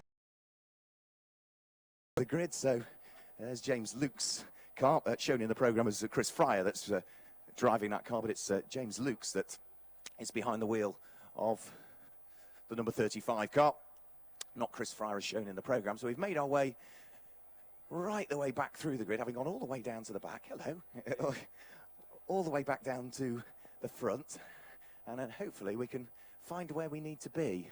I was told to come to the front. Oh, here we are. Here's the engine. Can't see it for looking. It's hidden by a crowd of people who are hugely keen to try and keep their fingers crossed that they might be walking away from Brands Hatch. There's still people buying tickets as well. So if you've not got your ticket as yet, do come down to the very front of the grid. And for £5 there, we'll get you signed up, because before too much longer, we are going to be drawing the raffle for one very, very lucky winner who is going to walk away from Brands Hatch, the very proud owner of a 1380cc engine built by the man whose company is supporting and celebrating 50 years. Nick Swift, you're out of breath, Nick. I know, I just ran through the tunnel and over the other side. Bit of mass confusion. The last time I saw you, you were in the wheel of your car and I was being driven around in a ridiculous manner by Russ Swift. You did look worried on occasions. That was the closest thing I think I've ever... I just kept thinking, don't hit my car. Tell us a little bit about, about the company, and B, about, why you're supporting Dementia UK. Okay, the Swiftian company has been established for 50 years, just predominantly building. So we thought, well, we'll make to celebrate up and do something for charity. And the dementia is very close to Ali and I's heart with our grandparents. So what better cause, really? And I think it's gone incredibly well, so we should do very well for the charity. Yeah, we were talking last night, and you've sold a good chunk of tickets. What with the auction that you had last night, you're going to be pushing something like anywhere between 10 and maybe even 15,000 quid. Yeah, I mean, we came here, obviously, just in our wildest dreams, hoping that we would get 10 grand for the charity. A lovely round figure, so let's go there. The auction went very well last night. Lots of very generous people, so thanks to all them guys. So in terms of the engine build itself, you know, it says in the programme it's at 100 brake horsepower. We beg to differ, don't we? Because you put it on the dyno on Thursday. Exactly. We dynoed it on Thursday, so it's very, very fresh. And it actually gave 106 horsepower, so it's probably our best 1380 Sports Tourer road engine we've ever done. So it's got all the best parts in it. As you see, it's very complete. It's got absolutely everything you need to build it in the car, including an exhaust system, which we obviously haven't put here as well. And for the very technical people, you know, is it things like forged pistons, balanced crank, all of those kind of things? Exactly. It's Omega forged pistons. Again, these guys have very generously donated lots of the components, so we've done exceptionally well for there. So all of this is going straight to charity.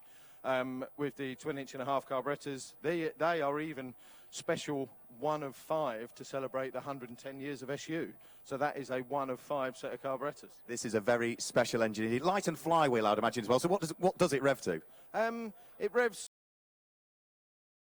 about 6,000 to 6,500 revs, and pull all the way from 1,500 RPM. So it is an extremely tractable, torquey engine that gives like nearly 100 foot-pounds of torque. It's fantastic to drive. And isn't it fantastic to see that, you know, we're almost at the point of needing to draw the raffle before too much longer. We've still got people coming up and buying tickets. We will hang on drawing it to make sure that as many of you can part with your money as possible. Exactly. Every fiver counts, guys. So dig deep. Obviously, the guys are still going around from Dementia UK with the buckets. So if you've got a few quid in your pocket, drop it in the bucket as well. The whole thing is all going here today. So that would be a very, very fantastic thing to do. And what about the race earlier on, the all-comers race? Not only is supporting it, but 3 generations of the family. Dad Glyn is out there and daughter as well. Yes, exactly. So that's a very special thing. Again, to celebrate the 50 years. The old man's been going on about having 3 generations on the grid for quite a long time now. So we thought, well, what a better place to do it than do it here. And to have Hannah do it, and she's literally done the whole thing. ARDS, licensed a lot, all in 3 weeks. So fantastic. And went well in the race, didn't she? Yeah, she did. She did herself proud. It's only a little baby. It's a little 1071 Mini with a standard cam, you know, so it's so tractable. She goes about as fast as the car's going to go anyway. Thanks for talking to us, Nick. A busy weekend for you, and thanks for your support of Dementia UK and providing this wonderful engine, which shortly we're going to draw the raffle, aren't we? Yeah, fantastic. So brilliant. It's great to be here, and Brands Hatch makes us so welcome. So it is an awesome place. I see the last £20 going in now. Okay, so the last £20 is going in. I thought it was Nick. That's no good, is it? Damn. So you've got literally a few seconds if you want to get involved, because thereafter we will have to close the raffle off. So if you do want to get involved, just absolutely get yourself to the front of the grid in the next 30 seconds. Otherwise, we will be forced to draw the raffle before too much longer. It gives me the chance maybe to talk to one other person who's wandering towards me. Anthony Williams, who is the man behind the Power Max Mini Challenge, who puts so much time and effort into building up this championship that you only took over a couple of years ago, Anthony, and it's in fine health, isn't it? Well, ultimately, that's for people like you and the people that are watching and the drivers especially to judge, not for me. But, yeah, I'm very pleased with what's going on here, and I can only also thank my business partner, Michael, who's actually here this weekend as well. He's only first meeting he's got to this year, which is great to see him. So, yeah, overall, I think it's really good. And the new Gen 3 car, the F56, has delivered something different again to the championship. You know, a car that out and out is a full race car through and through. Absolutely. It was designed from the ground up as very much that, an absolute ultimate race car at the budget. It's relatively cost effective compared to other things in the same sort of scale. A busy weekend for them, and it's nice to see that, you know, we've got all 3 classes represented on the grid and all 3 generations of the BMW Mini within the championship. Well, that's very much so, and I think it's actually testament to the fact that BMW have done a great job of bringing this brand to the UK again, and actually I think growing on what is all obviously a very strong brand from a heritage perspective. We've got reverse grid draws to think about as well, haven't we, for the third and final race of the weekend? Tell us about that. Well, it always adds a bit of spice in random draw end up getting reversed, so it does give people a chance to perhaps maybe haven't quite got that get away and then defend from the front, really. Looking forward to it. Thanks for talking to us, Anthony. Very well done indeed. Let's get this raffle drawn, I think, because we're getting the nudge that we need to crack on with the draw of the raffle. So all of the tickets have been put into the tub. Martin from Dementia UK, who is going to be A, drawing the raffle, I gather, but also B, smiling because we've made lots of money for you. Lots of money. It's been absolutely fantastic. So our Premier League, we think we've raised we've sold over 2,000 tickets, so we're over £10,000, and there's been much more that's gone on. So fantastic effort. I just want to thank everybody who's bought tickets, and I want to thank the whole of Swift Tune, everybody that's helped out on the day. It's been a fantastic one for us, so brilliant. And it doesn't stop them donating throughout the course of the day when you're still wandering the banks with your buckets as well. So let's get the important job done. So fingers crossed for everybody that has got involved with this and has bought a ticket. Lots and lots of rushing being around. This is for the engine. So this is the first place prize. Lots of rummaging being done. And name? We have, oh, crikey, we have somebody called Craig Lemon. Craig Lemon. I'm not sure if they're going to be here today, actually, so we'll hold on that ticket, but it's Craig Lemon, yep. It's number 01142. 01142. Craig Lemon is the winner of the Swift Tune engine, so many congratulations to him. We don't think he is here today. Let's keep that ticket nice and safe. This is for second place, so this is for the Pertec hospitality tickets for the British Touring Car round here at Brands Hatch, so let's get that one done as well. And those are going to go the way of... Oh, it's one that, it's definitely one that was sold here today, and it's Jane, and I can't read the writing, but it's ticket number 01970. Jane, and ticket 01970, 1970. 1970. There was a cheer from over there. Is Jane over there somewhere, I'm guessing? Nick, because that individual will be here, where can they claim their prize? If they come down to the bottom paddock, they will see on the left-hand side along the hedge, they will see the Swift Tune hospitality tent. Come in there, and then you can come and get the prize from there. Providing you show them your ticket, of course. Right, OK, this is the third place prize, so this is just for a load of Swift-tuned goodies as well. And the winner for this one is with very neat writing this time. That's a bit easier. Yes, and this is Andrew Gilligan, and ticket 00310. Andrew 00310. 00310. Congratulations, Andrew. You're the winner of a load. Thanks to Swift Tune, thanks to Dementia UK as well. Fingers crossed we've raised a load around on the spectator bankings with their blue buckets. As we said earlier on, you know, it is an unbelievably worthy cause, and whilst financially times might be tight for some of you, any small change at all would be hugely received, because donations, big or small, it's vital that they can keep their hard work going into the improvement and quality of life for individuals and families, of course, which all suffer as a result of dementia. So that wraps things up here on the grid. A quick dash back to the commentary box for a bite to eat, and then we've got racing all afternoon, Chris.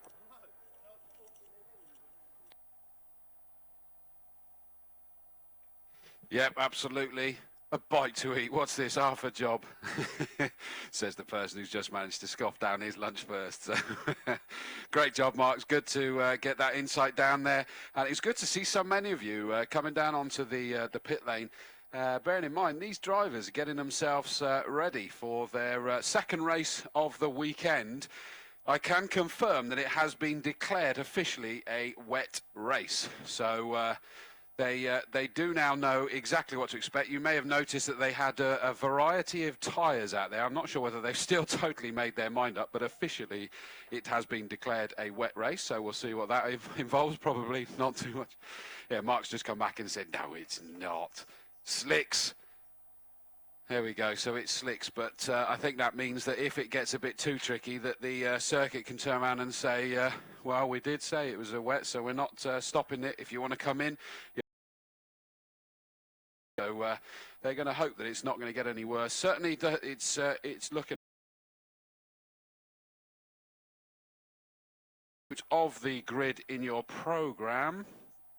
If you flick to page number 34 in your programme. You'll see it is the Power Max Mini Challenge for the F56 and JCW classes. That's the John Cooper Works class and the new Gen 3 F56s.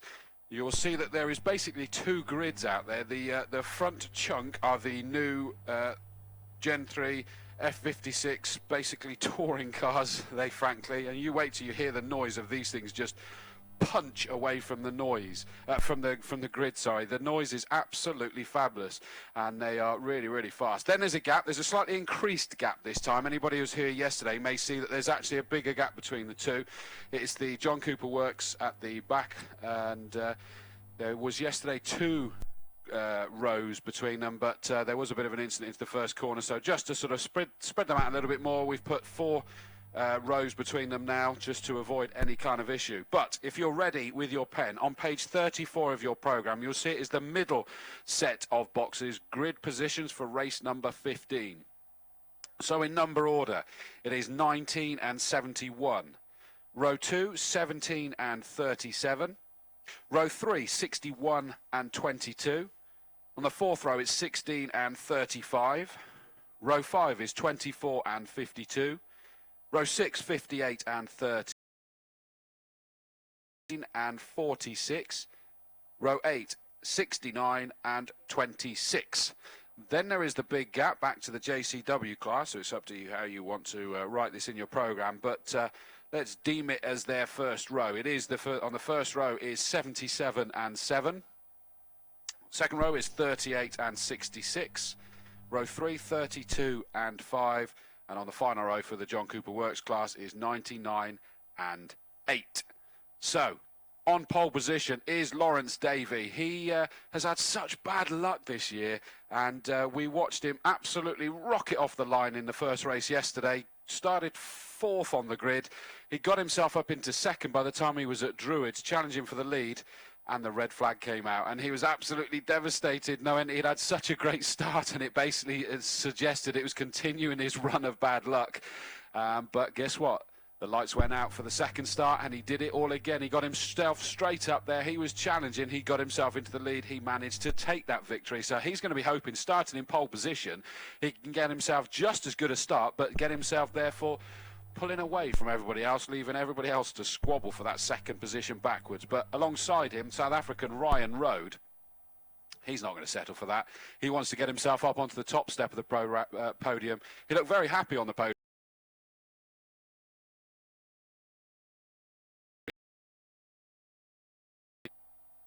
Onto the top step. In third position is number 17, William Phillips, and Rob Smith alongside him. Then it's David Grady, Luke Cordell, Harry Volkard, James Lukes, Lee Patterson, Dan Prosser in the 52 car. And he's actually a journalist, and I know that when Mark and I were commentating here on the Blancpain meet when these guys were racing, he was out there, and I think he's getting used to this car now because he's really starting to make it perform.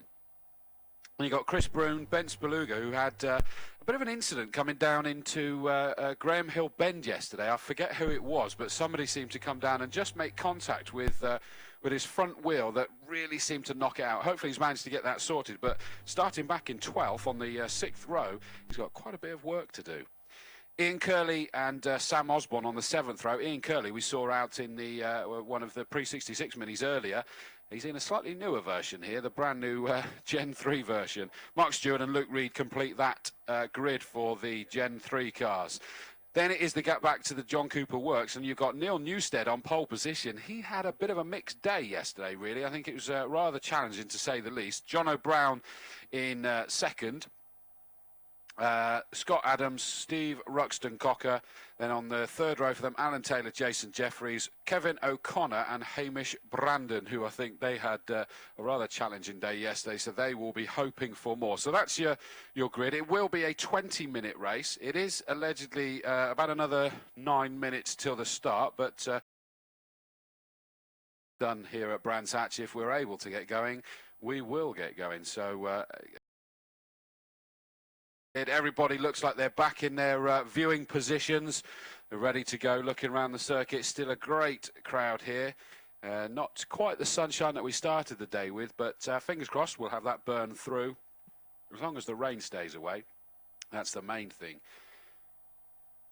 In terms of the championship at the moment, in the John Cooper Works class, it is Neil Newstead who's on pole position, who came here leading the championship, with Hamish Brandon in second. Well, Hamish is actually starting on the back row of that grid. Is he definitely there? Yes, he is.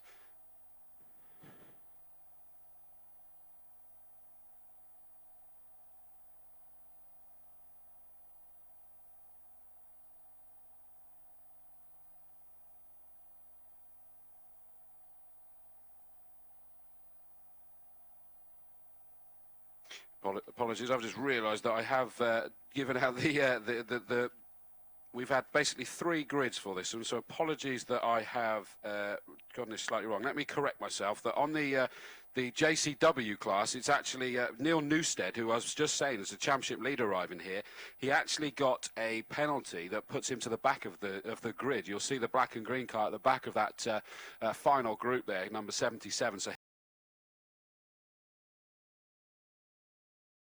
So it's actually John O'Brown that's on pole position, then Scott Adams, row 2, Stephen Ruxton Cocker and Alan Taylor, that's 66 and 32. Then it's 5 and 8, Jason Jeffries and Hamish Brandon, and 99, Kevin O'Connor, and 77, Neil Newstead.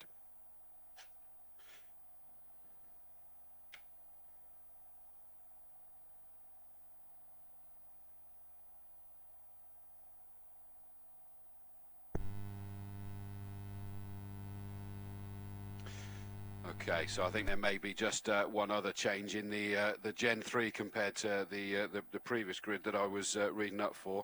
I need to look at, I've now got the amended 2, so we've got 2 different amended grids as well as the original, so apologies about the confusion there. But it's basically Luke Cordell, number 22, will be starting at the back of that grid, and the hooter has been sounded, everybody has been cleared off, and they will be getting ready for this, their second race of the weekend. Just quickly get the opportunity to read out, because there's a very intriguing tweet from James Osborne saying, can you welcome home to my Clubman estate. However, I won't be old enough to drive a 1275 GT estate. He's going to be rebuilding over the next 2 years, and even then he's not going to be old enough to drive. That's young Mini fan there, isn't it? I suspect it's within the family blood, I would gather. Forward to this one. Yeah, interesting race yesterday. Lawrence Davey, we heard from him during the grid walk. He was the first driver that we spoke to. It's his 3rd season in the Mini Challenge, and he claimed his first victory yesterday. He's had plenty of second places, plenty of other podiums. In fact, at Silverstone last time out, which is where they were for the meeting prior to this weekend, he finished on the 2nd step of the podium in all 3 races that we saw there, but stood on the top step of the Mini Challenge podium for the first time yesterday. He'll be hugely keen to convert pole position into the early race lead. So they go off on their green flag warming up. That the drivers will try and build as much temperature as they can into both the tyres and into the brakes on these cars, because as we heard from Anthony Williams, the man behind the Power Maxed Mini Challenge, it's very much a pucker race car that from the very beginning was always designed to be an out-and-out race car, whereas the JCW's cars are really a road car that's converted to a true race specification, but it's always can trace its genes back to a road car.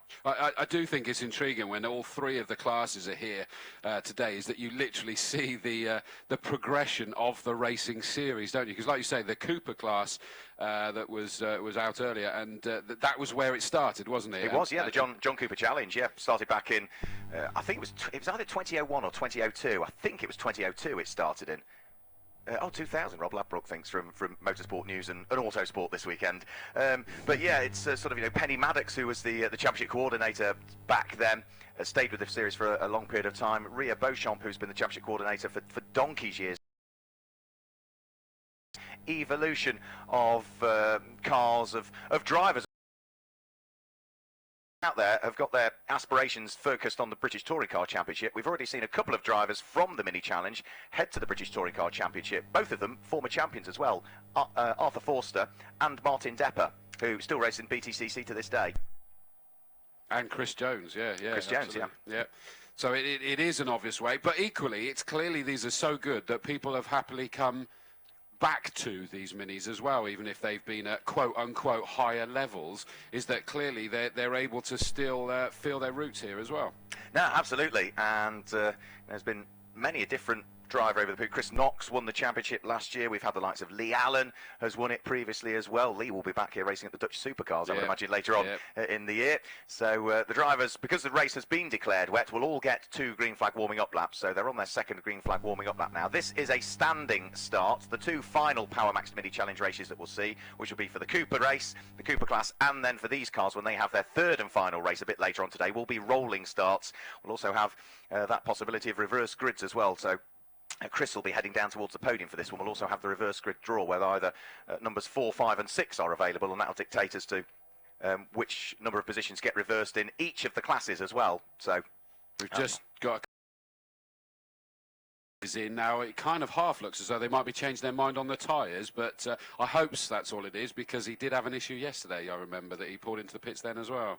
Yeah, he did. Sam Osborne was classified as a non-finisher yesterday. It was a bit of a race of attrition, really. There were 18 cars finished, but 6 did not, so it was a bit of a race of attrition. Let's hope that things are a little bit less fraught than they were yesterday, and it is also just looking towards the tail end of the field. Good to see that Luke Reed is out as well, because that car took a bit of a batter yesterday, and poor old Luke took a bit of a batter in the process as well. It took him a while to get out the car, didn't it, from his incident? Yeah, it did, because I think we were a little bit concerned for a little while, and it was great. I mean, the usual thing, they're sort of very, very careful, especially if he maybe could feel a bit of stiffness in his neck or back or anything.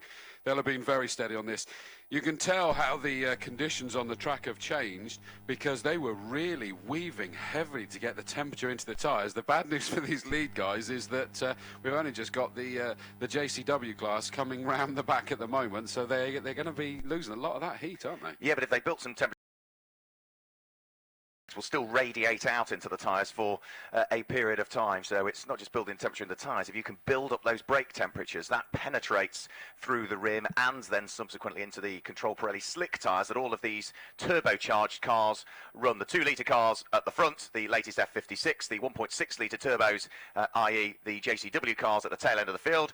The last car just coming into position now, car number 77, Neil Newstead. Watch out for him from the tail end of the field. Watch out for Sam Osborne, who will start from the pit lane. The red lights will very shortly come on, and it is Lawrence Davies' blue and orange car that sits there on pole position. The white car with the South African flag on the roof in the hands of Ryan Rode on the outside of the front row of the grid. This 20-minute race gets itself underway. It's not a good start by Harry Volkard by the look of things, who gets gobbled up from those behind, but it is going to be Lawrence Davey that leads as they head up towards the braking area for Paddock Hill Bend for the first time. Ryan Rhodes there in second place. William Phillips has slotted his car through into third place. Gets a little bit squirrely coming out of Paddock Hill Bend, and there's contact, I think, just light contact between himself and David Grady, which puts one of those cars, I think, Phillips into the gravel trap. Yeah, I think Phillips has gathered it up. He's avoided going into the gravel trap, but he's dropped right way down through the order, Chris. Yeah, you could see it. They were trying to go 3 abreast, weren't they? Who would that have been? Rob Smith and David Grady. Yeah, and it just looked as though William Phillips was trying to close that door. I think he'd already accepted that Rob Smith was going to get past him,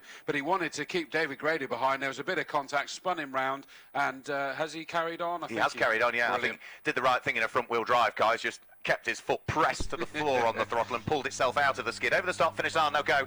Lawrence Davey leads the race. Ryan Rode, the South African driver, is there in second position, and it's Rob Smith who completes the top 3 at this stage. Big belch of flame comes from these cars on the overrun. We're 3 wide heading up towards Paddock Hill Bend. Of course, the JCW cars trying to work their way up through the order, and the leading JCW class car at this stage is car number 66, which is Steve Ruxton Cocker.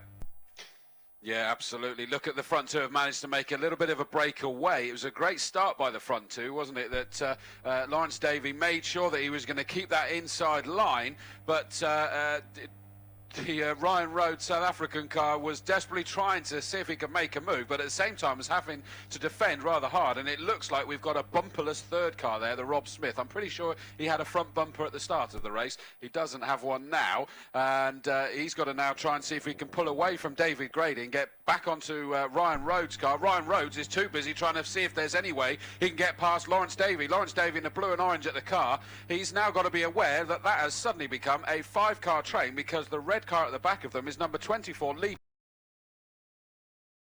and he's up to 5th. Yeah, he was hoping for good things, wasn't he, Lee Patterson, when we spoke to him on the grid.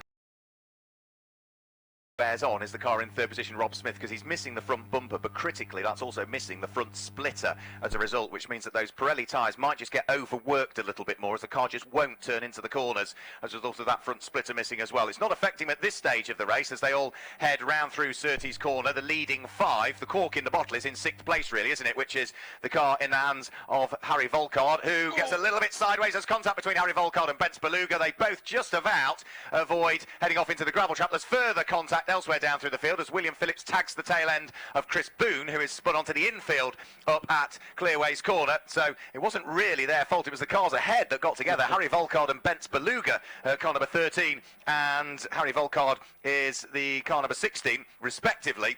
And then the subsequent chain reaction caused further contact between William Phillips and Chris Boone, who at the moment is only now just digging his way back off the grass and about to restart the race. Yeah, that was unfortunate, wasn't it? I did notice that Harry Volkard kind of washed out a little bit down here at Graham Hill Bend, but he got it back together and then he got himself up sort of at the far end of the circle. I think they'd got round Surtees before contact was made, but by McLaren's or Clearways, cause or effect, I don't know. Had he started to wash out again, or was it the contact that caused the whole thing?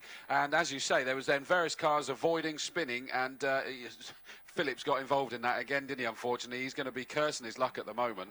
And just having a look at the progress of car number 77, Neil Newstead, through the order. He's now just heading past the MSVR building and starting to head up towards the conclusion of the lap. Leading the John Cooper Works class is number 66, which is Steve Ruxton Cocker. So through he comes over the start-finish line. But look at the battle that's going on for second and third in the class. Hamish Brand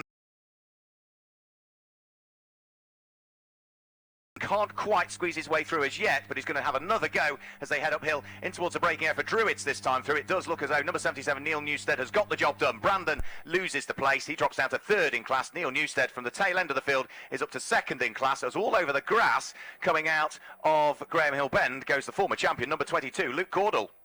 It looks like car number 52, the car of Dan Prosser, is just struggling a little bit in these conditions. Of course, he's not a regular to this championship, although we've both seen him twice. He's a journalist and he is getting a go. And he's just washing out a little bit more. He's getting out of the way. I think that was of Newstead there, has managed to sneak past him. That's not for class, so he's right back with the JCW class. Side by side there, it looks like, is that, I was going to say, is that Volkard? Yes, it is Volkard and Cordell, but I suspect that means that Cordell's managed to make the move. Just behind them is the recovering car of number 17, William Phillips. Started third, was up the sharp end. He's having to work his way down, but he's got the yellow and black cars duelling in front of him, so he needs to be careful where he tries to dive through. Yeah, I think William Phillips, there might have just been a little bit of contact between himself and the tail end of Harry Volkard there. As our race leader, well, side by side, Ryan Rode has got himself alongside Lawrence Davey here, and he's got the inside line as they come round through Clark Curve. So over the start-finish line they'll come.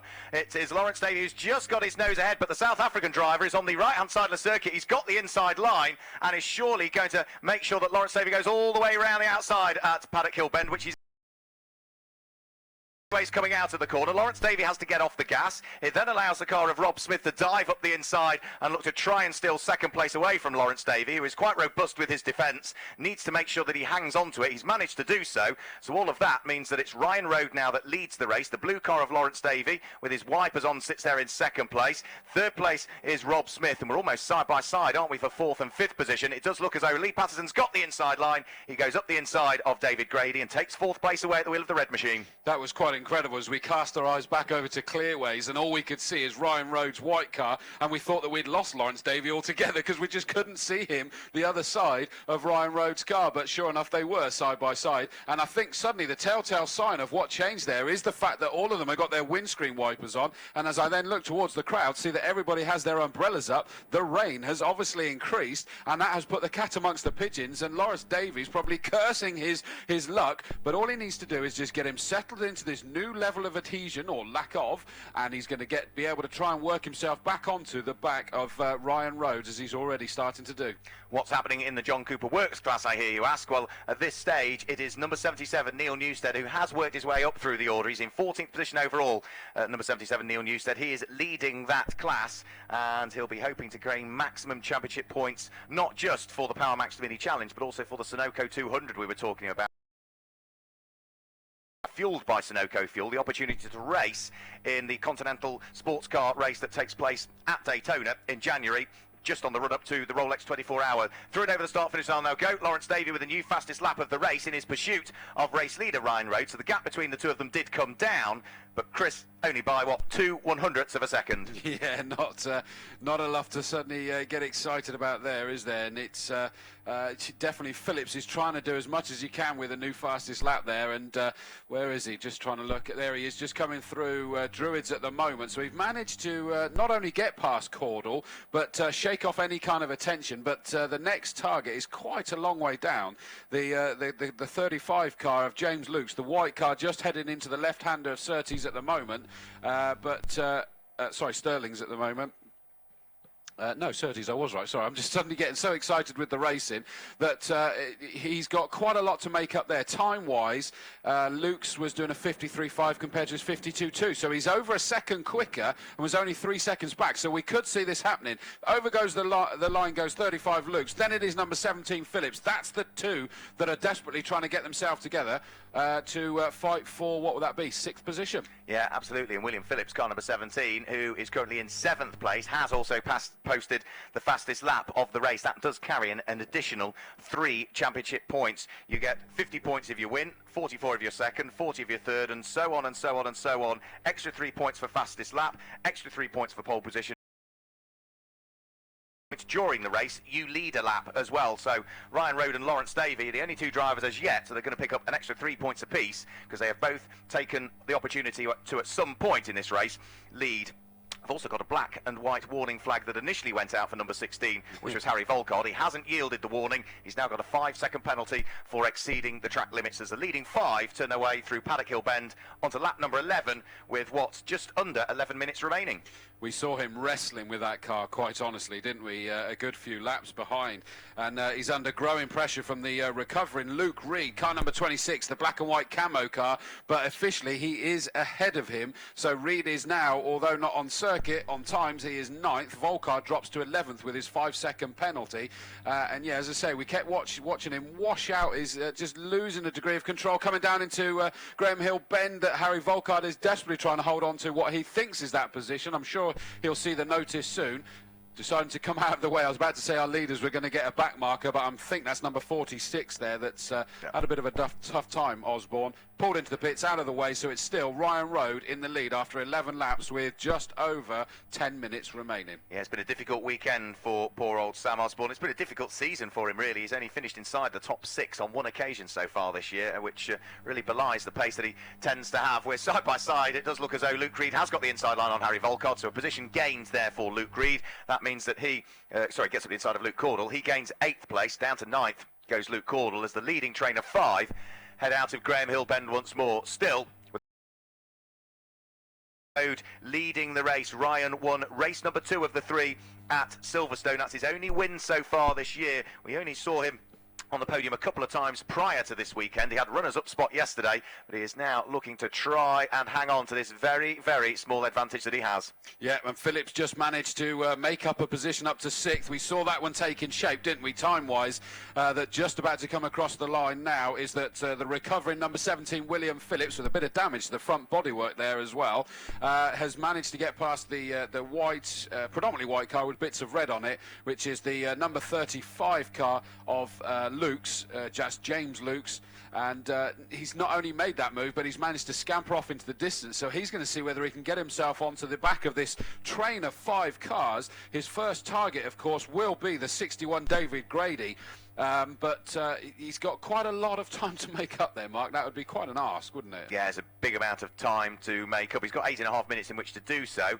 We've still got leading the John Cooper Wokes class, by the way, car number 77, Neil Newstead, who now enjoys the best part of a 2.5-second advantage between himself and Hamish Brandon, who is just exiting Druids now. That's the red car with its silver and day glow flashes that's currently second in the John. It's number 66, which is Steve Ruxton Cocker. That's the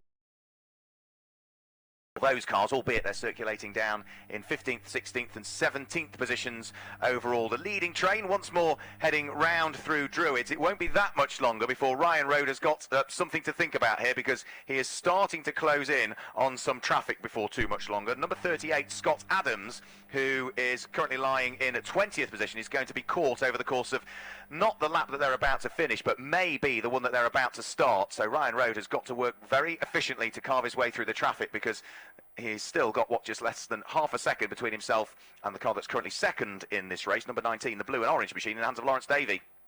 Yeah, and I mean, that's as they go over the line. There's so many places where it just looks as though Davey's got a run on him. Look, even now as they got on the brakes heading into Paddock Hill Bend, but no, not able to close up quite enough there, as going back out of the pits is number 46, Osborne, and...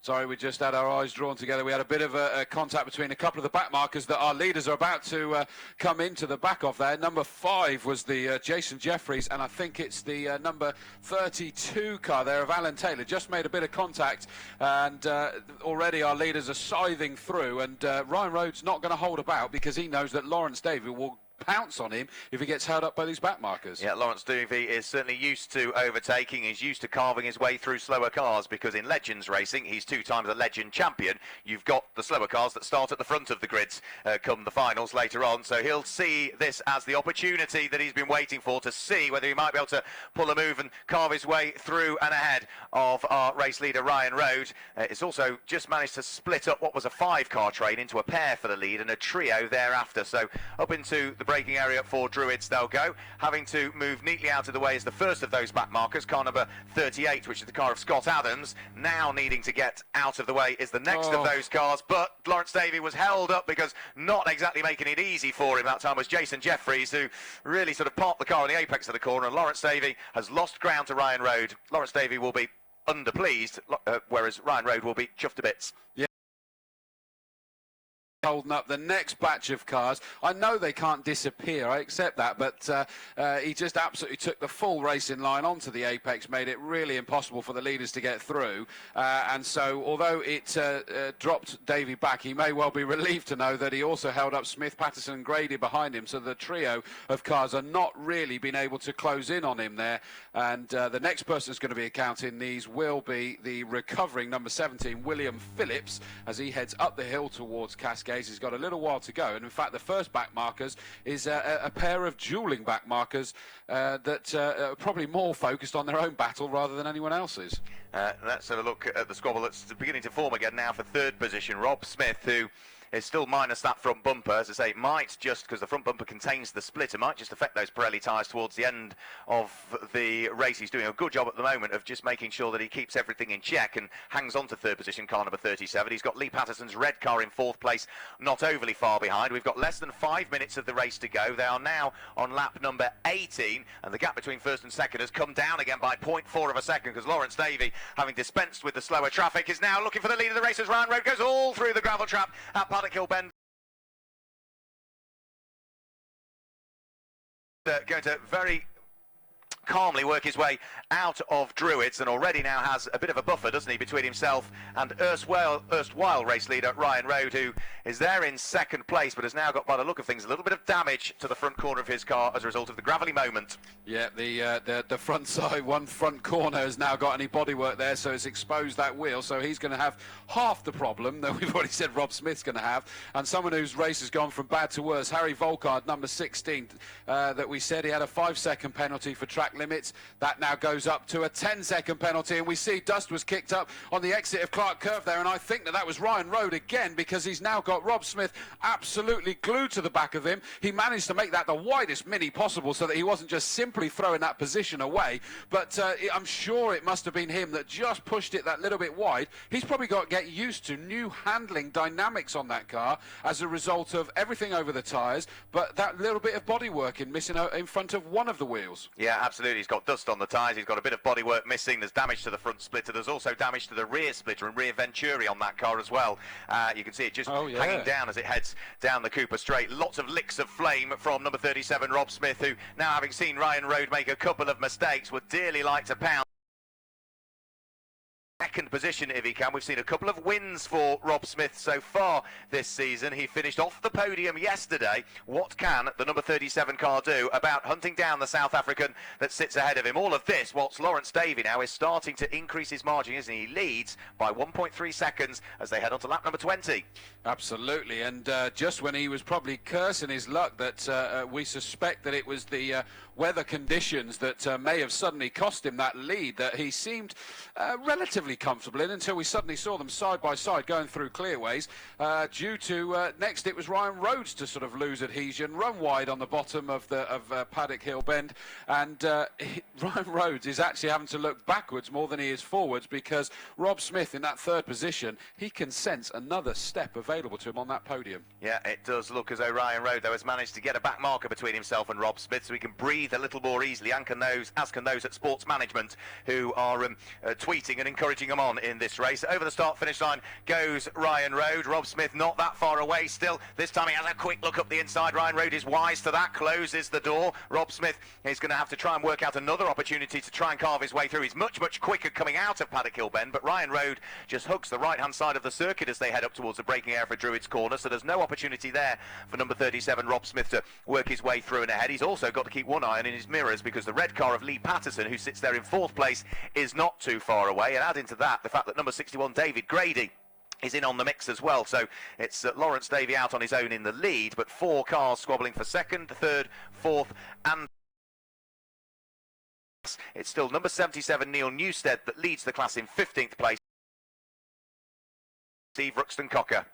Absolutely. So here comes our leader, ready to complete the 21st lap with 1 minute 25 remaining. A very handsome lead now. Back to second position, Ryan Rhodes, who has not got any kind of relaxation there. He's 1.3 seconds behind the leader, but it's at 0.159 is the gap. And frankly, it looks like it's closing in rapidly as they head back up the hill towards Druids. Rob Smith is desperately trying to find. He knows that he's probably only got a couple of laps. This must be the penultimate lap that they're on now. He's got to start sizing him up for that move, but that's both of the cars with the damaged bodywork that are glued together. So sat just behind them is the red car of number 24, which is Lee Patterson, and just slightly further back then is number 61 David Grady, but I still wouldn't discount them coming into the final lap. No, I think any of those that are second, third, fourth or fifth could all feature potentially on the podium, subject to what happens on this lap that they're about to start, because this is the last lap of the race. Lap number 22 completed, on to the 23rd lap. We only managed 17 in yesterday's safety car race. And as they head in towards Paddock Hill Bend for the final time, Lawrence Davey will be looking in his mirror and thinking, well, all I need to do now is just concentrate on the road ahead. There's almost bump drafting between Ryan Rhodes and Rob Smith there coming out of Paddock Hill Bend. I think there might have been just the briefest of contact between the tail end of Ryan Rhodes' car and the front end of Rob Smith's car. Matters not. There's damage to the tail ends of Ryan Rhodes already. There's damage to the front end of Rob Smith's as well as they turn their way through Graham Hill Bend for the final time. It does look as though it's going to be a double win for Lawrence Davey. Yep, he's scampering off. There are back markers ahead of him, but I don't think he's going to need to encounter them. I think that they will still cross the line ahead of him, so he's going to be breathing a sigh of relief. Last time round, earlier when he was trying to get that lead back. He finished straight. He's going to take the checkered flag, and there it is. He can be very delighted with yet another win. His luck has changed, and he comes in to take a fabulous commanding victory come the end of that, because 1.289 seconds was his lead over the number 71 car of Ryan Rhodes, who I would imagine is going to be mighty frustrated, considering he will have been sort of sitting comfortably in that lead until he went right the way through the gravel. And I was just keeping an eye on Mr. William Phillips to see if he was catching up with the front bodyworkless Rob Smith to have a word about being pitched into a spin. So they're making their way around the circuit. A double win for Lawrence Davey. We've still got our winner of the JCW class to come over the start-finish line at the Izziet. There goes 14th place car, number 13, Bets Beluga. Here comes number 77. Neil Newstead does take the checkered flag, finishes in 15th position overall, but more importantly, that's more championship points for him in the JCW class. It's also more points for him in his efforts to try and claim the prize drive out at Daytona on the run-up to the 24-hour race in January. So number 77, Neil Newstead, finishes in 15th overall but secures the honours in the JCW class. 16th overall and second in JCW is number 8, Hamish Brandon, and third in JCW, 17th overall is number 66, which is Steve Ruxton Cocker. So we'll also see those respective drivers on the podium. So for sports management who are wishing South Africa right and fast race, they will be pleased, but he almost there, but wasn't to be on that occasion. So he'll be looking to try and maybe make amends for that in the third and final race that we'll see later on. So Chris Dawes is going to wander down and conduct 2 podium presentations for the price of 1 this time through. So with those cars heading down now, we'd better guide you through the grid for the next of the races, because we will continue very shortly with a race for the Super Mighty Minis. We saw the Mighty Minis out earlier on. It's the Super Mighty Minis that are out there this time around, which are, in terms of technical specification, very slightly different. I'm not going to go into huge, enormous technical detail as to the differences of them, but it's also equally those drivers that have maybe been a little bit more successful in Mighty Minis or general UK motorsports that are not eligible to take place in Mighty Minis any longer. They have to move up to Super Mighty Minis. Let's give you the grid, then we can tell you a little bit about some of the differences. If you want to make a note of the grid, then first of all, you need to be on the correct page of your programme, which at this stage I'm not. So a quick flick through the programme to get me to page 37 will allow you to slot in the grid, but also some amendments to the programme. There are some extra drivers that you need to add in. You need to add in car number 8. Car number 8 is Scott Kendall. Scott Kendall.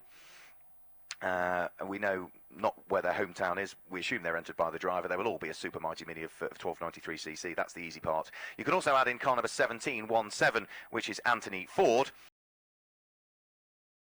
Add in car number 48, which is James Lyford. James Lyford, Lyford. Add in car number 51, which is Elliot Stafford, Stafford, and also add in car number 77, which is Pat Ford. Pat Ford, we saw him out in the all-comers race earlier on at the wheel of his Space Frame Mini. Well, he's got something slightly less powerful at his disposal here, which is one of the Super Mighty Minis. So those cars very shortly will make their way on to the grid. We had a race for these cars yesterday, and as we said, they've got this second and final race to look forward to today. And flicking through the ever-extending paperwork that we've got, we have, by the way, failed to bring you any results today. I think such as the efficiency of MSVR.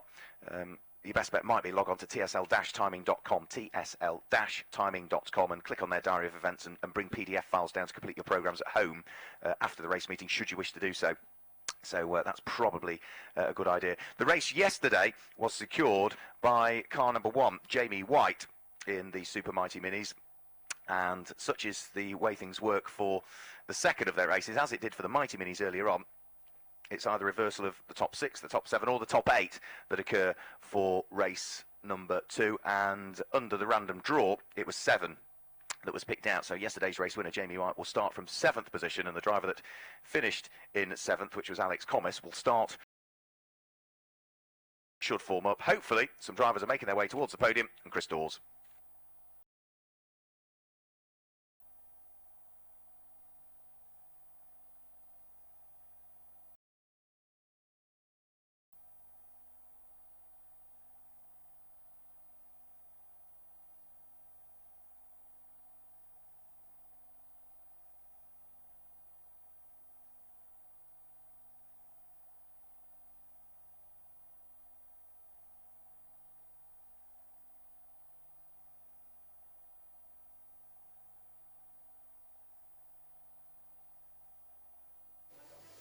Okay, I think we're nearly ready for the podium. I believe we're still waiting for one more driver.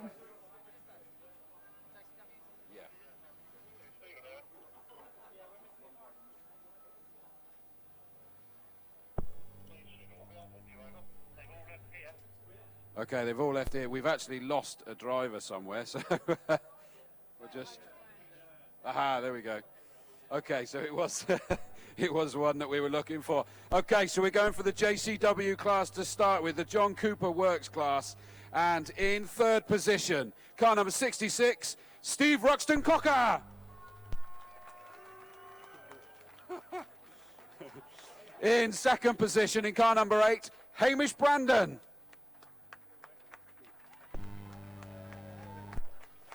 And the winner of the John Cooper Works class in car number 77 from the back of the grid, Neil Newstead.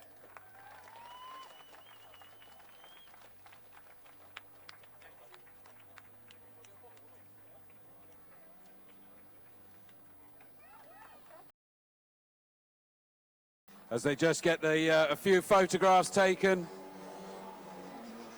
And a Scalextric set has been awarded to the winner.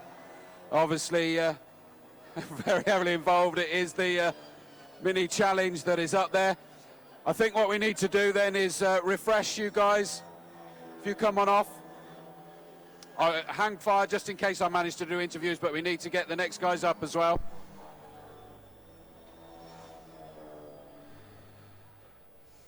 Thanks, guys. Well done. Hopefully we may get a chance to, but they're already out on the circuit, so we'll wait and see. So now for the Gen 3, the F56 cars, it is in third position in the number 37 car, minus the front bumper, Rob Smith. In second position, car number 71, also missing some bodywork, is number 71, Ryan Road. And the winner, he had to fight hard for this one, but as he came across the line, there was a big gap, but the puff of his cheeks tells you that was not easy. It's number 19, Lawrence Davey.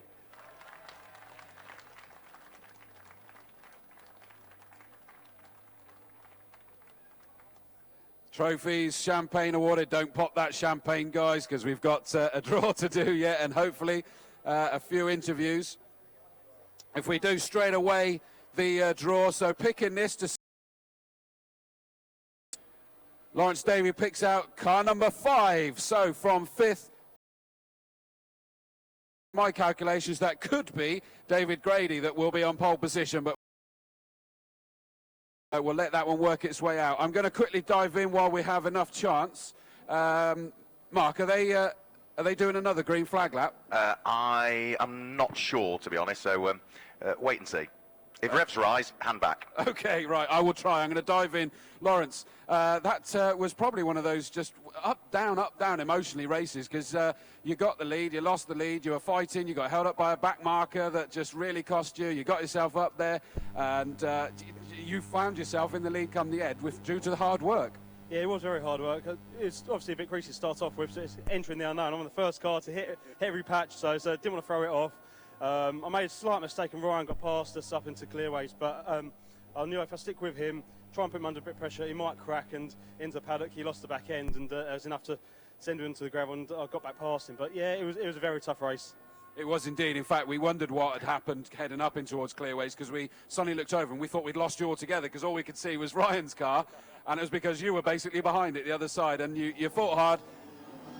So that's good. It's a green flag lap. We got enough time. Congratulations on the win, and we look forward to seeing you out in the third and final race, where you're going to be starting a bit further back. Bit further back, but I don't mind coming through the traffic and doing a bit of overtaking, so it'll be good. Excellent. Well, thank you for that. In second position, Ryan Road. Ryan, you can't be disappointed with second, but the fact that you got that lead, it's probably bittersweet. Yeah, you know, it's one of those things. Went a bit aggressive.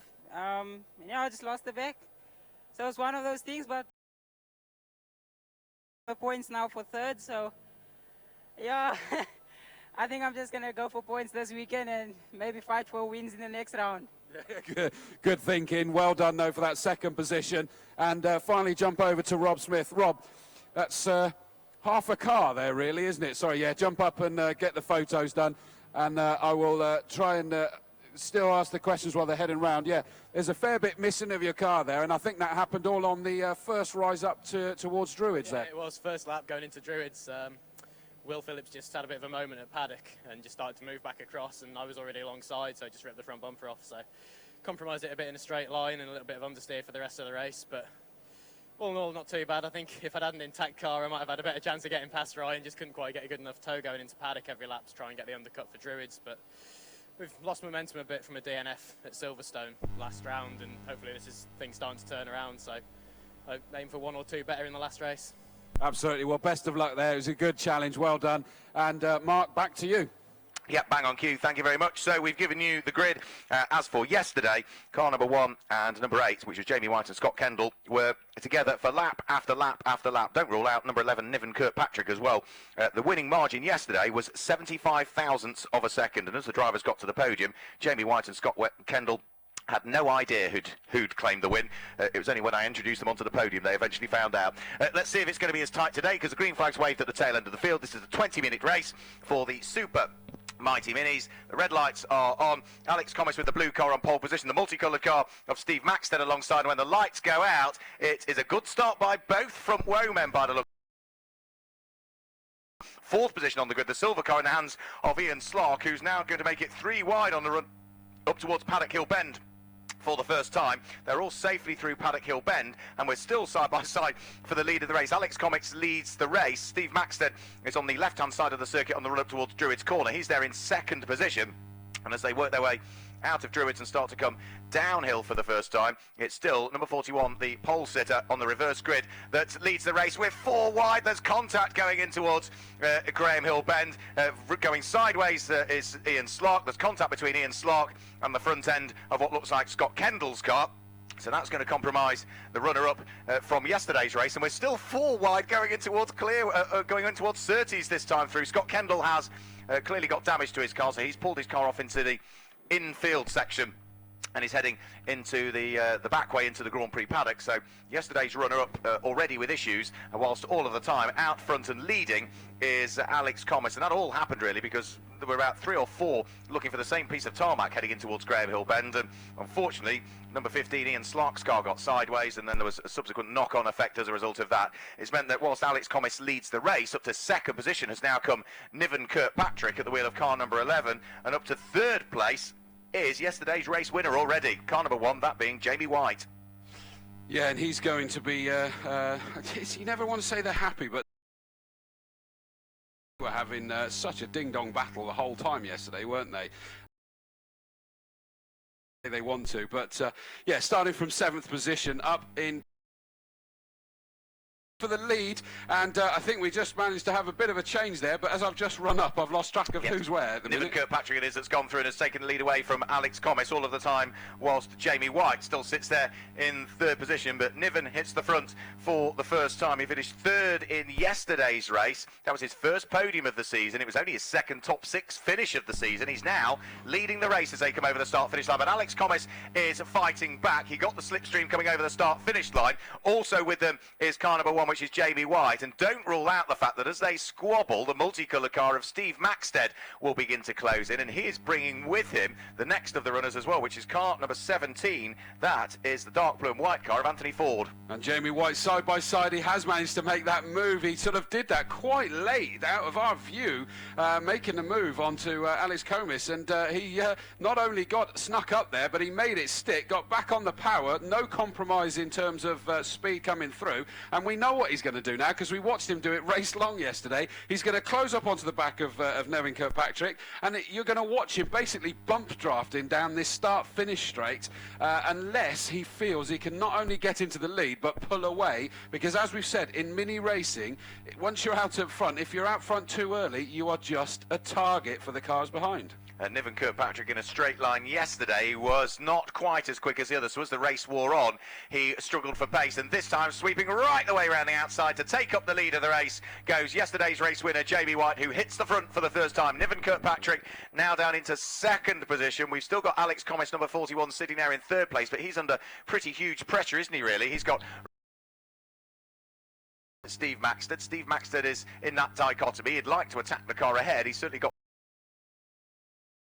behind, that being number 17, Anthony Ford, who started down in 12th position and is now running up into 5th place. The fastest car in the field, though, is the car that started at the tail end of the field. Didn't qualify yesterday, so car number 51, Elliot Stafford, has posted the fastest lap of the race we've seen so far, 59.960 seconds. Yeah, it was obviously a bad day in general because he not only did he not qualify, he didn't even race yesterday, did he, from memory, because it was a car that we were trying to get a note of what the colour scheme was, and we weren't able to do that even in the race from my memory. But look at this.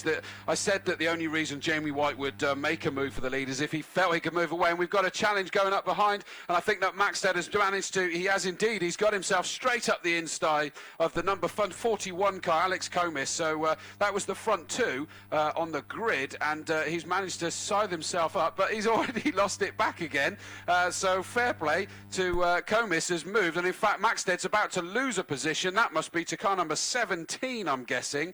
Who was that? Anthony Ford, yeah. Anthony Ford, who started down in 12th. Yeah, wow. so Steve Maxted gains 1 place and loses 2 in the pace of, what, less than 2.5 corners, really. Front 2 out front, then a trio thereafter, which once more is being headed by Alex Comis, a driver who started from pole position. He's got the dark blue car with its white roof in the hands of Anthony Ford, sitting directly behind him. They are on lap number 5 at this stage. We've got just a shade under 15 minutes of the race remaining. Keep an eye also on car number 51, Elliot Stafford, who is working his way up through the order. Another place gained for him that time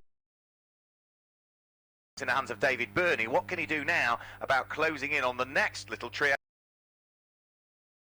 Really faded badly yesterday. I don't know whether there was an issue. It was David Kirkpatrick in the Union Jack bedecked Mini, and he's sort of, I think he went backwards at the start because he's up to 10th now. He started in 11th, but frankly I've been watching him make up a good number of positions the last couple of laps, and his next target is another recovering car, Patrick Ford, in that Golf livery car, who was going so well yesterday until he had to retire from the race. Elliot Stafford is the man to watch for me. He's there in 6th position. He really has now caught in with car number 4, which is the multicoloured car in the hands of Steve Maxted. He's not as yet looking to try and carve his way through as they head up towards Clark Curve, ready to conclude what will be the 6th lap of the race. But he'll sit in the slipstream as they come onto the Brabham Straight and might just have a nibble on the run up towards the braking area for Paddock Hill Bend. So here comes the light blue number 51 car in 6th position. The multicoloured car sitting directly ahead of him in the hands of Steve Maxted. He does indeed have a look at the inside, heading in towards Paddock Hill Bend. Another place gained for Elliot Stafford. He is now up into 5th position from 17th on the grid, and will now set his sights firmly on the number 17 car that sits ahead. That is the car in the hands of Anthony Ford, and he did all of that, overtaking, and still managed to set the best lap in the race so far, 59.754. By a long way, isn't it? That's absolutely incredible. Now, we did actually see that car. Now I know which one it is. That just before the pit walkabout, it was taken round. The grid walk that everybody was able to come out and join in, is that it was taken out for the 3 laps behind the safety car, because obviously if it didn't get out yesterday, they've got to make sure it's done the 3 laps so that they can let it out into the race. He's got it out there and he's performing it exactly as you called it, Mark. You saw it come in, and he is doing exactly that. He's just scything through, and I think he's about to make up another position, so that next target is presumably going to be number 4, Maxted. It's Anthony Ford, isn't it? Sorry, it's Anthony Ford, yeah. He got Maxted on the previous lap, so he's now got Anthony Ford on the run up towards Paddock Hill Bend. And elsewhere down through the order, Steve Maxted looking to try and make sure that he keeps David Burney's orange car behind him. So Elliot Stafford is now up into 4th position. He can now turn his attentions away from the dark blue car he's just gained the place on, and more towards the light blue car and the multicoloured stripes all down the light blue car with its red roof, rather, which is Alex Comis, that sits directly ahead. So up into 4th position with an eye for the podium places comes number 51, Elliot Stafford, who uses all of the curb, both at the apex of the corner and just drifts nicely onto the curb on the outside of the corner. He's got the run heading in towards Surtees corner, but can't quite squeeze his way up the inside of number 41, Alex Comis, before they get towards Surtees. So he hangs on to 4th place, and now look at the queue that's there. Alex Comis in 3rd is very much the cork in the bottle, isn't he? Thought that we were going to see Stafford basically create, and he has now managed to make that gap appear, and he's got himself up the inside, and the move has been done long before they even consider getting on the brakes for Paddock Hill Bend. Up he goes into 3rd position, cracking performance from 17th on the grid, and he's up there in 3rd. Now, what is he going to be able to do? Because these lead 2 have scampered off of him from the rest of the pack, but also aren't under any pressure from each other. So what is our new man on the charge, Stafford, Elliot Stafford, car number 51, the turquoise with the blue trim. He is now setting his sights on even higher on the podium steps. Yeah, into the pit lane comes Mark Ditchburn. So car number 19, Mark Ditchburn, clearly with some sort of issue, which is going to preclude him from the remainder of the race. Elliot Stafford was, at the point that he came over the start-finish line, 2.569 seconds behind the car in second position. I suspect that gap will have come down over the course of this lap, because he's now can concentrate his efforts fully on the road ahead and not overly have to worry about those behind. So through goes our race leader, still Jamie White leading. Niven Kirkpatrick is there in second place. The gap does come down, comes down by 0.3 of a second, so it's down from 2.56 to 2.29. And he's still able to find another quarter of a second compared to his fastest lap of the race. He's one of only two drivers that have managed to get sub 1 minute, the only other one being our leader, Jamie White, who's managed to do a 59.952. So he's got that clear of the drivers that he was having to side through, or very wide there by car number 6, the orange car of David Burney, going through Graham Hill Bend. But he had it under control, but he'll have certainly had a photograph taken of him then. Yeah, David Burney just needs to be careful, doesn't he, the orange car? He is there in 7th position at this stage, and he's hugely keen to try and get himself ahead of the multicoloured car, number 4 in the hands of Steve Maxted, that lies ahead. Here comes our race leader, less than 10 minutes remaining, 10 laps about to be completed. It is yesterday's race winner and the man who took up the championship lead, I would imagine, such as the way that the scoring works. It is going to be Scott Kendall, Jamie White, rather, that heads over the start-finish line in the lead of the race. 1 3/4 seconds back in second position is Niven Kirkpatrick, who on that lap was caught to the tune of 3/4 of a second by the number 51 car of Elliot Stafford. So it was a few laps ago, almost 2.6 seconds between second and third. It's now just down to 1.5. And as predicted, there was a photograph taken of the car number 6, the orange car, Burney, as he came through Graham Hill Bend last time, because by the time he already got round here, he was being given the black and white warning flag for track limits. So they don't hang about in awarding these warnings, do they? I suppose that the evidence is there. Just pressure plates that are on the exit of the corner set off. Just behind the charging Stafford is that we've got Comis and Ford, 41 and 17, absolutely joined together. They've managed to shake off the attentions of Maxted at the moment, so that they're able to happily doing battle. And another new fastest lap of the race,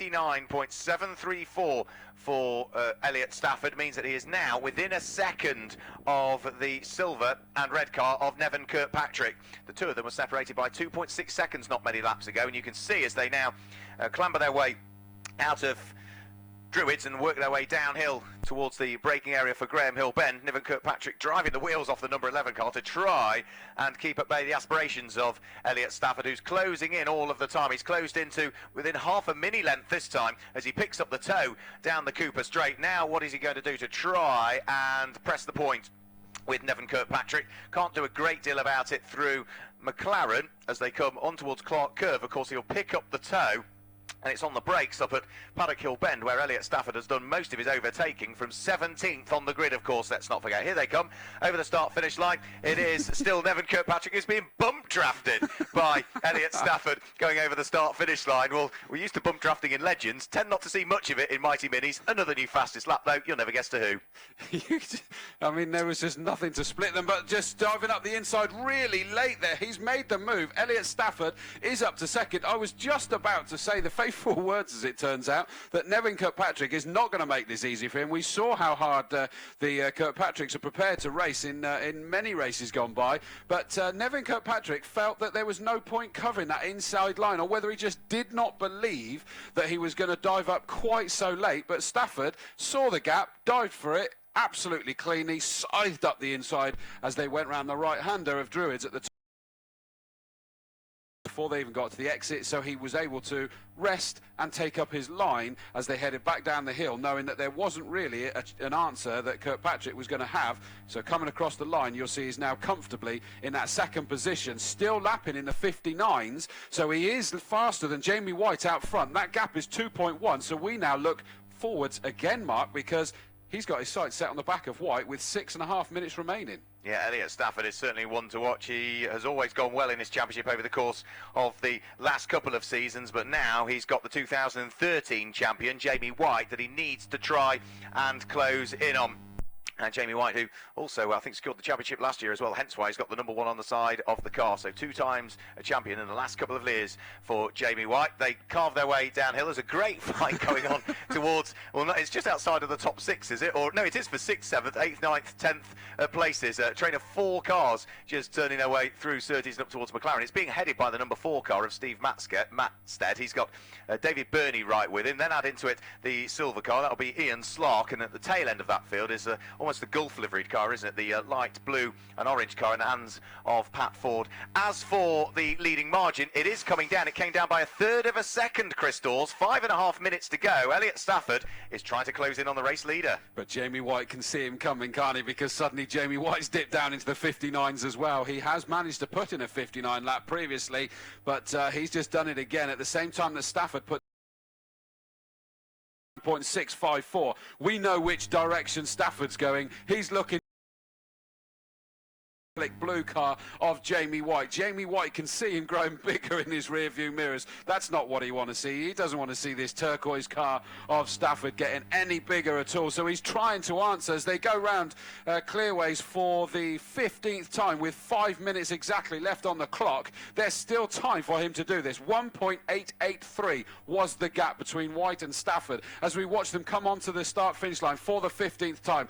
Over goes Jamie White. What sort of lap time is he going to do? It's back into a 1 minute, and it's a 59.634. New fastest lap for Stafford. That's down to 1.4. Yeah, another 0.4 of a second gained by Elliot Stafford. The 2 former champions getting ever closer to each other as the clock continues to tick away. We've still got this great fight going on for what is 6th position. Now up to 6th place is the orange car, isn't it, of David Burney. He's got Ian Slark right behind him. Pat Ford's light blue car is going side by side with Steve Matstead as well, as they all trundle their way through and out of Druids all of the time, whilst our race leader, which is the number 1 car in the hands of Jason White, or Jamie White rather, is being reeled in by Elliot Stafford. The 2 of them having closed up to 1.4 seconds at the start of this lap as a result of a new fastest lap for car number 51 Elliot Stafford, 59.634. Well, it's looking as though he's pushing the point again over the course of this lap. They accelerate their way over the start-finish line. There are 4 minutes remaining on the race, which means that it'll be the lap that they're starting and 3 more thereafter, and what was a 1.4 second advantage between first and second comes down to 1.1.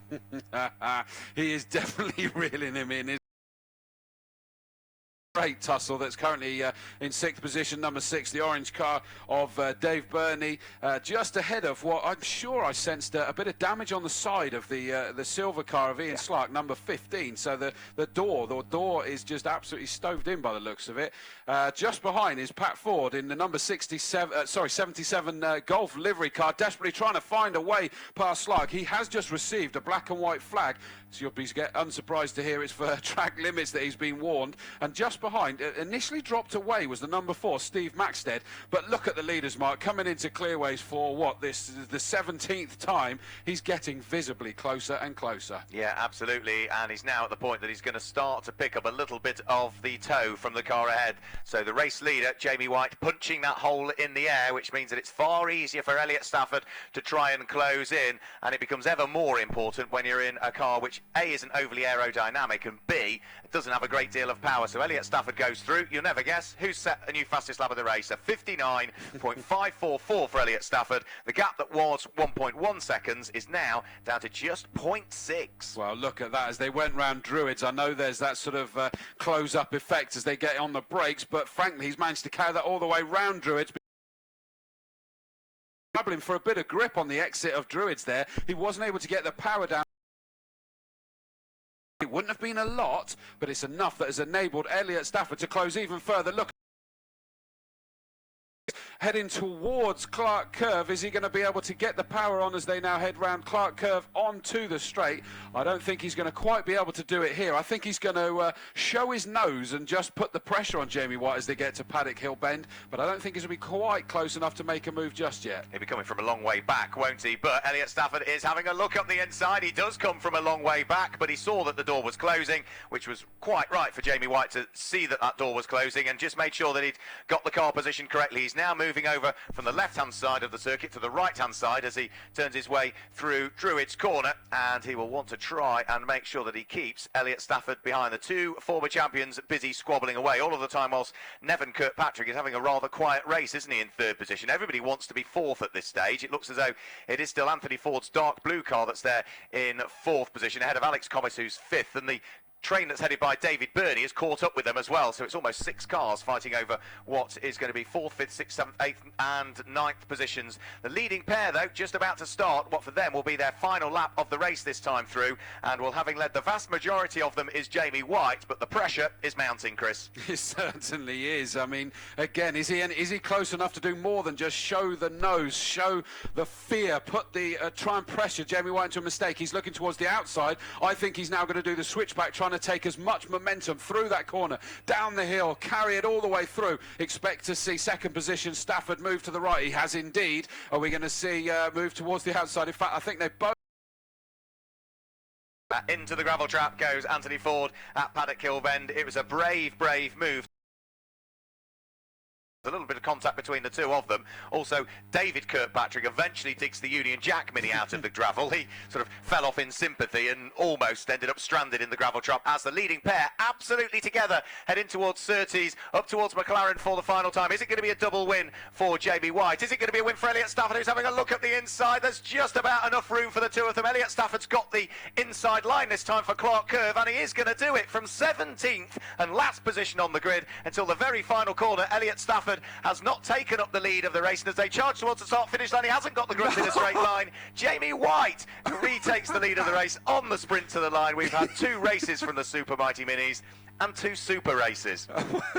He won that by .094. Jamie White, I was about to say, were you going to have a frustrated Jamie White that had led from the start? He saw that his normal main rival, number 8, Kendall, was out of the race. And the next thing is he sees the turquoise terrier, Stafford, coming from behind and closing. He didn't have an answer. He thought that he'd probably lost that as he came through on the power through Clark Curve, but there just wasn't the grunt in the straight line, and I think that was pure willpower that got Jamie White to cross that line. .094 ahead of Elliot Stafford. What an outstanding race. In third position, like you say, rather lonely, Nevin Kirkpatrick, and interestingly, it was all changed. Another driver that lost out with that incident at Paddock Hill was the orange car of number 6, David Burney, because he ended up down in 8th. So it was in 4th position, 41, Alex Comis.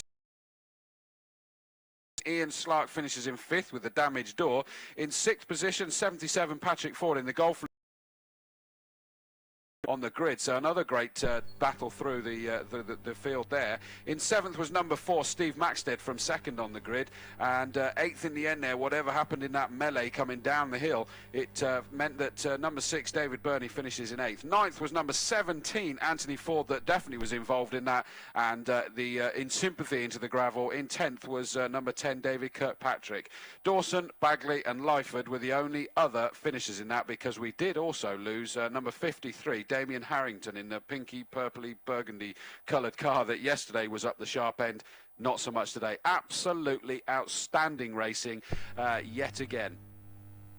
Mark is now making his way down to the podium to interview those drivers that, I say, there's probably a big old mix of feelings from that one, but I'm sure that they've got to have enjoyed that without question. I mean, especially Elliot Stafford, even though he didn't quite manage to get that win, to have battled his way through, to know that he had just outstanding pace. He did set the fastest lap of the race with a 59.544.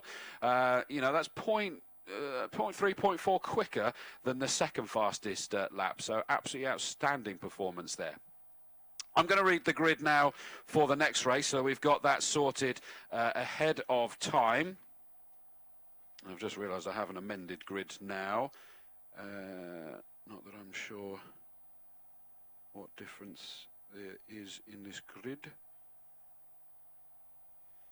And we actually have a few additions, so that's good. So we're up to 18 cars in this. This is the Mini All-Comers featuring Swift Tune 50th anniversary. So if you turn to page... This really is a field full of wheeled program, and you will see that there is a grid there, grid boxes for race order for those of you who I know that some do like to put the numbers in the program. On the front row is 50 and 126. Row 2 is 77 and 26. Row 3, 60 and 186. Row 4, 30 and 19. Fifth row is 32 and 79. Sixth row, 122 and 65. On row 7, 49 and 46. On the 8th row, 63 and 29. And on the 9th and final row, 53 and 3. So, we do have some absolute beasts in this field. You will see on pole position, car number 50, Harvey Deeth. Yes, there is. It does have a lot of similarities to a Mini, but it's then got a whopping great big wing on the back, and it's got a Hayabusa engines inside this thing. It is just unbelievable. But the interesting thing is he's not going to get it all his own way, as qualifying would have suggested. He was something like 2.25 seconds quicker than the second position car in qualifying. But the car that you're going to see alongside him in the rather patriotic livery, car number 126, that was a change of car because he actually was due to be out in something else. In your program, I think it was car number 13, because it's Bill Richards that sat in second there, and he was originally going to be out in a Mini Clubman. You're right, that's not a Mini Clubman. He's out in something else. He had a bit of an issue, and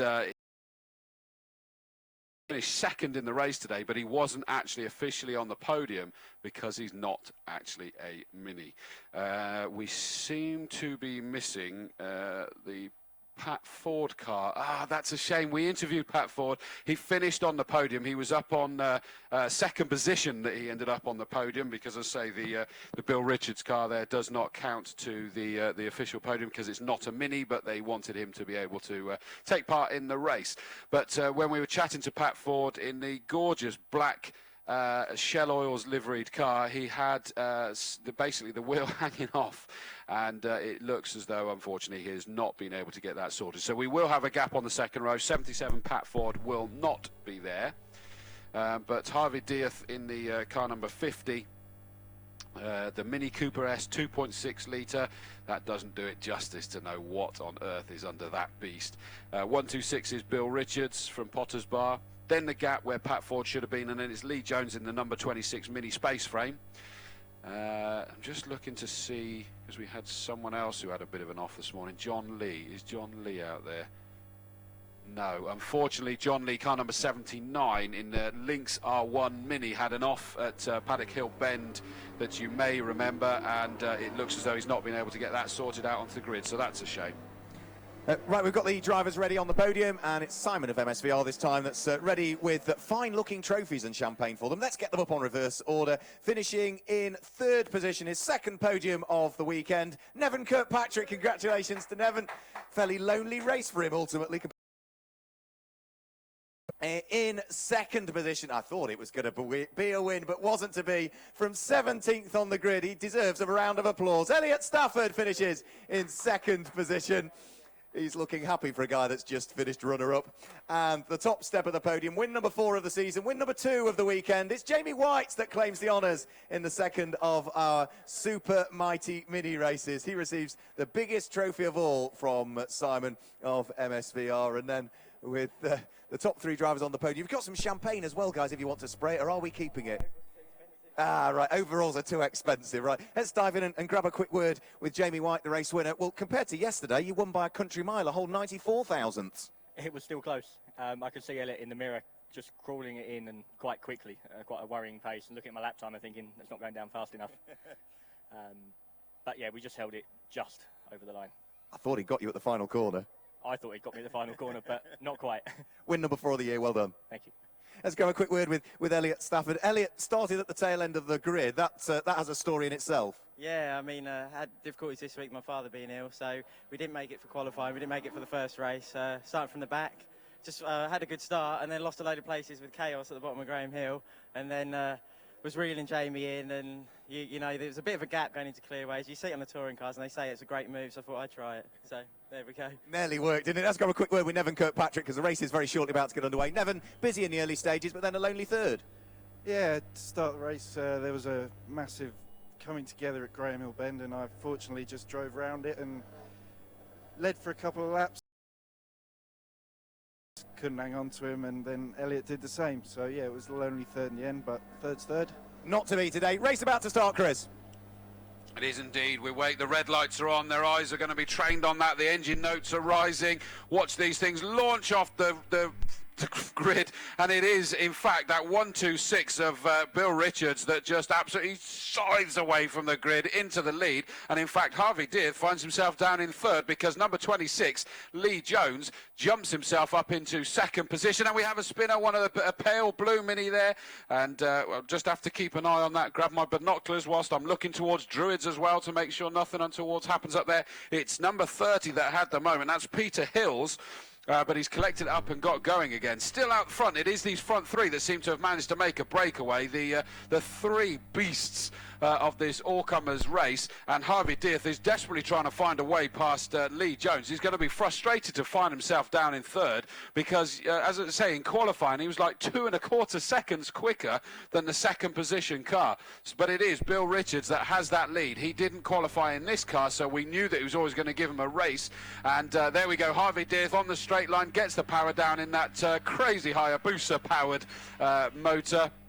In he goes, and Lee Jones basically no real answer for that. He sits in third position, and up they go towards Druids for the second time. Now, what answer is Harvey Dearth? He's been able to hone... Still trying to get this thing up to the performance that they expect. Bill Richards, certainly time-wise in that opening race, it did look as though there's every chance that they're going to be able to, and making a move up into Surtees already. Harvey Dearth has managed to sneak up the inside there, make the move so that they don't even have to go side by side. And in fact, I think that threw Bill Richards out of his momentum going through the sequence of corners there.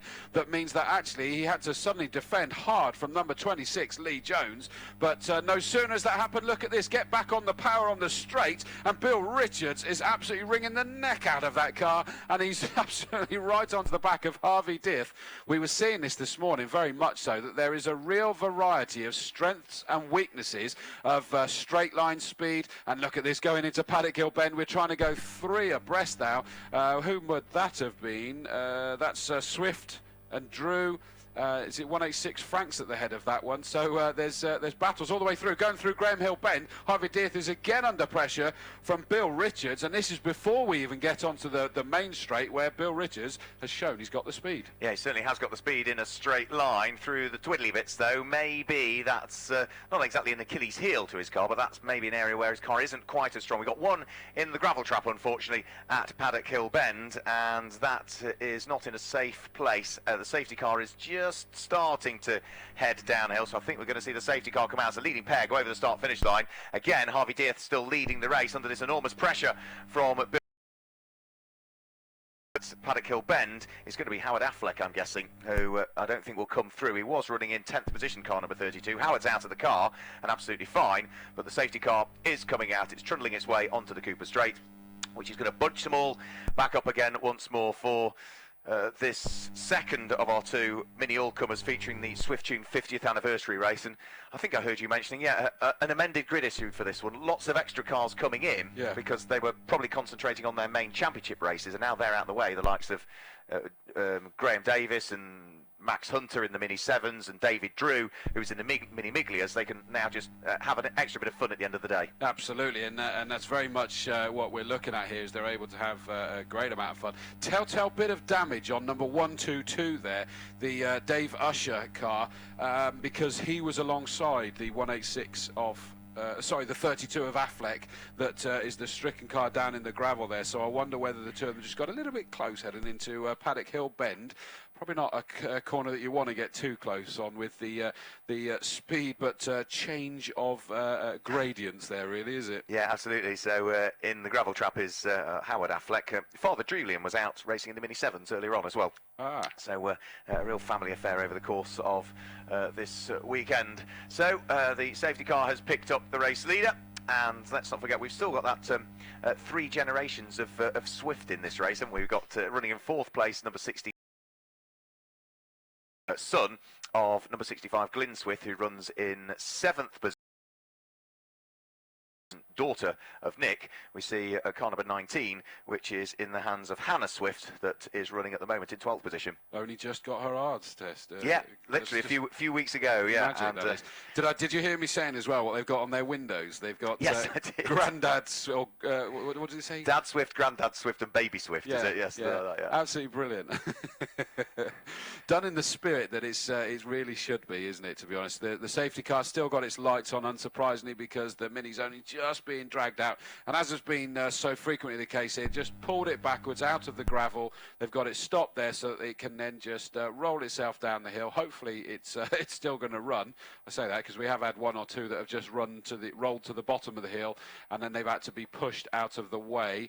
Is this car running under its own steam? Yeah, I think so. I think the worrying thing with things like gravel traps, whilst they abate the speed of the cars, if you get one of those stones underneath one of the belts, you know, we've seen cars that have had cam belts thrown as a result of going through gravel traps and things like that, which causes significant damage. It doesn't happen very often, but you can end up with cars suffering a lot more damage than otherwise they would have had. So I don't think it was running under its own power. Because, yeah, the recovery unit is now having to reattach itself, albeit to the front end of the car this time through. But with the safety car just coming down into Graham Hill Bend, the safety car will be in contract with Race Control, as will the recovery unit. Hopefully, this might be the last lap behind the safety car. Once we get the tow rope tight, it's going to be dragged very, very quickly, I would have thought, onto the infield section of Paddock Hill Bend, which is where the old rallycross circuit used to be. Safety car, though, with its lights still illuminating.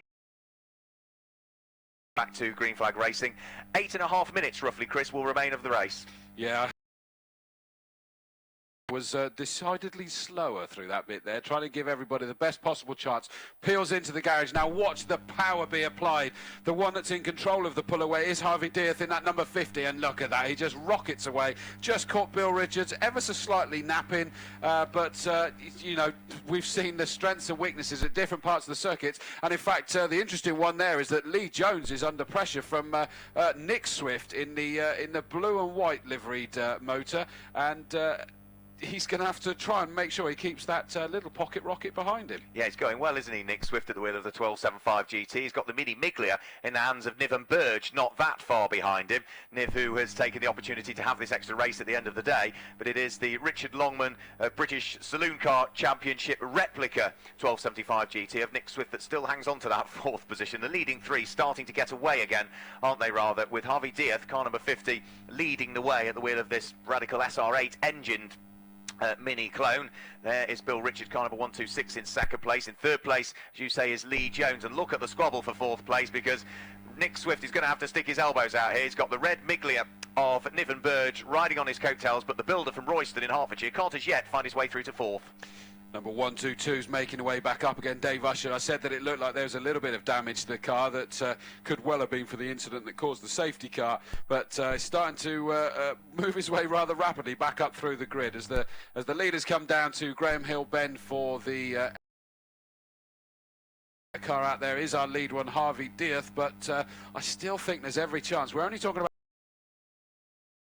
fact that Bill Richards is slower than the leader. Now that we've got them coming up against the back marker, the number 19 of Hannah Swift. Is that going to be encountered at an inopportune moment? It's going to enable the leaders to be closing right back on each other. It's a rather lonely race for 3rd position. Lee Jones at the moment, though.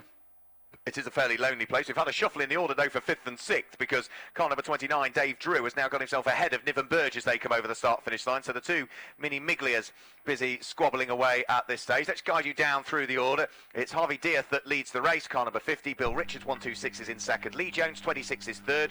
4th is number 60, which is Nick Swift. 5th is 29, Dave Drew. 6th is number 53, Niven Burge. 7th is number 65, Glyn Swift. 8th place is car number 122, which is Dave Usher. 9th place is car number 1 186, which is David Franks. And completing the top 10 is number 3, which is Graham Davis. That's the order that they are in. The race leader is just starting to turn his way out of McLaren now and starting to head towards what will be the conclusion of lap number 9, having on lap number 8 posted the fastest lap of the race, 52.82 seconds. And I think it's going to be a different person with the fastest lap of the race this time round, because look at that, the leader's just crumbled to 0.3 of a second, and yes, as expected, Bill Richards with a 52.220, an absolutely blistering fastest lap of the race there for the second position car, closing rapidly on our leader. Diaz can see that car just behind him, already looking to see if he can get alongside, but he's going to be on the outside. He did contemplate as they came down the hill.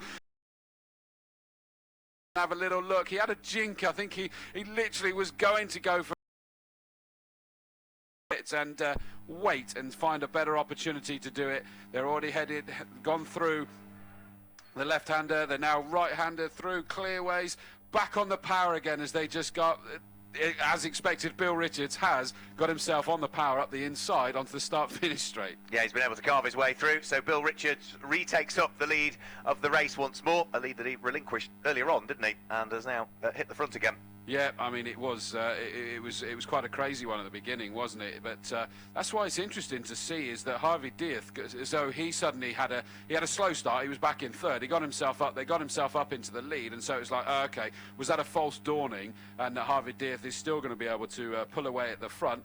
But no, because it just appears that it's actually Bill Richards that, yes, he got a good start, but still needs a little bit of time to get that car singing and dancing, and that's exactly what he's doing now. Yeah, he's leading the race, but Harvey Diaz is looking to try and close in again once more. As we heard from Harvey after race 1 today, the work that Martin Short did with him on Friday in testing at least tamed the car a little bit and made it a little bit more drivable. He's still having to work very hard to try and apply the 350, 380 brake horsepower that he's got at his disposal. Over the start-finish line go the leading pair. The gap was just 0.6 of a second with less than 4 minutes to go. Look at the 3-car train that's still fighting over 4th, 5th and 6th position. It's a very well-driven 1275 GT in the hands of Nick Swift. Number 6. Car number 29, Dave Drew, at his local circuit, of course, and Niven Burge as well. 3 as 1 up towards Paddock Hill Bend. The order still remains the same, though. Absolutely. All over each other. Oh, we got a challenge being made heading into Paddock Hill Bend, and that was who just made the move? Glyn Swift, I think, was it? Yeah, back past Usher. So Usher, we'd been commenting on how he'd got through. That number 26 car running in 3rd position with Lee Jones. I'm pretty sure that was the one that he was saying when we interviewed him on the podium. He's got Formula 1 suspension on that car. Yeah, got push rod suspension, has he? Yeah, on that car. So, yeah, pretty high-tech stuff. Dave Drew looking to try and assert himself up into 4th place if he can, at the expense of Nick Swift. He's having a nibble around the coattails of the 1275 GT, but just can't quite pick a way through. The leading pair have now completed 12 laps. There goes number 26, Lee Jones, in 3rd position, and here comes that little trio of cars for 4th, 5th and 6th place. The 1275 GT being hounded by the 2 Mini Miglias that were out in their championship race earlier on. And as for the squabble that you were talking about, David Usher has managed to get himself back ahead of Glyn Swift once more. So they swap and swap back. And a swap again, probably. Almost. They're absolutely fighting for this position. And what's that for? That's for 7th and 8th, and they're absolutely all over it, which is exactly the nature of this race. Bill Richards slows down all of a sudden coming out of Clearways corner. Harvey Diaz takes up the lead of the race, and the car that was leading is diving for the pit lane. What a shame for car number 126, Bill Richards. That means that Harvey Diaz leads the race, and by a very large margin now between Lee Jones. It now means, though, that this final little 3-car train that we've got now, working its way past the MSV building and up towards Clark Curve, is going to be for the final podium place. Wouldn't it be good if Nick Swift, in the 50th anniversary race, supported by the family firm, gets himself on the podium? Absolutely, and of course, just as it comes through, I'm sure I saw that said Daddy Swift on the side of that one. But look at these two still squabbling, although is that slowing number 65, the Swift car there? I hope not, because they literally probably traded positions about 3 or 4 times on that one lap, as our leader Harvey Diaz is already just going around Clearways as we speak for the 14th time. 1 minute 20 seconds remaining, so starting the penultimate lap, probably. They're going to cross the line in time. He comes across now with 1:10 left, so absolutely 2 laps remaining. This is the penultimate lap, and very equally lonely in second possession, the number 26 car of Lee Jones, and then the long gap back, but a very entertaining end to that gap is these 3 cars squabbling for the 3rd spot on the podium. Yeah, here they come over the start-finish line. Nick Swift still managing to keep at bay the white and red car in the hands of Dave Drew, who's got the all-red car of Niven Burge not that far behind him. The 3 work their way out of Paddock Hill Bend. They're now on their 15th lap of the race. They've also got the slower traffic of Hannah Swift not that far up the road. Substantially less power Hannah has got.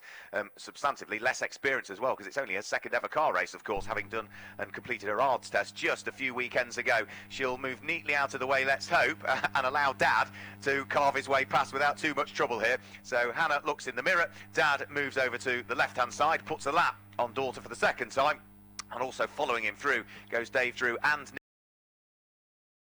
3rd, 4th and 5th can continue to lock horns for what is now going to be the last lap of the race. Indeed, and that's how spread out they are. As we're talking about that one, just coming through onto the start-finish straight, almost going 3 abreast. Our leader is already exiting Druids for the final time, but it is still that Swift has got the lead, so that's car number 60, Nick Swift, still's got the lead on this 3-car battle, that is for 3rd position, a final step on the podium, but our true leader is just going through the left-hander of Surtees as we speak. Then he's got the right-hander McLaren Clearways. Then he's on the power all the way through Clark Curve onto the start-finish straight for the 16th and final time. As we just have a look, Nick Swift is now managed to break away a little bit as they're just getting past the Emmett car, the blue, white and red car. As through comes our leader, takes the checkered flag as I was just watching this ongoing duel for 3rd position behind me. A great victory for Harvey Dearth. Here comes the 2nd position, the number 26 car, Lee Jones, as we then pick up this ongoing battle for 3rd. Yeah, it does look as though Nick Swift is just about going to hang on to it here. So in the all-comers race, which features the Swift Tune 50th anniversary, Nick Swift is going to feature on the podium. That's a cracking end to the weekend for him and the Swift family. So Nick Swift comes through and finishes in 3rd position, just ahead of Dave Drew and Niven Burge, who had a race-long battle, didn't they, for what was 4th and 5th position. David Usher, car number 122, comes through and finishes in 6th place. Glyn Swift, number 65, will finish in 7th. David Franks, 186, will very shortly come through and now. Graham Davis in 9th place, and completing the top 10 is car number 46, which is Duncan Emmett.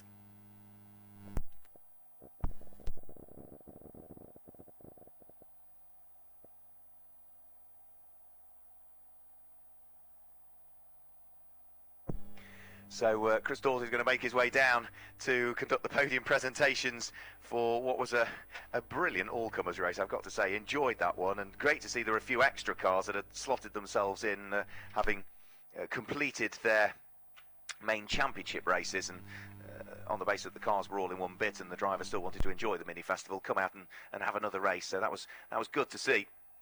So the cars are going to thread their way back in towards the paddock area, and as they do that, we've got some tidying up of paperwork to do before we get to the next of the races, because it won't be that much longer before we see the next race heading out onto circuit, which is going to be for the Power Maxed Mini Challenge, the Cooper class, that would be coming up next. I'm just double checking that we've not got revised grids for some of these, as the ever increasing amount of paperwork becomes ever more disorganised. So as we slot that in there out of the way, because we don't need that one anymore today, we can just double check we've not got a revised grid for the Coopers, because I think we've got other possible revisions to grids for future mini races still in the process of being brought to us. So yeah, the grid then for the Power Maxed Mini Challenge Coopers, which is the next race that will be up in a few moments time. We've still got operate as well, of course, at the end of the day. The grid for the Power Maxed Mini Challenge Cooper Championship, page 40 on the programme. 40 is the place in which to do so. The way in which they line up is that car number 11, Max Bladen, sits on pole position. Alongside is car number 9, which is Simon Walton. Row 2 of the grid is number 18, Mark Wakefield, and alongside Mark Wakefield is number 3, which is Ricky Page. And row 3 of the grid is car number 27, Nathan Harrison, and 42, Henry Neal. Row 4, the grid 98, Darren Chatt, and 88, John Attard. Row 5 is where we see car number 21, Adam Davey, and number 49, Martin Poole. The 6th row of the grid is car number 70, Grace Williams, and 10, which is Adrian Norman. The 7th row of the grid is 76, Joe Polly, and 47, which is James Goodall. And the 8th and final row of the grid, car number 87, Rebecca Ryder, and number 23, which is Max Lever. So that's the way that they line up for the race that is very shortly about to get itself underway. We've seen a win yesterday for Nathan Harrison in the race. We saw a very close race.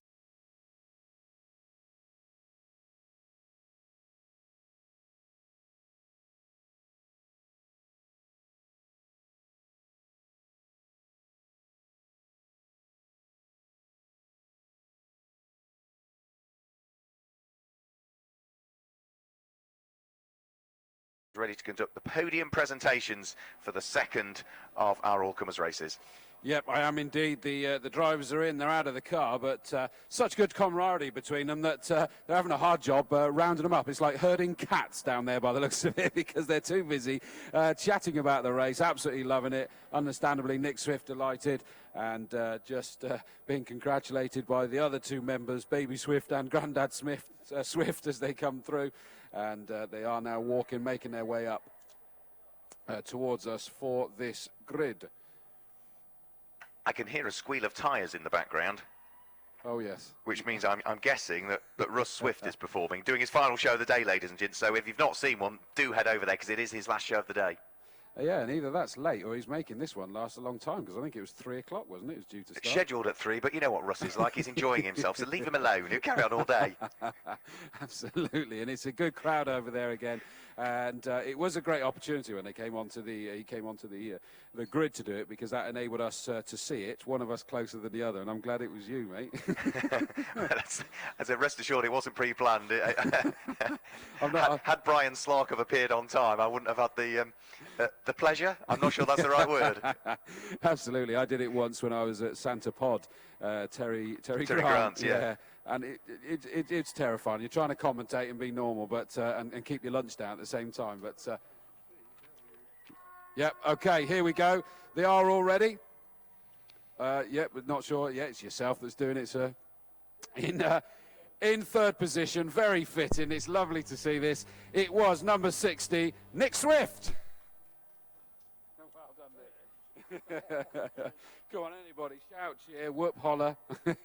In second position, car number 26, Lee Jones. Well done, Lee. And the winner, by a long margin, but he had to work hard at times for this, number 50, Harvey Diaz.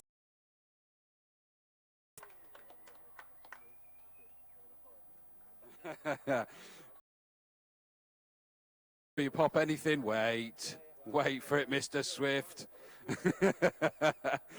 Harvey, that was a great battle with Bill. It's a shame he obviously had to pull in with some kind of issue there, but it was thoroughly entertaining to see that ebb and flow. Yeah, it was going to be quite a scrap to the end, wasn't it? But unfortunately, I think Bill had a problem, and I was looking forward to it and starting to take some deep breaths to wonder how to get past him again.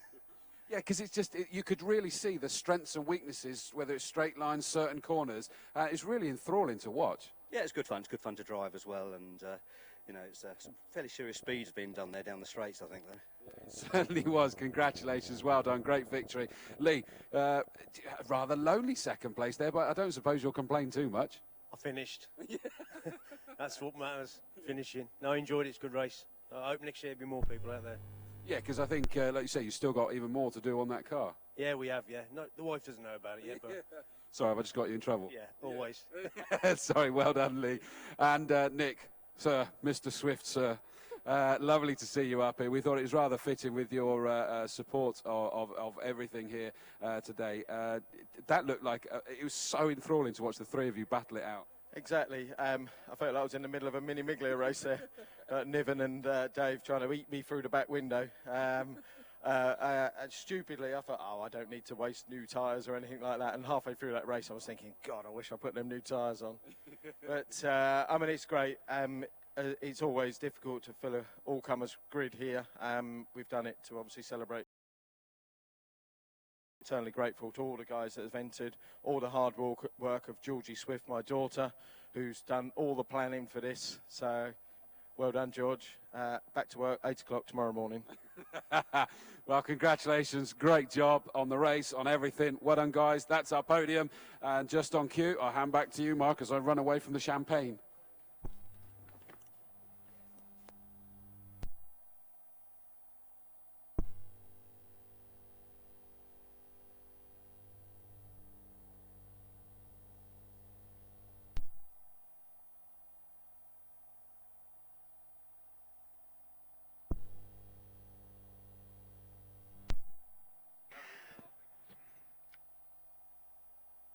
So the Power Maxed Mini Challenge Cooper competitors heading on to the grid, and there's a gap at this stage on the front row of the grid, which is rather worrying to say the least. And Max Bladen is not there. He is trundling his way down the pit lane, so Max Bladen, by the look of things, is not going to start from his respective position on pole position. He's going to start from the pit lane by the look of things. Other than that, it looks as though everybody else is as good as there, and we can keep our eye on this race that is very shortly about to get underway. So Max Bladen is not there at the wheel of his red and Union Jack liveried car that should be sitting on pole position. Instead, it's the silver car of Simon Walton that is the sole representative on the front row. The green car is there on the second row of the grid, and you've got the red and white car of Ricky Page that sits alongside. The third row of the grid is the black and light green car, number 27, in the hands of the red car with a black roof, rather, in the hands of Nathan Harrison, 2 times a race winner so far this weekend. He's got the yellow car of Henry Neal alongside. Then on the fourth row of the grid, it's the black and light green car of Darren Chatz, who has alongside him the all-white car of John Attard. It does look as though Max Bladen has been released from the pit lane, so it does look as though he is going to be able to take up his respective position on the grid. Row 5 of the grid is fully formed as well, so Adam Davey is there, and alongside him we can see that the number 49 car of Martin Paul has indeed made it out. Also, the change of driver to the programme, number 70 Grace Williams is there, and alongside is that dark blue and orange car with the silver stripes down the centre in the hands of Adrian Norman. And then towards the tail end of the field, again, it looks as though everybody that we were expecting is there, which includes Joe Polly. It includes the car of James Goodall and Rebecca Ryder and Max Lever, who could be one to watch in this race. Max Lever, who has arguably been one of those drivers among the many that have had the pace this weekend, but it didn't quite work out for him in the race earlier on today. And as the basis of finishing positions from the earlier race, albeit with the top 5 reversed, such was the number that was drawn by Nathan Harrison after race number 2. Of work to be done for Max Lever to work his way through the order, Chris Dawes, but there's time in which to do it. Going to be an interesting thing because are we allowed to say that he will fight hard as well, judging by the ongoing tussles? Oh, and look at this, is that Max Bladen is, I don't know whether we can say is allowed, because there's a marshal sort of almost coming down chasing there, so, but has, oh, don't hit the marshal, whatever you do. And he's now onto that front row. Be interesting to see whether we end up with a start and out of position penalty there, because that was rather late to the grid, and you'd assume that he'd have to start from the back there. But he's made it up there. It's more entertaining for us that Max is going to be there, but definitely keep an eye out on the back. Number 23, the white car with the, what are they, red, purple stripes. He is going to be charging through this field without question. Poleman Max Bladen gets away. And Simon Walton's probably going, darn, I thought I had that sewn up, but he does have to still start with the poleman alongside him. Yeah, absolutely. It will be a final 20-minute race for this batch of Power Maxed Mini Challenge competitors. Of course, we'll see the third generation of cars and the JCWs out a little bit later on as well. The F56 and the JCWs, the turbocharged cars, will have one more race that they will slot in, and they will be our final race of the day. So after this Cooper race, we've got the Sanwa Trophy Mini Endurance Race for pre-66 minis. We've got the start drivers for that. We've got a pit window with driver changes as well. So either Chris or I'll head to the pit lane to catch up with people for the race after this one. And then we've, of course, got our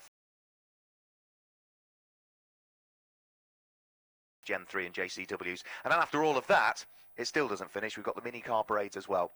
So for those of you that are taking part in the parade, I'm sure you were all briefed as to when you need to be back at your cars, because of course we need to make sure that we can A, get you all onto the circuit on time, and then B, get you all off the circuit as well. So if you are taking part in the mini parades at the end of the day, unfortunately you're probably going to have to forego watching the last race of the day and get yourselves back to your car so that you can take part in the parades, which is a great opportunity for you to enjoy the Brands Hatch Indy circuit here. For what, weather-wise, has also been a pretty good weekend. We had the splash of rain earlier on just to add a bit of spice to the mix, but on the whole, it finally looks as though summer might have arrived in the UK.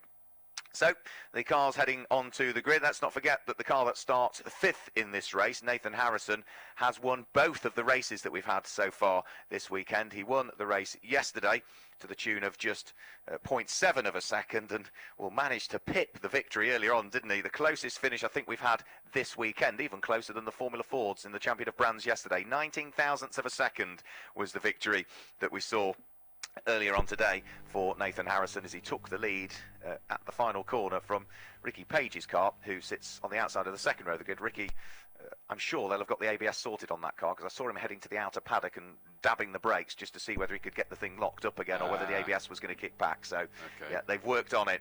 Final row of the grid just coming into position. Car in the hands of Max Lever, car number 23 off the tail end of the grid. Could well be 1-1.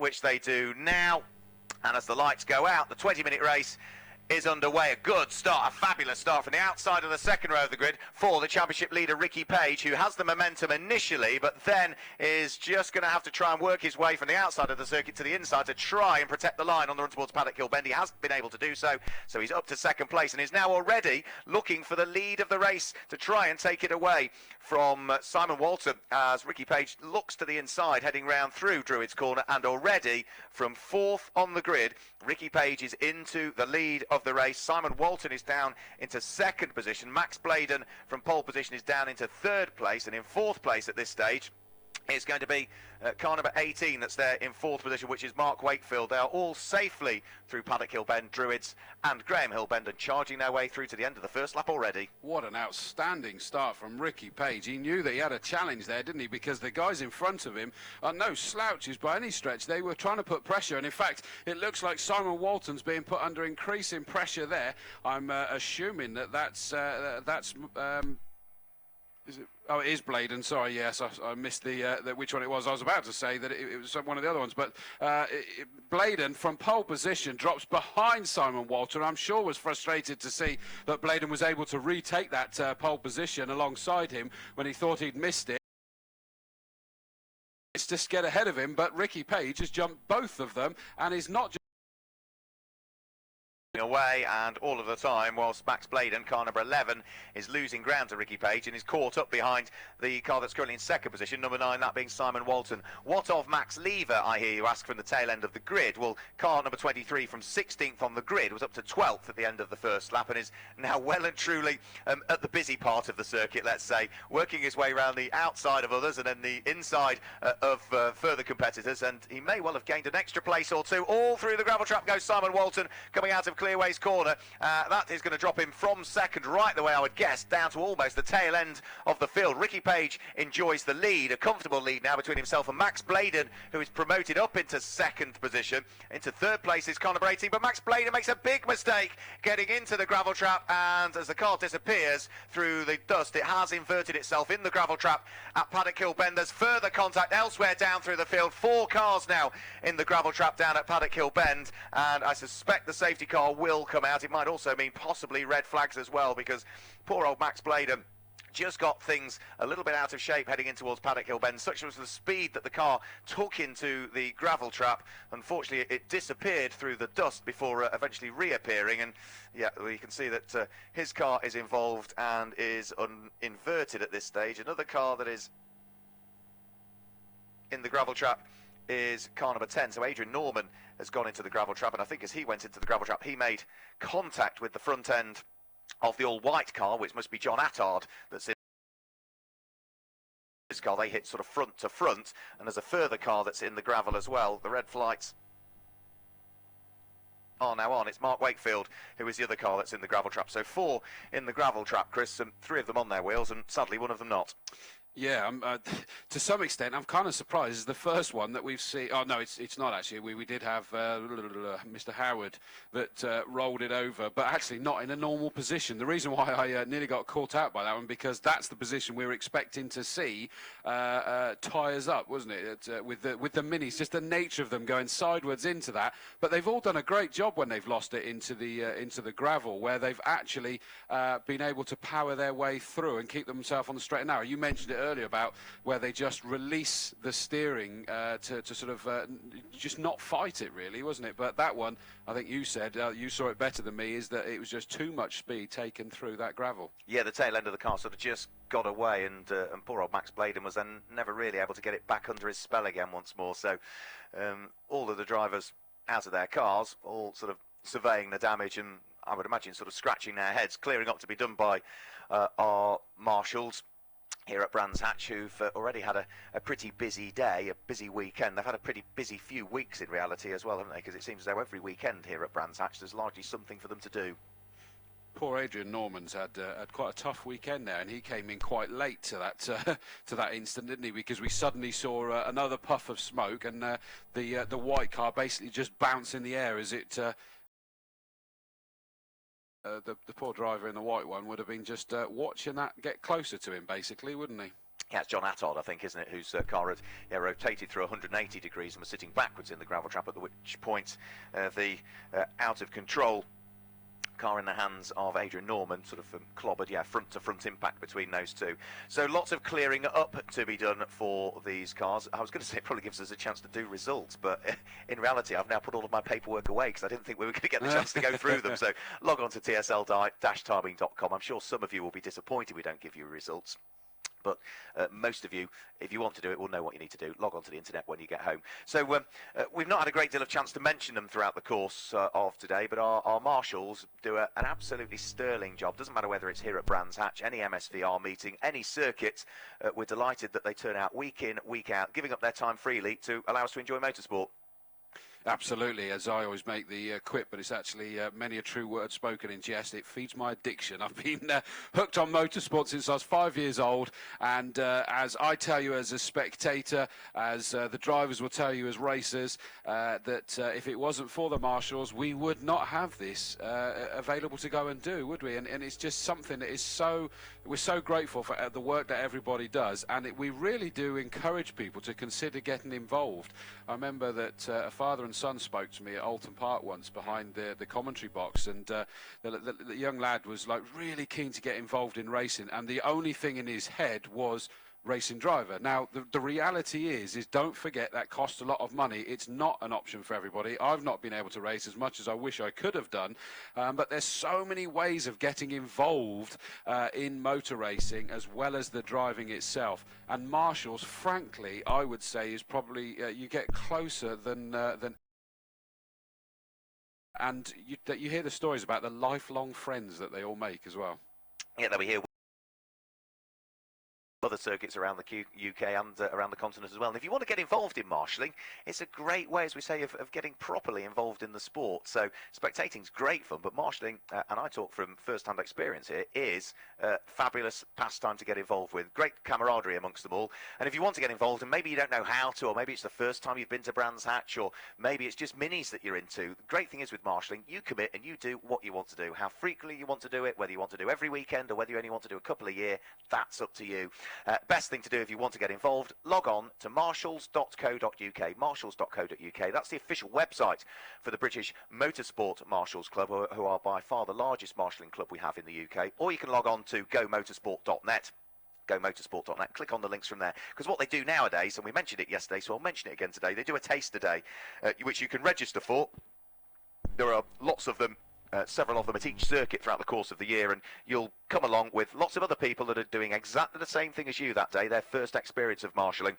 And in the morning, you get sort of a guided tour of the circuit. So occasionally we see them come up into the commentary box as part of the taster day. You'll certainly go to race control to understand what happens in race control. The clerk of the course and the information that he receives from each of the individual marshals posts and the recovery vehicles and everything that's out there. You'll get to see what happens in timekeepers. You'll understand what happens in scrutineering, which is where the cars go before they even get out onto the track. They have to go through pre-race scrutineering to make sure that A, that they're safe to go out there and race, that they are of an appropriate standard, and that they comply with the championship regulations, and only then do they get signed off that they can qualify and race the car. You need to understand what happens in the assembly area, where the cars go before they afterwards as well. You'll also get to understand what happens in the pit lane and on the start line as well, when all of the cars are gridded up, as well as going out onto one of the... You do all of that in the morning, which gives you a fabulous insight into how a race meeting is put together. And then in the afternoon, if it was pits that you liked, or start line maybe that you liked, or maybe you like the idea of assembly area, or maybe you like the idea of going out onto a marshal's post, you get to do all of that in the afternoon. So in one day, you get to truly understand what goes into putting a race meeting together, and indeed if marshalling is for you or not, as the case may be.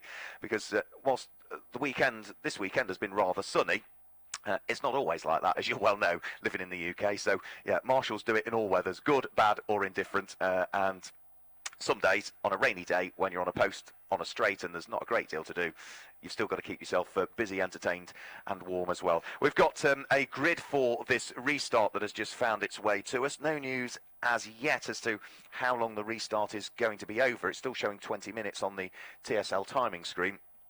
Subject to how quickly we get the incident cleared up may dictate as to whether there's a subtle shaving in that time. And as we look through the grid, yeah, there's going to be some gaps on this grid, because it looks as though a chunk of the competitors who were involved in that incident are all shown on this re-grid. So the way that they should line up is that on his own on the front row of the grid will be number 3, Ricky Page, because Max Bladen should have been alongside him, but of course his was the car that was inverted into the gravel trap at Paddock Hill Bend. So Ricky Page is on his own on the front row of the grid, a gap on the outside of the front,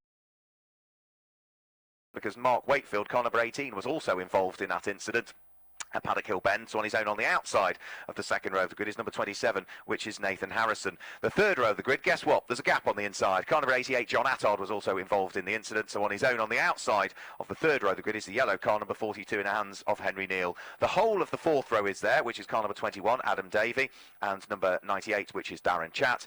The fifth row is fully comprised as well. Car number 70, Grace Williams, and number 23, Max Lever. The sixth row of the grid, there is, by the look of things, on the sixth row of the grid, let's just have a quick look. And so there's Max Lever's car number, right, okay, I'm going to peer through the binoculars because Martin Poole is there, car number 49 on the inside of the sixth row of the grid, and there is a car alongside him which looks as though it is, when we peer through the binoculars and get the right car number 76, which is Joe Poley, who she sneaked forward, yeah. So we should see Martin Poole on the sixth row of the grid on his own, in reality, and then a gap alongside where Adrian Norman should have been. That isn't as they're currently lined up, but it will be addressed, I'm sure, before we get the rolling lap underway. The seventh row of the grid looks as though it should be fully there as well, which is Simon Walton, car number 9, and alongside is number 76, Joe Poley. Albeit at the moment Joe's just etched forward a row or so. And the eighth row of the grid should be there as well, which is car number 47, James Goodall, and number 87, which is Rebecca Ryder. So looks as though they are all there. The recovery of cars well and truly underway now at Paddock Hill Bend, because Mark Wakefield's car has been sort out, one of which is Adrian Norman's, whose car is already on the back of the recovery unit, and the white car, which is the car that's in the hands of John Attard, is just, I think, now being recovered as well onto the back flatbed of a second recovery unit. So it's still going to be a few moments before we're able to get any resumption of the racing underway for what is still at this stage, Chris Dawes, scheduled to be a 20-minute restart. Just as you say that, a note comes up, says restart over 15 minutes. Yeah, it hasn't changed the clock on here, but there is now the word, and just literally as you say it. Were they listening to you? I even looked at the timing screen before I said it and didn't see anything. Right, yeah, so, yeah, thanks for that. Yeah, I mean, and in fairness, you said it kind of assuming surely that was going to be the case. And yeah, exactly right. It has been reduced. Of course, one of the ones that's further back here, Simon Walton, who actually started on the front row in that first start. He'd just gone through the gravel, hadn't he, on the exit of, I can't remember, was it Clearways, or had he got as far as Clark Curve, somewhere around there, that he'd gone right off into the gravel, powering through. And he just was about to set about seeing what kind of recovery he could make as the red flag came out. So he sits on the penultimate row in 13th position on the grid. And so he's going to desperately hoping that he's going to be able to move his way up through the grid as quickly as possible. I guess a restart's as good a place as any to do that. Yeah, so he just needs to make sure that he gets it right this time through and keep. So just waiting. One more car to find its way onto the back of the flatbed, that being John Attard's car. And don't forget that whilst all of the off-track activity has largely finished now, the Brands Hatch Megastore will remain open. So if you haven't as yet picked up one of your limited edition Brands Hatch Mini Festival T-shirts, then head to the Megastore. There are a few left, I gather, but not that many. They've sold quite a few of them today. So if you want to maybe just pick up the last one or two, fingers crossed they've still got them in sizes for all.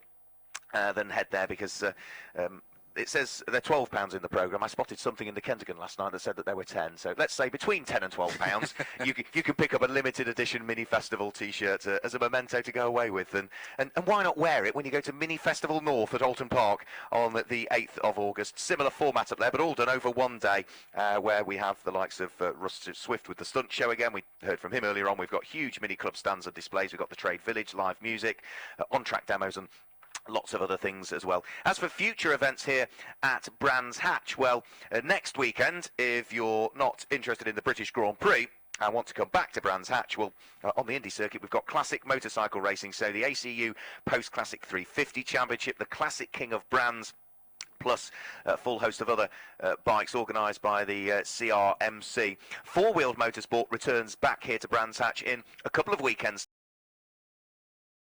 Historic highlights of the season, the HSCC Historic Super Prix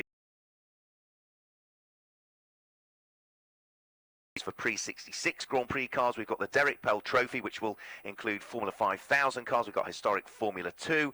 We've got Classic Formula 3. We've got the World Endurance Championship Revival Series. So if you want to hark back to the days when the World Sports Car Championship in its Group C era had races here at Brands Hatch, and current MSV headman Jonathan Palmer would have been racing in Group C in that period as well, then come along and see all of those with things like Classic Formula 4 2000 and Formula Junior and historic touring cars. It's a cracking weekend. Details available on the circuit website, brandshatch.co.uk. Don't forget, if you buy your tickets in advance, you can save yourself a few quid as well. It's £18 advance ticket for race day. Another highlight of the calendar is just a week after that, and that's the MCE Insurance British Superbike Championship, again on the Grand Prix circuit. That's here over the course of Friday, Saturday and Sunday, the 17th, 18th and 19th of July, when we'll see the BSB on track, supported as usual by the Motorpoint British Supersports, the British Motorstar, the Pirelli National Superstocks 1000 and the National Supersport 600s as well as the Morawaki Junior Cup, and it is a round also of the FIM Sidecar World Championship as well. I'll return here for the British GT Championship. The first weekend in August, again on the Grand Prix circuit. Again, there's lots of meetings coming up on the Grand Prix circuit to look forward to. That is the 1st and 2nd of August, and a couple of weekends after that. Again, we're on the Grand Prix circuit here with the Lotus Festival as well. So there's there is just the most fabulous set of race meetings continuing by August and even into September as well, with the likes of the Supercar Challenge. That'd be you and me. Absolutely, and even, of course, the final round of the MSA British Touring Car Championship, and even through into truck racing in November, where we have the fireworks as well. brandshatch.co.uk, because all of the details are on the circuit website. Just got to say is that I know that you agree with me on this, Mark, because we get some great tweets through from as_Edwards with his photographs, some absolute cracking photos, and he just had some great ones of that incident there. So on Twitter, @as_Edwards. Thanks for your photos, mate. Absolutely loving them again, and some great shots there. Do follow him on Twitter. He really does pump out some crackers. He's one of those photographers that always stands in the right place. Yeah, absolutely. And he just goes... It's a skill in its own, making sure you're at the right point of the circuit, let alone pointing the camera in the right direction when you're there. Yeah, exactly. Normally, if I'm out there, I'm suddenly going, whoa, look at that. Oh, hang on, take a photo. That's about my limit, but a cracking job on those photos there. So I can hear beeps and horns going, so there we go. Green flag lap is underway, and Ricky Page just pulls his car gently off the line so that he can start weaving side to side to get the heat back into the tyres. Anything that these cars have done so far, it's irrelevant. Hopefully Joe Polly will be on the right grid, because that would be terrible if she's given a penalty when, in fairness, she's probably just positioned herself where she's told. So hopefully back one of the positions, and there'll be no... Oh, excuse me, reaching down to get some paperwork. I'm getting old, Mark, but she won't get any kind of penalty there. So it is going to be over 15 minutes, this restart. The good news is that the following race isn't due to start till 4:45, so we're still sitting pretty so far, fingers crossed. Yeah, because, of course, after this race, as and when, fingers crossed we get through it at the second time of asking, we've still got two further races to come. We've got the Sanwa Trophy Mini Endurance Race, which is all for pre-66 cars again. And then our final PowerMax Mini Challenge race of the weekend, which is for the F56s and the JCWs as well. So the cars are working their way around the circuit, and with a chunk of other cars that were involved in that incident being inspected in the pit lane to see whether the damage is such that we might actually... I have a feeling we're going to see Max Bladen. No. I do. He's behind the wheel of the He car. is. The engine is running. There's no windows in it. Yeah, they just ripped the windscreen out of it. I think we are going to see the car that was upside down in the gravel trap starting this restarted race from the pit lane. And there's the good old Harvey vacuums there. They've been getting rid of all the gravel. There'd have been plenty in that. So it's gone from surely upside down. Be working quite so well there, but you're right, no windscreen. They're actually trying to take down the windscreen wipers now as well. Is that Carl Bradley and the Coastal Boys as well? I think it is. It's at Coastal Racing that are running him. And let's have a quick look. Lots of sweeping up being done. No, it's Accelerate, isn't it, that are running him? So yeah, we are. We're going to see that car start from the pit lane. The race is about to get itself underway, though. Let's have a look then at this restarted race. And as the revs will begin to rise in a few moments' time, Ricky Page it is that sits there on the front row of the grid on his own. And as the lights go out, it's not a great start by Nathan Harrison. 2 wins under his belt already so far this weekend. He didn't initially get off the grid well, but now he's bump drafting Ricky Page as they head up towards Paddock Hill Bend for the first time. Ricky Page leads the race. It is Nathan Harrison in second place, and starting from the pit lane, a little bit smoky. Not many windows, having been upside down in the gravel trap. It's going to be Max Bladen. Yeah, and of course Mark Wakefield snuck out there as well in the 18, so there's a couple of them have been back out again there. But further back there is that we've got a couple of recovering cars there. I'm assuming that one of those is 49 Martin Paul, black and orange, and expect to see 9 Simon Walton coming charging through this grid rather early as well. And they're heading up the left-hander of Surtees already, and again Ricky Page has managed to just make a bit of a breakaway at the front. Yeah, he's just started to open a very slender advantage, hasn't he, between himself and the car that is in the hands of Nathan Harrison that sits there in that's there in third, and we're side by side for fourth and fifth. Henry Neal being attacked by Max Lever. Max Lever's on the outside line though, heading up towards Paddock Hill Bend, so the yellow car of Henry Neal is able to hang on to it as they turn their way through Paddock Hill Bend for the second time in this slightly shortened 15-minute race. Yeah, Grace Williams was under, well, she was trying to put pressure on one of the green and black cars. I didn't catch, who would that be? Grace Williams, Darren Chat, possibly, yeah, 98 Darren Chat, and then at the same time she's being accosted from from behind, and we've already got Ben making a move up the inside. I suspected that he was going to do this. Martin Poole, 49, black and orange car, dives up and attempting to follow is going to be number 9, Simon Walton, but not just yet. And as they go through the left-hander, in fact, unbelievably, Martin Poole didn't manage to make that move and has had to go defensive on Simon Walton, and Simon Walton is the one that's actually snuck up that position as we still look at the recovering Max Lever is still sat side by side with Neil, and he's got the inside line this time. Yeah, Henry Neil has got the outside line, Max Lever's got the inside line, so through goes Max Lever. Another car that tried to...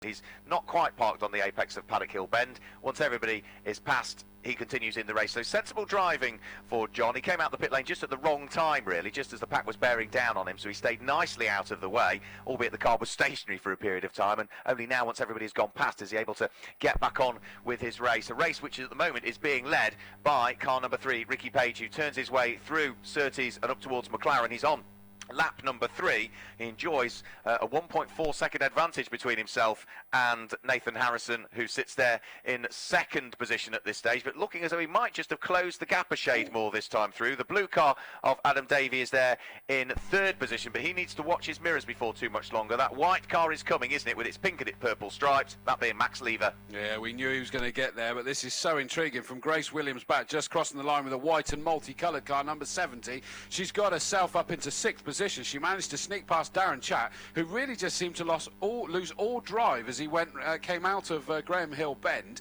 That actually meant by the time they got up to Clearways, we suddenly had actual contact, bumping and boring between Martin Poole and 9 Simon Walton. Simon Walton's now on the back of Darren Chatt, the black and green cars. They come down towards Graham Hill Bend. So there's actually duels going on in multiple locations, as usual, with this grid.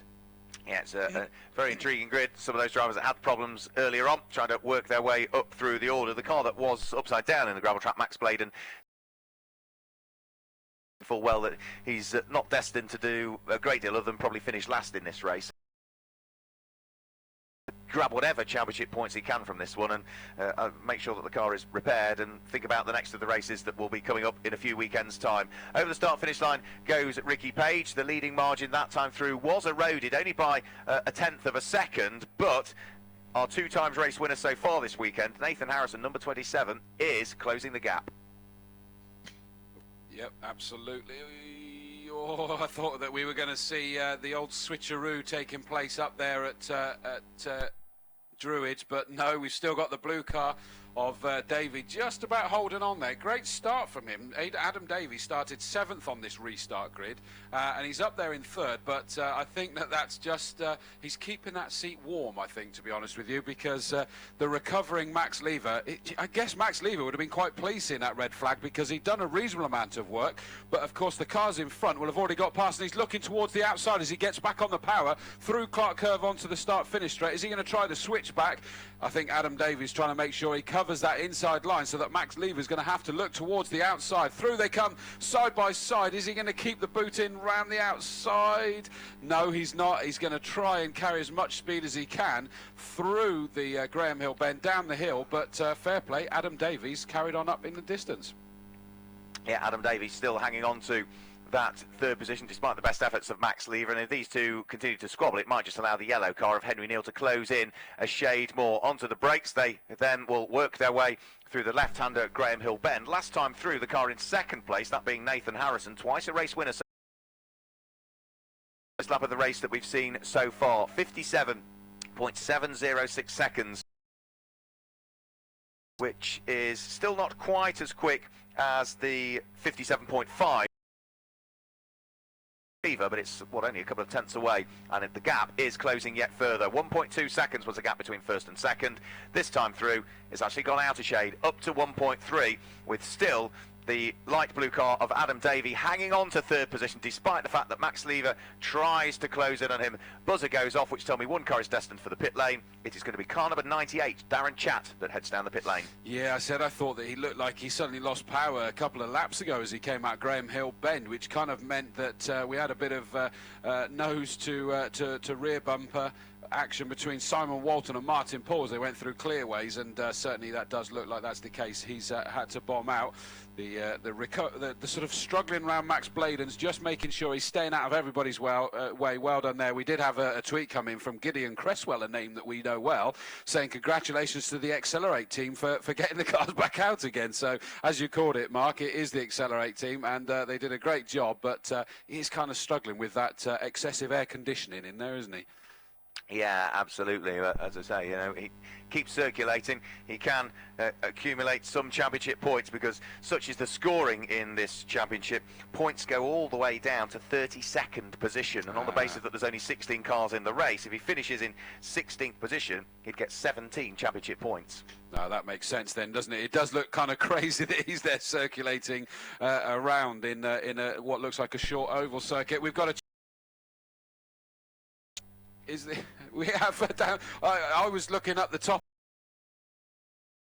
onto the grass, and there's contact, and I think that got Henry Lever just sideways. They're still touched together, and I tell you what, Adam Davey was not going to be bullied by Max Lever that time at all, was he? That he actually sort of made sure that he got himself back on the circuit. I think that it was a bit rough that Adam Davey was being pushed out onto the grass, and he decided to say, not a chance, I'm not giving into that, and in fact that's meant that Max Lever is now fallen into the clutches of the yellow and black car of Matt Neal's son, Henry Neal. Yeah, Henry Neal now starting to ask a few questions of Max Lever. Henry Neal thought about having a look up the inside, but Max Lever was wise to that, so there's no shuffle in the order there. Max Lever will try and concentrate his efforts on catching back up with Adam Davey, the car that still occupies the final podium place at this stage of the race. A race which now has just over 6.5 minutes of it still remaining. Ricky Page still continuing to lead. As for the leading margin, it stayed fairly static really over the course of the last couple of laps. It's still hovering around 1.3 seconds between the first and second place cars, which are now just turning their way through McLaren up towards a conclusion of what will be lap number 9 this time through. Yeah, we've got so much action going on with this this battle between number 9 Walton, 70 Grace Williams, 49 Martin Paul. That's 6th, 7th and 8th. They're just going around the right-hander of McLaren and clearways at the moment, and in fact at the moment number 9 Simon Walton has managed to just clear off away from that lot. Is number 18 Wakefield, who of course had to restart from the pit, so it's all going on back there. Just keeping an eye on Max Lever in 4th place, starting to close in on the blue car of Adam Davey, car number 21 once more. Let's see whether there's any afters after the contact that was made a lap or so ago. They're also bringing with them Henry Neal, who, as we heard from him over the course of the lunch break, is concentrating at Brands but keeping an eye towards Croft and what Dad's doing. This time Max Lever has a look at the inside of Adam Adam Davey rather, who is absolutely quite happy to turn across and make sure he closes the door. It was fair racing from both. There could have been an accident, but Adam Davey opted to turn in. Max Lever opted to get off the gas to avoid the contact that time through, and if anything, it's actually cost him a little bit of momentum, hasn't it? It's dropped him further away from the blue car in 3rd and ever more into the clutches of the yellow car of Henry Neal, who's 5th.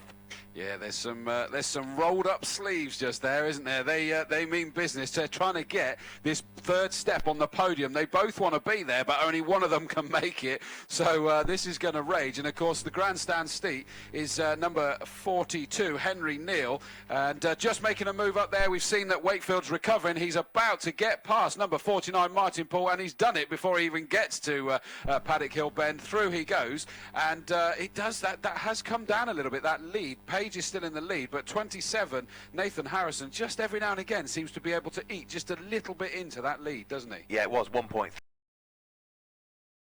Take the odd thousandth of a second or so, so the leading pair with a pretty large margin, and almost 9 seconds between themselves in 1st and 2nd place, and the 3rd place car, which is still in the hands of Adam Davey, who we've not seen on the podium as yet so far this year. He's had a 4th position, Adam Davey. That came at the first of the 3 races that we had at Rockingham. He's only had 2 top 6s so far this season. And he'll be hugely keen to try and hang on to what is at the moment a fairly solid 3rd place. The leading margin has still come down. It's only come down by, a matter of 3/100ths of a second, but it's come down in the right direction as far as Nathan Harrison is concerned. He is posted now in 2nd place, the fastest lap we've seen so far in this race, 57.706. But the bit I love is the fact that the difference between those lap times is because Page put a personal best. So compared to a 57.739, and we've got still going going on is that the blue car of Adam Davey is still prepared to close that door. You said it last time. He's prepared to just shut that door. I think he's going to feel that he's not going to go side by side like they did last time, and so he just comes across and makes sure that Max Lever is not going to sneak through. And we've got Henry Neal. The yellow car is just trying to have a look up the inside of Max Lever. Every time Max Lever attempts to have a go, he's left at the mercy of Henry Neal as they then go through the clearway section, and he's managed to hold on to it. Through they go. The lead has actually stretched ever so slightly again. Those two are really trading blows in terms of times to keep that fairly status quo at the moment. Joe Polly needs to be careful. Black and white flag for exceeding track limits for the number 76 car as the leading pair head along the Cooper Straight. So it's a pair for the lead. Then we've got this trio fighting away for what by the light metallic blue car with its white roof in the hands of Adam Davey, looking to try and close in on his first podium of the season so far. 2.5 minutes of the race remain as our race leader is about to head very shortly onto lap number 14. So they will be starting their penultimate lap next time through. So 3 laps to go. Over the start-finish line goes Ricky Page. What of the squabble for third and fourth? Well, it does look as though Max Lever is starting to mount a challenge once more onto the coattails of Adam Davey, who surely will hook the right-hand side of the circuit and try and protect that all-important inside line for Paddock Hill Bend. He's doing that. Max Lever's going to try and take as much momentum as he can through the apex of the corner and hope that Adam Davey can't move from the left of the circuit to the right in time to block the run up Halewood Hill. But he's wise to that, Adam Davey. He does what he needs to do, moves from the left of the circuit to the right, closes the door. It's going to be an interesting podium interview if it's one of those two that you get to speak to, Mark. But out front, the leaders have managed to negotiate back marker number 87, Rebecca Ryder, as these two are just set so close together as they come down the hill towards Graham Hill Bend. I think all three of us here in the commentary box basically hold our breath every time they come pounding down the hill towards the left-hander of Graham Hill. Yeah, absolutely, and they've not got to do it that many more times because with 1 minute and 20 seconds to go, which is more than a lap time, over the start-finish line goes Ricky Page onto lap number 15. It's going to be a 17-lap race, so... Sorry, it's going to be a 16-lap race, rather. So through has gone the leading pair. Big gap back still to this trio fighting over the final podium place. It's 10.8 seconds now between second and third on the road.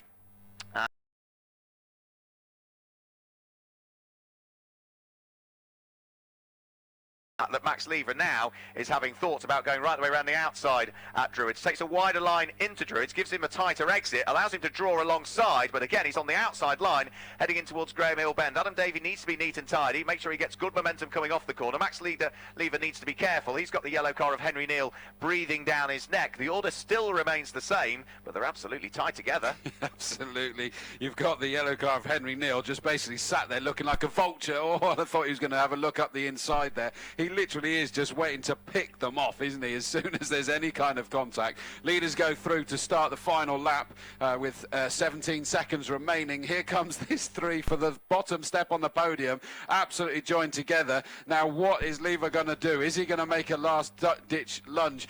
Are we going to suddenly find that it's neither of those two that end up on the podium, and Henry Neal is able to snatch it? One thing's for sure, it's not over, and in fact, that lead looks close together as they come down through for the final time. Graham Hill Bend. Yeah, Ricky Page will be remembering what happened in race 2 earlier on where he lost the lead on the sprint to the line. He will dearly like to try and claim a victory here.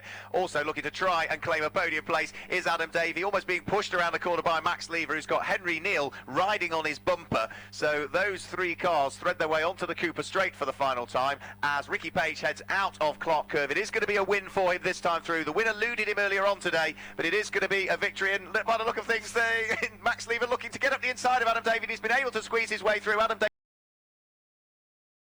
down to 5th on this, the final lap of the race. Ricky Page takes the win. Nathan has got the job done. He is finally through and ahead and comes through and finishes in 3rd place ahead of Henry Neal, who's in 4th place. And you've got to feel sorry, haven't you, for poor old Adam Davey, on course for his first podium of the season, gets shuffled to 5th.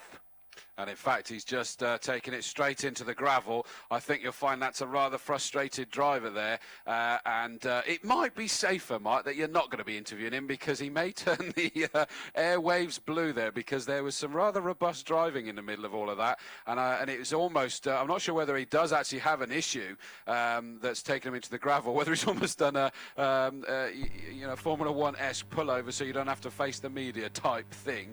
But you wouldn't expect him to pull into the gravel like that, so not sure what would have gone sufficiently wrong for him to do that, or unless there was contact on that final corner that just caused the last little bit of damage. But well done to our winner, Ricky Page. He's had a very trying weekend, but he finishes it off in perfect style. He takes that victory by just under a second over number 27, Nathan Harrison. And great performance there by, well, we've already said that Max Lever, number 23, in third, starting way back down the grid. So he's had to work very hard to get up onto the podium, but very impressive performance. Henry Neal comes home in fourth. So I'm sure if Dad's keeping abreast while he's up at Croft, he's got to be chuffed to see his son come through in fourth position. 21 just come was Adam Davey, and number 9 Walton managed to get up into sixth. Probably a slightly better recovery there, considering he was in the pit lane. Number 18, Mark Wakefield, got the damage sorted and released him out, and he came through to finish 7th position. 8th was number 70, Grace Williams. 9th, 49, Martin Poole had to come battling through the grid as well. 10th was number 76, Joe Polly. Great performance there, finishing in the top 10. Then it was Goodall, Ryder, Bladen with the air conditioning. Attard, and then unfortunately non-finish for Chat, and obviously didn't even manage to take the restart, was number 10 Norman. So there we go. That is the end of the racing weekend for the Mini Challenge Cooper class. So they've been an absolute pleasure, and as entertaining and controversial and as close as we knew that they're always going to be. And Gideon Cresswell has actually made a tweet saying cracking Cooper race again for the Mini Challenge UK, but I'm relieved my lap record is still in place for another year. Yes, Gideon, be relieved. Harrison in a 57.706. So Mark will make his way down. While that happening again, I shall now whip through the grid. So that's taken care of, giving Mark time to be able to carry out various interviews. Anybody wants to put this in their program, this is race number 19. This is page 44 on your program. So flick yourself to page 44. This is a 40-minute race. There will be a pit stop because most of them have 2 drivers. There's a couple that don't.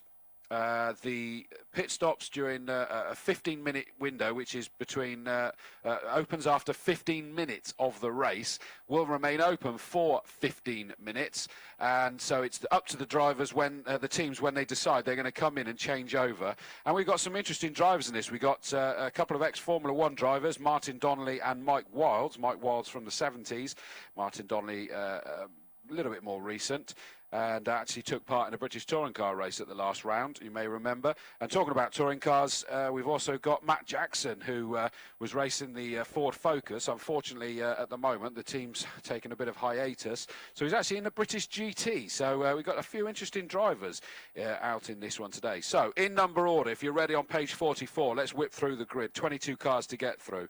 On row 1 is 92 and 76. Second row is 10 and 80.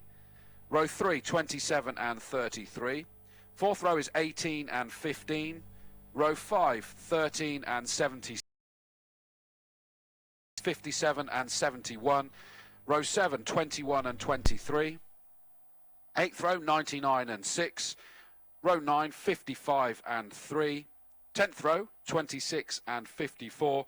And on the 11th and final row, 1 and 61.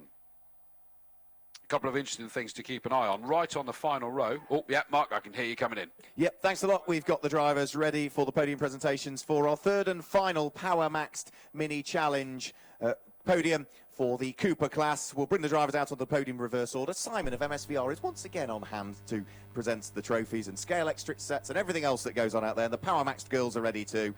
Introducing them onto the podium in reverse order. In third position, his first podium of the weekend, his first podium of the season. It's Max Lever that finishes in third position. A big old cheer goes up for Max Lever from everybody that's assembled down in the pit lane. He receives his trophy from Simon from MSVR. Finishing in second position. It's been a good weekend though, with a couple of wins and a runners-up spot.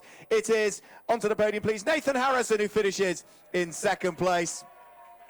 Fine looking trophy once more from Simon of MSVR. But the top step of the podium, his fifth win of the season so far. It is Ricky Page that clambers up onto the top step of the podium. And again, there's an enormous cheer goes up for Ricky. He also is going to get the Scale Electric set as well. And it is quite traditional now, really, that the winning driver for the Mini Challenge gets his car produced in replica form at the end of the season. So the top three on the podium. The Power crew, which means the champagne must be about to fly on the podium. So we'll let them make merry with the champagne, and then we'll grab a word with what will be three very happy but also three pretty soggy drivers on the podium here at Brands Hatch. I think the last cork's just been done. Is it right? Are we all done? Is it safe? Is it safe to go? It is safe to go. Let's grab a quick word with Ricky Page to start with. Ricky, a victory. You were just denied in race number 2, made up for in race 3. Yeah, it's been a bit of a difficult weekend for us, and that's a nice way to finish going into the next round. I'm not sure how the championship's looking at the moment. We'll have to do some working out later, but yeah, it's very, very, very close. So that's what I need, more wins. I know how it's looking, Rick. It's looking tight. Yeah, very tight. We've got 3 rounds left, and yeah, I'm pretty sure we're pretty much level pegging. So yeah. I think you're right. Very well done. Many congratulations. Let's grab a quick word with the driver that finished in second position as off go the cars on their green flag warming up lap for the Sanwa Trophy. Nathan Harrison, 2 wins and a second. That's not a bad haul of points. Yeah, it's a great weekend. 2 wins and a second and the fastest lap in that last race. I'm over the moon. Yeah, I mean, a fastest lap is important in this championship. It gives you extra 3 points. Yeah, for sure it is. Every point counts. And as Ricky says, you know, it's close now in terms of the overall standings. It is extremely close. It's been a great year, so hopefully we can come on top. Very well done indeed. A big smile from him. Let's grab a quick word with Max Lever. Max, you might have finished third, but you got the biggest cheer as you came out onto the podium. Well done, your first podium of the year. Yes, it's been a good weekend. We've been quick. Car's been good. Couple of problems in the last couple of races, overheating, and I made a mistake. The grid this afternoon. Yourself and Adam Davey got close on a couple of occasions, and again, you kept having a quick nibble up the inside. The door was closed, but eventually snuck your way through on the last lap. Yeah, he kept closing the door, sort of forced his way on a couple of times, nearly forced us off the track, but, you know, nice, close racing. Last lap, I had to go for it up the inside on the last corner. He tried to close the door, but I was there, you know, the car wasn't going anywhere, so just managed to get it over the line, and here we are. So. First podium done and dusted. We just need the first win now. I know, you know, I think we had the pace to do it this weekend, but just not the luck. So maybe, hopefully, the next one.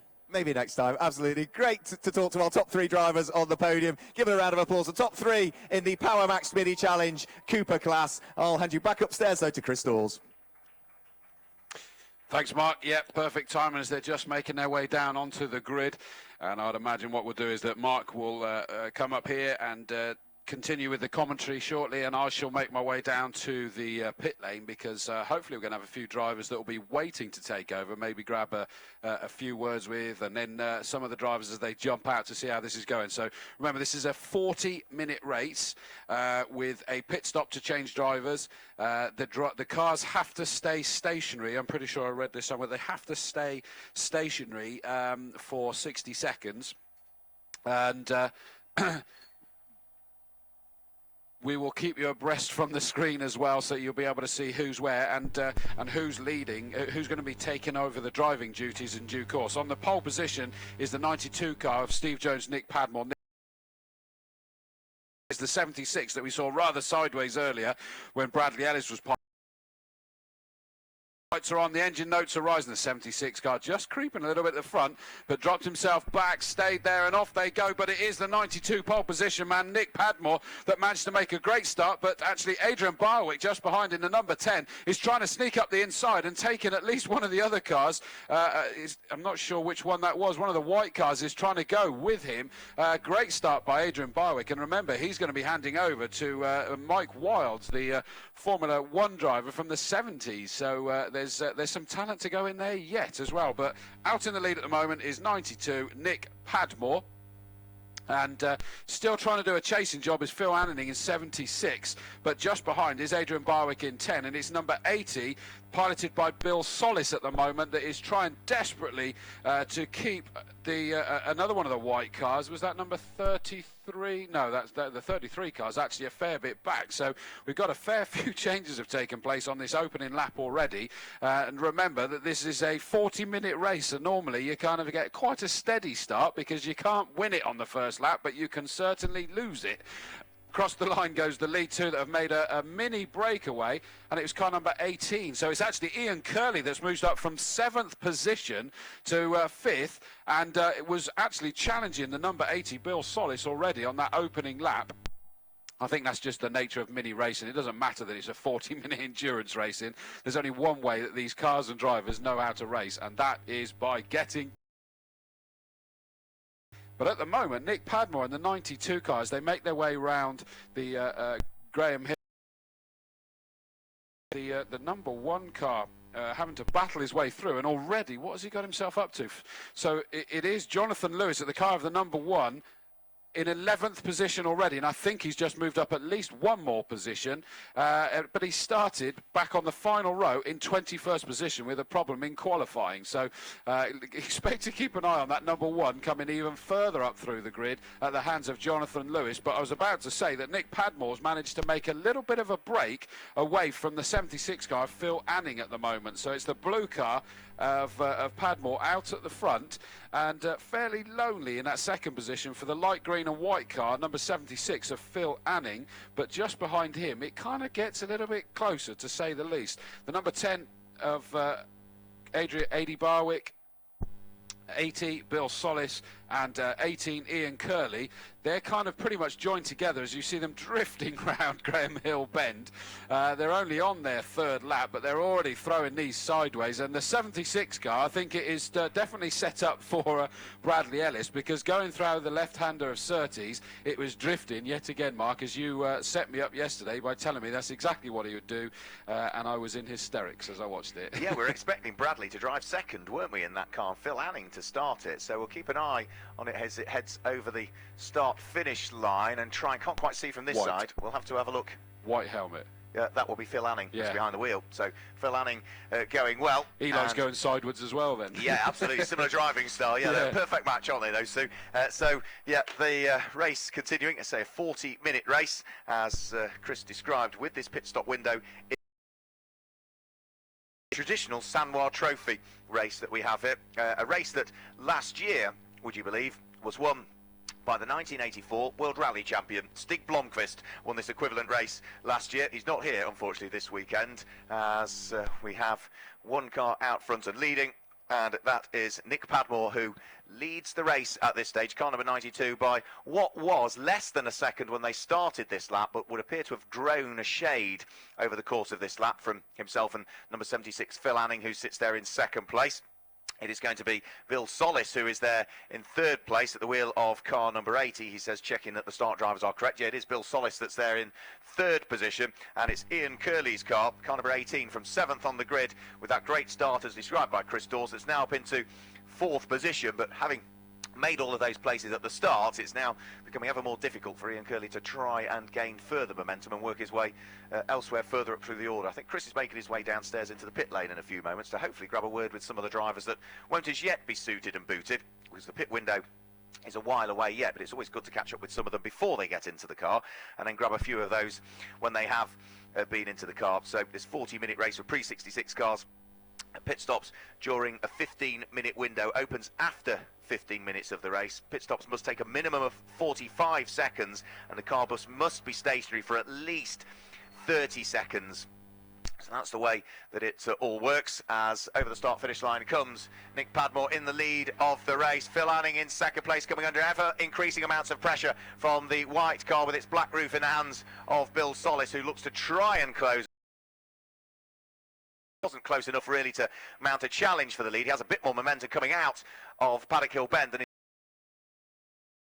as they turn their way through what is Druids Bend for the 6th time in this race. The battle is certainly on for 2nd and 3rd place. If Bill Solis can't find his way through quickly and is held up by the light green car of Phil Anning in 2nd place, keep your eye on Ian Curley, car number 18, that white car but with the red, the gold, the black stripe down the side of it, because he is beginning to close in on the pair fighting over 2nd and 3rd, and it is really now a trio that is there for 2nd, 3rd and now 4th position, which before too much longer may possibly be joined by a further car as well, because number 10 is not that far away as well, which is the car that's driven by Adi Barwick in the early stages of this race. He'll hand it over to Mike Wilds for the 2nd section of it. Over the start finish on the go, Bill Solis looking again to try and carve away past Phil Anning. He jinks one way, he jinks the other. He's up the inside heading in towards Paddock Hill Bend. Phil Anning's going to have to brave it out the long way round at Paddock Hill Bend, but it's not to be. Bill Solis has made it through. Car number 80 is up into 2nd place. Down to 3rd goes Phil Anning at the wheel of car number 76, and still nipping at the heels of both of them in 4th position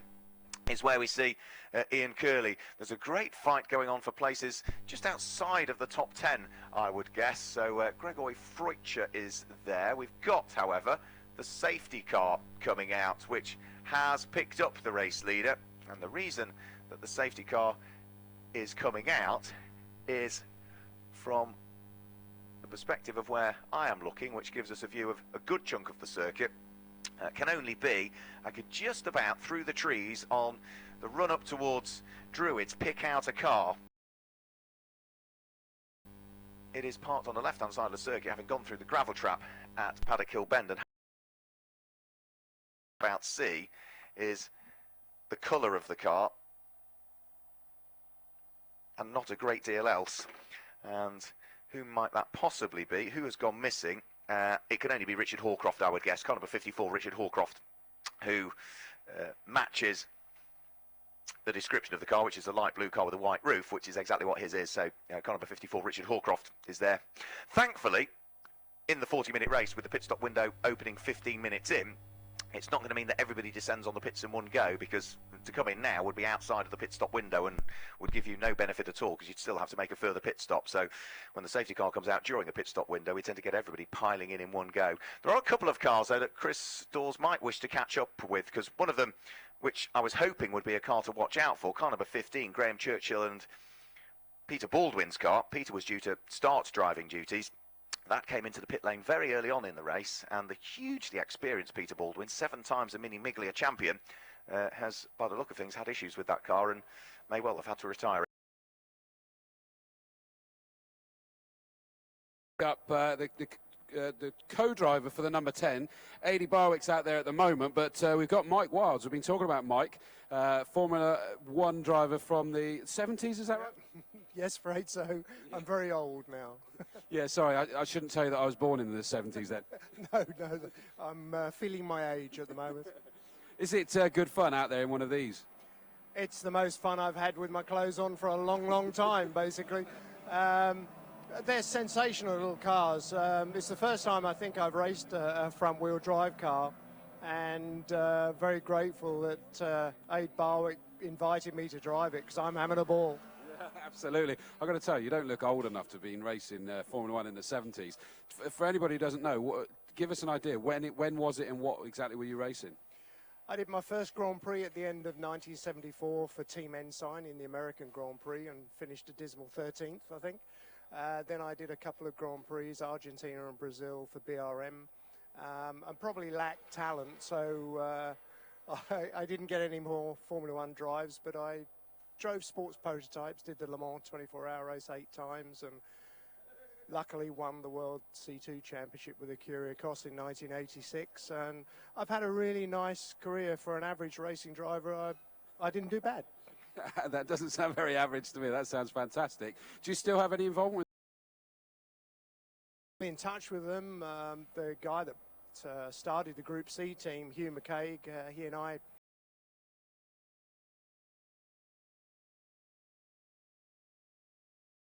4 years in the 80s. Yeah, the only reason I bring it up is that it's great to see that they seem to be really sort of picking up this Scottish young driver program again at the moment with the likes of Graham Brunton Racing and what have you. And it's good to see the Kyriakos name becoming as big as it deserves to be again. Yeah, it's an iconic name, an iconic team, and Hughes put a lot of effort and financial clout behind it. And yeah, it's great. And as I say, I'm very honoured to have even been a small part of the team for a few years.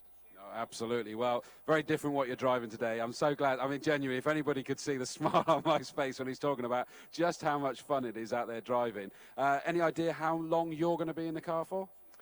Well, I think Aid is going to do as much as he needs to be legal, and then he'll come in and I'll finish the race off. I so enjoyed the sprint race earlier on, finished fourth after going off at Paddock. But it was just such fun, such fun. Can we expect to see you out in something else? If they ask me, I'd love to. I'm up for racing anything, really. I have a passion for the sport and love it to bits. Excellent. Well, thank you very much, Mike. Best of luck. Hand back to you for now, Mike. Yeah, bang on cue, and it's a great restart by Bill Solis, who's already braze it out all the way around the outside at Paddock Hill Bend, but Bill Solis is on the right-hand side of the circuit, so as they climb Halewood Hill, that gives him the all-important inside line for Druids, which Nick Padmore is still not overly content with letting go the lead of the race, but eventually has a little to put up in terms of defence for Bill Solis, who has finally managed to thread his way through and takes up the lead of the race for the first time. Nick Padmore's trying to fight back, though, as they come down the Cooper Straight. Bill Solis has to make sure he moved from the right-hand side of the circuit to the left-hand line to so and protect the momentum that Nick Padmore had got coming out of Graham Hill Bend. So they're absolutely nose to tail now as they're about to come through and conclude what is lap number 11 in this race. And would you believe we're now only, what, just over 3.5 minutes away from the pit window opening. So before too much longer, we might start to see, Chris Dawes, a few drivers getting suited and booted. Over the start-finish line now go. Bill Solis leads the race. The blue car of Nick Padmore's there in second place, locking its brakes as it tries to close up as best as it can onto the coattails of the new race leader. Number 76 with Phil Anning behind the wheel still sits there in third position. That's the light green car that's under pressure from the car of Ian Curley that's in fourth. Going well. We've just heard from the driver that will take over that car in a few moments, that being Mike Wild. So the number 10 car in is car number 1, which has Jonathan Lewis behind the wheel. Bill Solis this time was a little bit slow coming out of Graham Hill Bend. That's allowed Nick Padmore to almost draw himself alongside. They're almost wheel to wheel heading in towards Surtees Corner, but eventually Bill Solis is able to reassert himself back into the lead, albeit it's a very slender advantage that he still has as they head over the start-finish line in a few seconds. This is lap number 12 that they're about to complete, with now just a little more than a minute and a half before the pit window opens. It's a pair vying for the lead. It's a pair fighting over second and third, and well, it's a pair fighting for third and fourth, and it's a pair vying for the final couple of places inside the top 6. The race leader dives downhill, and this time it looks as though Nick Padmore has got the run on our race leader, number 80, in the hands of Bill Solis. So as they charge their way up towards Druids once more, Nick Padmore, rather, was not quite able to work his way right up onto terms with Bill Solis, so the order still remains the same. The buzzer goes off, which might tell us there might be another car possibly destined for the pit lane this time through, which is number 57. Chris Dawes has found its way into the pits. William Ward. Yeah, and I take it that there's the pit lane opened. Should be a minute away still. Well, they're actually sat here just having a drink with the timer on the mobile phone, as though they're timing its stop. Obviously, it's not a driver change. This is William Ward, and it looks like they are doing their proper stop. And have we got number 15, or is that from one of the previous races? It looks like we potentially got car number 15 in, but that's stationary. Yeah. So it's out of the race by the looks of it. Yeah, that's been out of the race. That's Peter Baldwin's car. Might be worth having a word with Peter and Graham Churchill to find out what's happened there. Nick Padmore retakes the lead of the race. However, Bill Solis fights back again once more and is able to take it back away. So just as they had swapped over the course of that lap and were still side by side coming over the start-finish line, it is Bill Solis who is able to get back into the lead of the race once more. All of this squabbling is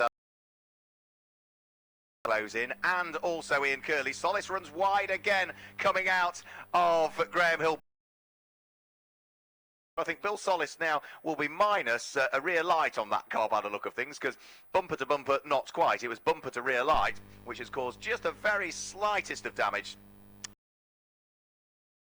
As they now, 4 cars as one, head over the start-finish line. The pit window is on this lap now open, so the board is being held out, which means that the pit window is open. So at the end of this lap, they can start to come into the pits. And it is still 3 together for the lead. Number 80, Bill Solis leads. Number 92, Nick Padmore in second place. Number 76, Phil Anning in third. Number 80, Ian Curley in fourth place. In fifth place is number 10, Adi Barwick. Sixth is number 1, Jonathan Lewis. 77, Mark Burnett is there in seventh place. Gregor Frucher, the Austrian driver, is at the wheel of his yellow Mini there in 8th position, number 33. In 9th place, it is going to be Jason Brooks, number 13. And completing the top 10 is number 71, which is Tim Harbour at this stage of the race. So that's the order that they are in prior to the vast majority of the pit stops taking place, as the race leaders are about to turn their way through Surtees up towards McLaren and about to very shortly complete lap number 15 of this race with less than 24 minutes to go. So we're fast approaching the halfway point of the race, and into the pit lane comes Nick Padmore. So the first pit visitor, Chris Dawes, is heading into the pit lane, and it's the car that was running second on the road, Nick Padmore, that dives for the pits. Okay, I'll keep an eye on this now, and yeah, 92 and 10 are both in. Just to say, I had a quick word with Peter Baldwin, and he said that basically the suspension collapsed. You can see it's down on the tyres. He thought that it felt a bit weird going through Paddock Hill Bend, wondered if it was just him, and unfortunately, no, it wasn't, because he then got into Druids and down it went, but he managed. So that was good news. It looks like 92 again is that they're going to have to check out about that in a minute, because that could mean it's just Steve Jones in there. But we'll find out in a little while. Mike Wild's now getting strapped in, and so hopefully be able to grab a quick word. I know he's only just taken off his balaclava. I'm going to grab you while you're hot and bother. Adi Barwick, how's it going out there? That was great fun, really great fun. Yeah, I mean, the plan was Mike put us in P3. I was about 8/10 off Mike, so I knew I had to just hang on to the front group. A couple of them got me in that first, second lap. That was fine. I just stayed with them. So I've left Mike hopefully with a good run at it. Will be fine. He said it's the most fun he's had with his clothes on for a long time. Definitely. Yeah. Yeah. You got to love these minis. It's our first time in one, and they're absolutely brilliant. Oh, fantastic! Great to see you. And fingers crossed. For now, I'll hand that back to you. Okay, we'll wait for confirmation as to whether the driver change was Steve Jones that remained in the car or Nick Padmore that remained in the car. We've had a few more come in as well, which includes Bill Solis, who was the race leader, handing over to Nick Paddy. Also number 76, Phil Anning, handing over to Bradley Ellis as well. So Bradley Ellis, we saw him have a great charge through the field from way down in the pre-60s race earlier on, and ultimately finished on the podium, so he could do great things at the wheel of car number 76, albeit it's going to drop right the way down through the order whilst they conduct their pit stop, and others are still to do so. Out front and leading the race is now car number 18 over the start-finish line. Ian Curley as yet to stop in the race so far. Second position is number 1, which is Jonathan Lewis, which means up to be the car of Mark Bennett. The dark blue car of Mark Bennett is up to third, and the Austrian is in fourth position. Fifth is now 13, Jason Brooks, and Tim Harbour, number 71, is in sixth place. That's the order of the top 6. More cars, though. Chris Dawes are heading into the pits.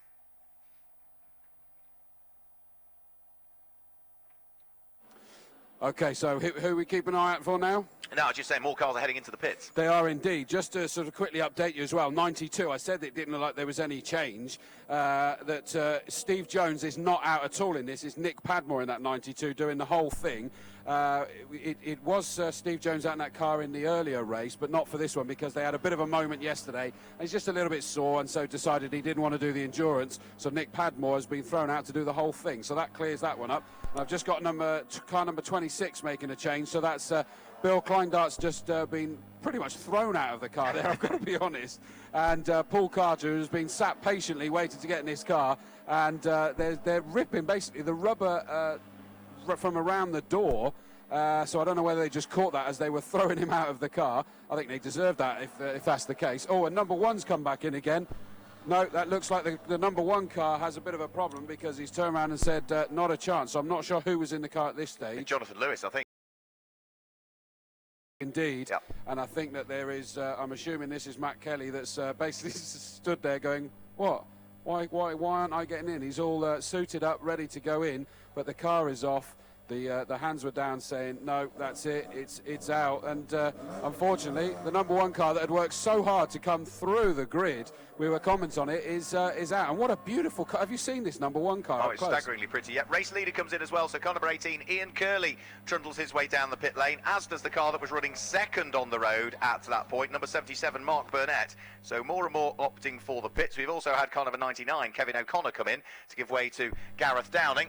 And another car just heading into the pit lane now. Looks as though it's car number 21 as well, which is David Mountain, who is heading into the pit lane. So it's becoming, Chris Dawes, an ever busier pit lane there. Certainly is. The problem is it's so difficult to keep up with who's who because they're spread up and down the whole length. I mean, I'm trying to find, has the number 27 car been in yet? Number 27 car has... Is there a number 27 car? Yeah, the Justin Cooper Martin Donnelly car. Ah, right, okay. That car as yet has not been in. No, That's Jason fine. Cooper, Martin Donnelly. Because that's what I want to try and grab. But has the Matt Jackson car been in yet? 13. Car number 13, Matt Jackson, has been in at this stage, yeah. So Jason Brooks has brought that car in. That's a shame. I was trying to find Matt Jackson, but I couldn't find him anywhere. I think he was just hiding himself away, so I couldn't grab a word with him. And number 27 car, I don't think is out in the race. Don't think it made it out by the look of things. So, oh, really? Yeah. Ah. All right, I won't grab a word with Martin Donnelly then. No, absolutely. Into the lead of the race now goes the yellow car in hands of Gregory Frucha. So he's just threading his way up towards Druids, still as yet to stop.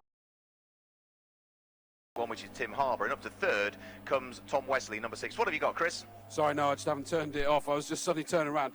Number 21, I don't have a number 21 on my grid, but there is certainly a 21's just gone tearing out of the pits, David lit Mountain. up the tyres. David Mountain Ah, started yes, I do 13th, see it. Yeah, David Mountain and Glyn Swift with him. David Mountain started that, so it's presumably Glyn Swift that's now gone out in that car. Absolutely lit up the tyres, and that will explain why Nick Swift basically abused him as he came past him with the smoke pouring off the tyres. So there's still a camaraderie down here, that's for sure. Yes, son, abusing father there in terms of the way he lit the tyres up to get it back out on the circuit. We've also had into the pit lane car number 23, which is Andrea Stottini, was what I was told, but it looks as though it was Michael Shriver that started that car, according to TSL timing screen. One car that is now working its way up through the order is car number 76, Bradley Ellis, who is the first of those cars that has pitted as yet. It's currently fourth in the race, so it should be able to take up the lead of the race as and when the pit stops have cycled themselves through. Another car trundling its way down the pit lane and coming to a halt, have a feeling. Yeah, it's car number 6 this time, yeah, which trundles its way to a halt, which is Tom Wesley. That's the car that was up to third in the race, but is, of course, going to drop right the way back down through the order as a result of others that have already stopped threading their way up through the order, for which there are now 17 minutes just under of the race still to go. A pit window will close also before too much longer. With. Yeah, just to confirm that you were talking about the number 23 car, and it definitely was Andrea Sortini that was starting, because he's out here with a big smile on his face. Your teammate just nearly destroyed the tyres pulling away then. Yes, but I think I destroyed more than him during my first stint of driving, so... Is that the challenge? Yes. So it's good to see that there's a good race, but there's a lot of fun to be had out here as well, isn't there? Yeah, it's great fun to be here. For me, it's the first time here in Brands Hatch, and it's a beautiful circuit, very old school circuit, and ideal for our cars, for our minis. So, a lot of fun. A big thanks to Zwift team for ever organize this beautiful meeting. Absolutely. What's your history with driving minis then? Oh, Mini was my first racing car because I started when I was 15 years old in Italy in the Mini Cooper Trophy. Then I changed many categories, but when I was 21 years old, I bought an historic Mini to race. So this is my 10th year of racing with historic Mini. So fantastic. And so will we see you back next year? Yeah, absolutely, absolutely. I will come surely. Oh, fantastic. Glad to hear it. Keep that smile. That's brilliant to see. Enjoy. Thank you. Wonderful to hear. You could hear the enthusiasm oozing out of Andrea Stottini there. You might just ask him off microphone who he's handed the car over to. Is it Michael handed the car over to and let us know on that one, because Okay, of I'll course just quickly ask now. Who's out in the car now? It's Michael Shriver. Michael Shriver. Magic, thank you. Just making sure on the notes there. We've also got Phil Anning here. Phil, you went out and you've handed over to the sidewards Bradley Ellis. In fairness, though, you were just a sideways from what I saw out there. I was. It was quite slippery up at paddock, and it nearly caught me out, but not quite enough. It was really good. It was really good. It looks like a fun car to drive, that one. It's brilliant. It's brilliant. It's very predictable, which it doesn't look like from the outside, I reckon. But from the inside, it is very easy to drive. It's a really good car. Excellent. Are you guys in with a shout for the win here? Let's hope so. We've tried our best. So over to Bradley now. Absolutely. So that's the number 76 car. Bradley Ellis is going to see what he can do, bringing it home. Yeah, and bang on cue, because he wasn't leading the race, because there was one car that hadn't pitted. That car is now in the pit lane, that being number 33, Gregor Freutcher. So it is number 76 now in the hands of Bradley Ellis that takes up the lead of the race. He's just turning his way out of Druids Bend now, so Bradley Ellis leads the race. Number 92, Nick Padmore, the blue car, is in second position. The two of them not that far away from each other. One's going into Graham Hill Bend, the other one's sort of slithering its way out. In third position in the race is going to be number 77, which is the dark blue car in the hands of Mark Burnett. And then in fourth place at this stage is going to be car number 10, Mike Wilds, who sits there in fourth place. Fifth will pick up in a few moments' time. I think it might possibly be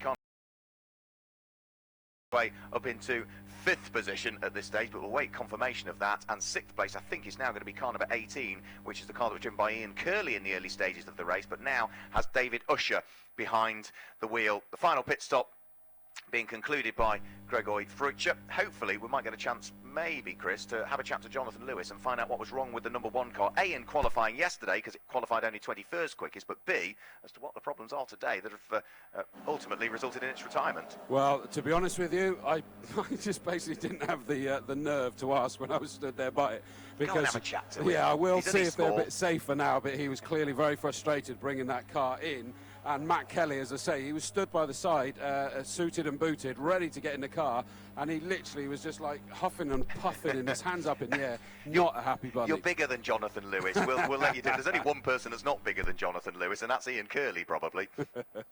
I just can't get over how staggeringly beautiful this number one car is up close. Oh, they are absolute. What comes out of the Snetterton Speed Shop, Tiny Ted and the team and Jonathan Lewis, absolutely superb preparation on all of their cars without question. One of which is heading over the start-finish line now. Number 76, Phil Anning and Bradley Ellis. Bradley Ellis leading the race at this stage by just 1.6 seconds. The gap came down by 1/10 of a second that time through between himself and what is Nick Padmore. So it's 1.6 seconds between first and second, with number 77, Mark Burnett, a further 5.3 back in third position. Drive-through penalties, though, for two shorter pit stop, one of which is that car in third place. Number a drive-through penalty for two shorter pit stop, and the other car that's got a drive-through penalty is down in 16th position, car number 61, which was started by Alex Thoylam and now has Fernand Lilong behind the wheel. Both of those will have drive-through penalties.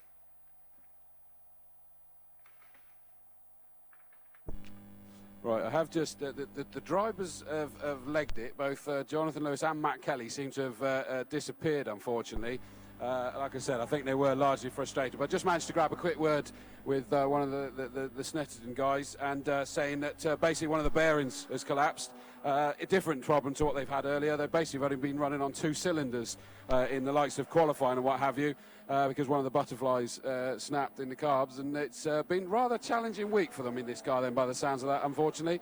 And that's why it's now sat here stationary, silent, and not even anyone round it anymore. Oh dear, such a shame there for Jonathan Lewis, for Matt Kelly and the guys at the Snetterton Speed Shop. So let's pick up on the race with 11 minutes to go. One of the best of the battles is probably down for 7th and 8th positions. It has been shuffled though, because it was going to be the car of Gregor Freutcher, who was closing in on the number 18 car of David Usher. It looks as though the gap between those two has extended a shade more over the course of the last couple of laps. Let's just keep an eye on them. They're just turning their way through Graham Hill Bend now. Car number 18 in the hands of David Usher. Then the yellow car in the hands of Gregor Freutcher, the Austrian-based driver who has come to race with us this weekend at Brands Hatch. The relative gap between the two of them looks as though it's come down again on this lap as Freutcher looks to try the number 18 car in the hands of David Usher. That's one of the best of the fights that we've got on They are fighting over what will be 7th and 8th places. Another good little squabble that we've got is down towards the bottom of the top 10, which is top 12 rather, which is number 23, the very, very rapid Michael Shriver, a very, very quick historic racer who has managed to get himself through and ahead and pulled away quite substantively so of the number 21 car in the hands of what was David Mountain, which will have Glyn Swift, won't it, behind the wheel now. David Mountain starting that car, Glyn Swift behind the wheel now. So Michael Shriver could be one to watch out for. Let's have a look at his lap times. That was a 1:01 from him. He needs to be down in the 59s really to start punching in some very quick times. Michael and son Will Shriver, very, very quick historic racers, as the leading pair have again gone over the start-finish line. The relative gap between first and second has been extended a shade more, because it looks as though this time through Nick Padmore has taken up the lead of the race a lap or so ago, has pulled away and has now started to increase the advantage between himself and number 76 Bradley Ellis, who hasn't got a great deal of resistance really to what was coming and what's followed, because he's just starting to drop away a shade more as the number 76 car presses on down the Cooper Straight. The gap between the two of them was 1.2 seconds when they came over the start-finish line, Padmore having grabbed the lead of the race the lap prior. So they worked their way for what is now the 29th time out of Clearways and up towards Clark Curve. We're side by side for 7th and 8th place. Gregory Frucher is side by side with David Usher, the two minis absolutely together as they went into Graham Hill Bend, and it does look as though Frucher has managed. So the yellow car in the hands of the Austrian up into 6th position. David Usher's car, the white car with the red, gold and black stripe down the side, having lost a place, and into the pit lane comes what I think might possibly be car number 61 for its drive-through penalty, which is Fournard Lelong. So a rather efficient-looking drive-through penalty, shall we say, that was done in mighty quick time down the pit lane.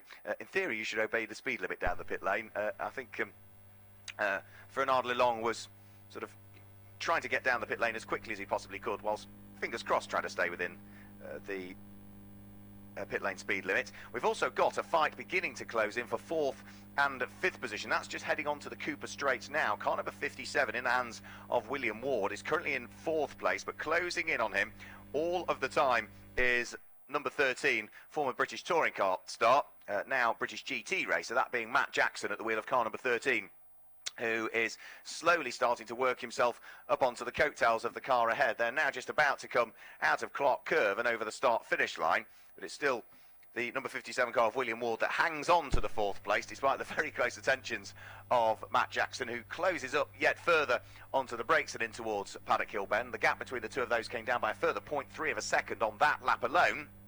So that's a good little fight that is going on. And the squabble for 7th sorted itself out as yet. It might be the yellow car of Gregory Frucher that's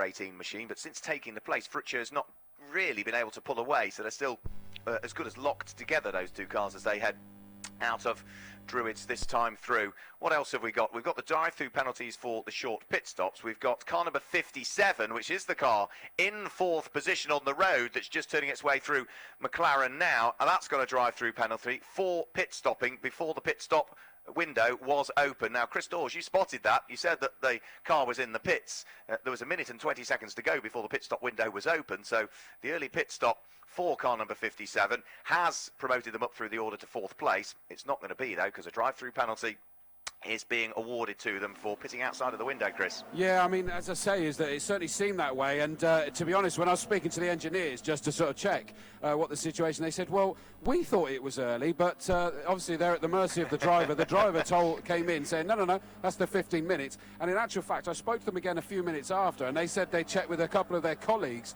on the pit, well, not even as in from their own team, but from the other racing guys, and they said, no, I think it was literally as he came in, it was, but it's like, no, I don't think so. And I think that's confirmed now. It was a little bit premature. Yeah, absolutely. So we've got pit stop penalties, drive-through penalties for pit stops being too short. We've got drive-through penalties for pit stops occurring before the pit stop window is open. And we've still got, by the look of things, 5.5 minutes of this race still to go. Nick Padmore, since taking the lead of the race, has just continually pulled away from number 76, Bradley Ellis. So it's still the blue which is Bradley Ellis there in second position.